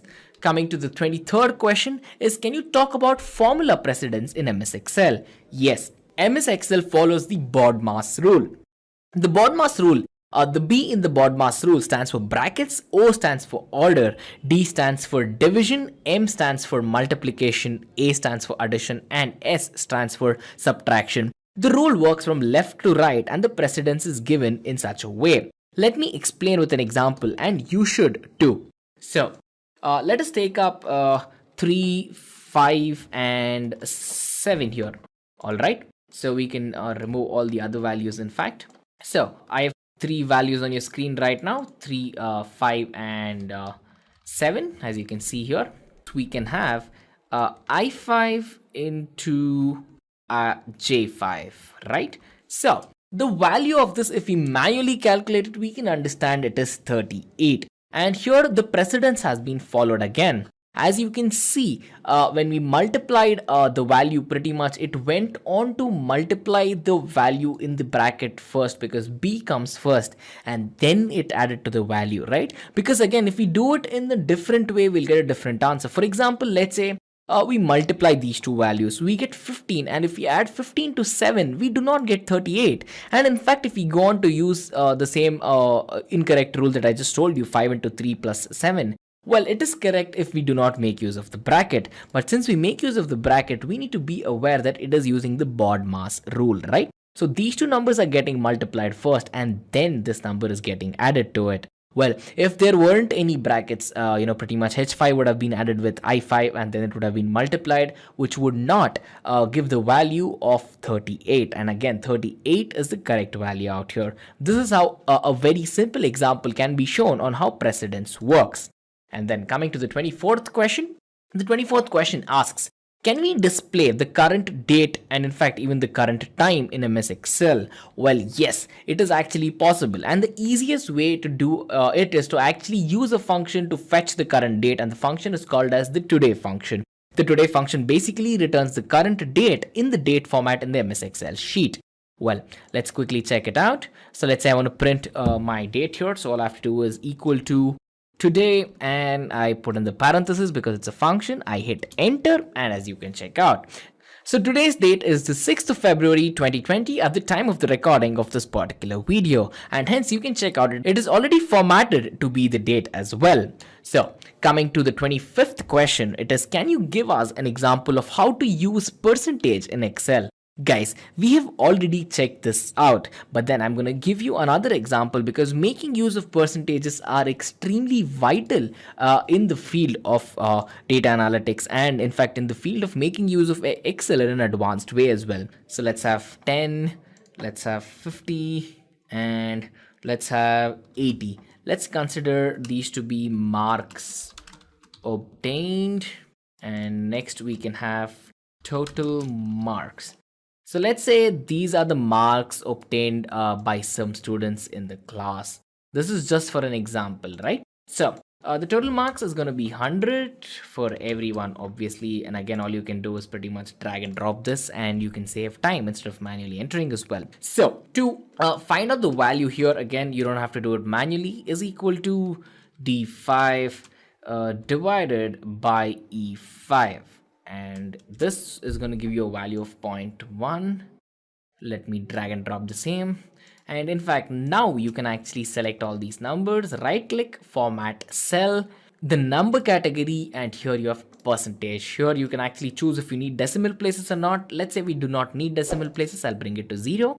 And if I hit OK, you can check that this person got 10%, this person got 50%, and the other person got as 80%, right? If you change this, the value will actually change. So let's say we have 13 here.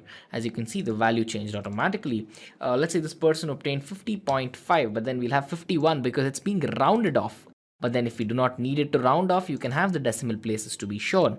As you can see, 50.5%. So this is a very simple way to go on to use percentages in MS Excel. This brings us to question number 6. Question number 6, what are the various report formats in MS Excel?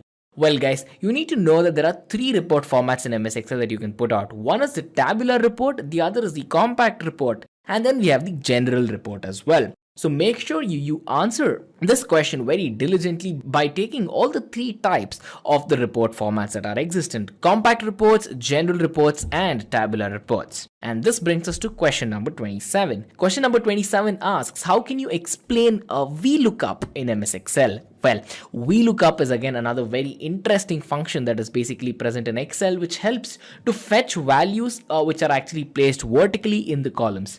So when you think about the name VLOOKUP, the V in VLOOKUP actually stands for vertical, and VLOOKUP is actually used when there is a lot of data which needs handling, and this again makes life very simple for an Excel developer. Coming to question number 28, what is the main use of macros in MS Excel?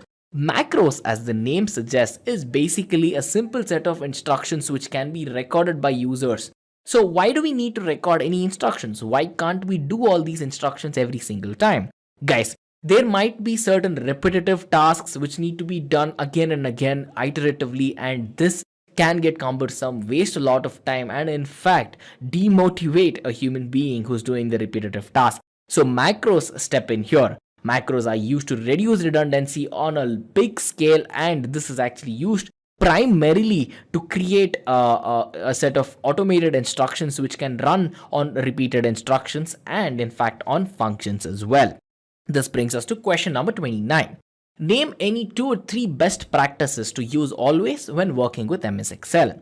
Well, here is how you can answer it. Here are 4 best practices, in fact. So if they've asked for 2 or 3, make sure you give one extra to show the interviewer that you might know more than 2 or 3. Well, the first one is to create multiple tabs while working. Instead of working on a single sheet, it is always recommended you have multiple sheets that you work with to ensure that there is less error rates and better visibility. And the second thing is to add a table of content when you have a lot of data to ensure that your data is always structured or looks structured at least. And then aggressively commenting makes sure that you or anyone else in the team working on this particular aspect, this particular sheet or this workbook has an idea of what's going on with respect to each particular cell which is important in that particular sheet. And then coming to good visualizations are very important because it is at the end of the day, it is very easy to create a simple graph, but it can be a challenge to create a very good looking table. So having the skills, having the required designing skills to make sure you can make a graph look good is extremely vital. And this brings us to the last question in our top Excel interview series. So the last question is, what is the shortcut to show syntax of functions? Well, the syntax is actually shown in a very convenient way while inserting the function itself as we went through, right? But why is this done? Why does Excel show this to us? Well, it is actually done to ensure that the person uses the correct syntax when inputting the parameters, because it is very easy to input the wrong parameters and have the wrong results. So let me dive back to Excel here. And as you can pretty much check out, let me use a simple function again. So again, coming back to the future value example, as soon as I hit FV and I open the brackets, you can see the parameters which are shown here so that the user can always look at this while entering the values in case if the person is using the function for the first time. So there's another way to do this. You can click on insert function in the formulas tab, and pretty much you can go on to search for the function here as well. So if we need the FV, we can have to scroll down and click on FV. Again, it tells you what the future value function does as well. So it's basically future value of an investment based on the periodic constant payments and the constant interest rate as well. So if you click OK here, it adds that, and you can add the rate, NPM, PMT. It's in bold because, as I've mentioned, these are the compulsory values and PV and type are optional numbers, and pretty much it will tell you what each of the columns actually be put as well. For example, this is the interest rate, and this is the total number of payment periods, as I mentioned, and PMT is basically the payment made in every single period, and you can see it is conveniently shown in MS Excel. So just like this, there are multiple ways MS Excel makes life easier, and in fact, working with MS Excel is considered to be a very good advantage for a person looking out to increase his skills in MS Excel, or in fact looking out for a data analyst job and more. So you've reached the end of this section. I wish you all the best for the interviews that you're going to attend, and make sure to revise all of these questions thoroughly. Just a quick info, guys. Intellipaat provides online data analytics course in partnership with IBM and Microsoft. The course link is given in the description below. So guys, we have come to the end of the session. If you have any doubts, please put down in the comment section below. We will try to answer it as soon as possible. Thanks for watching.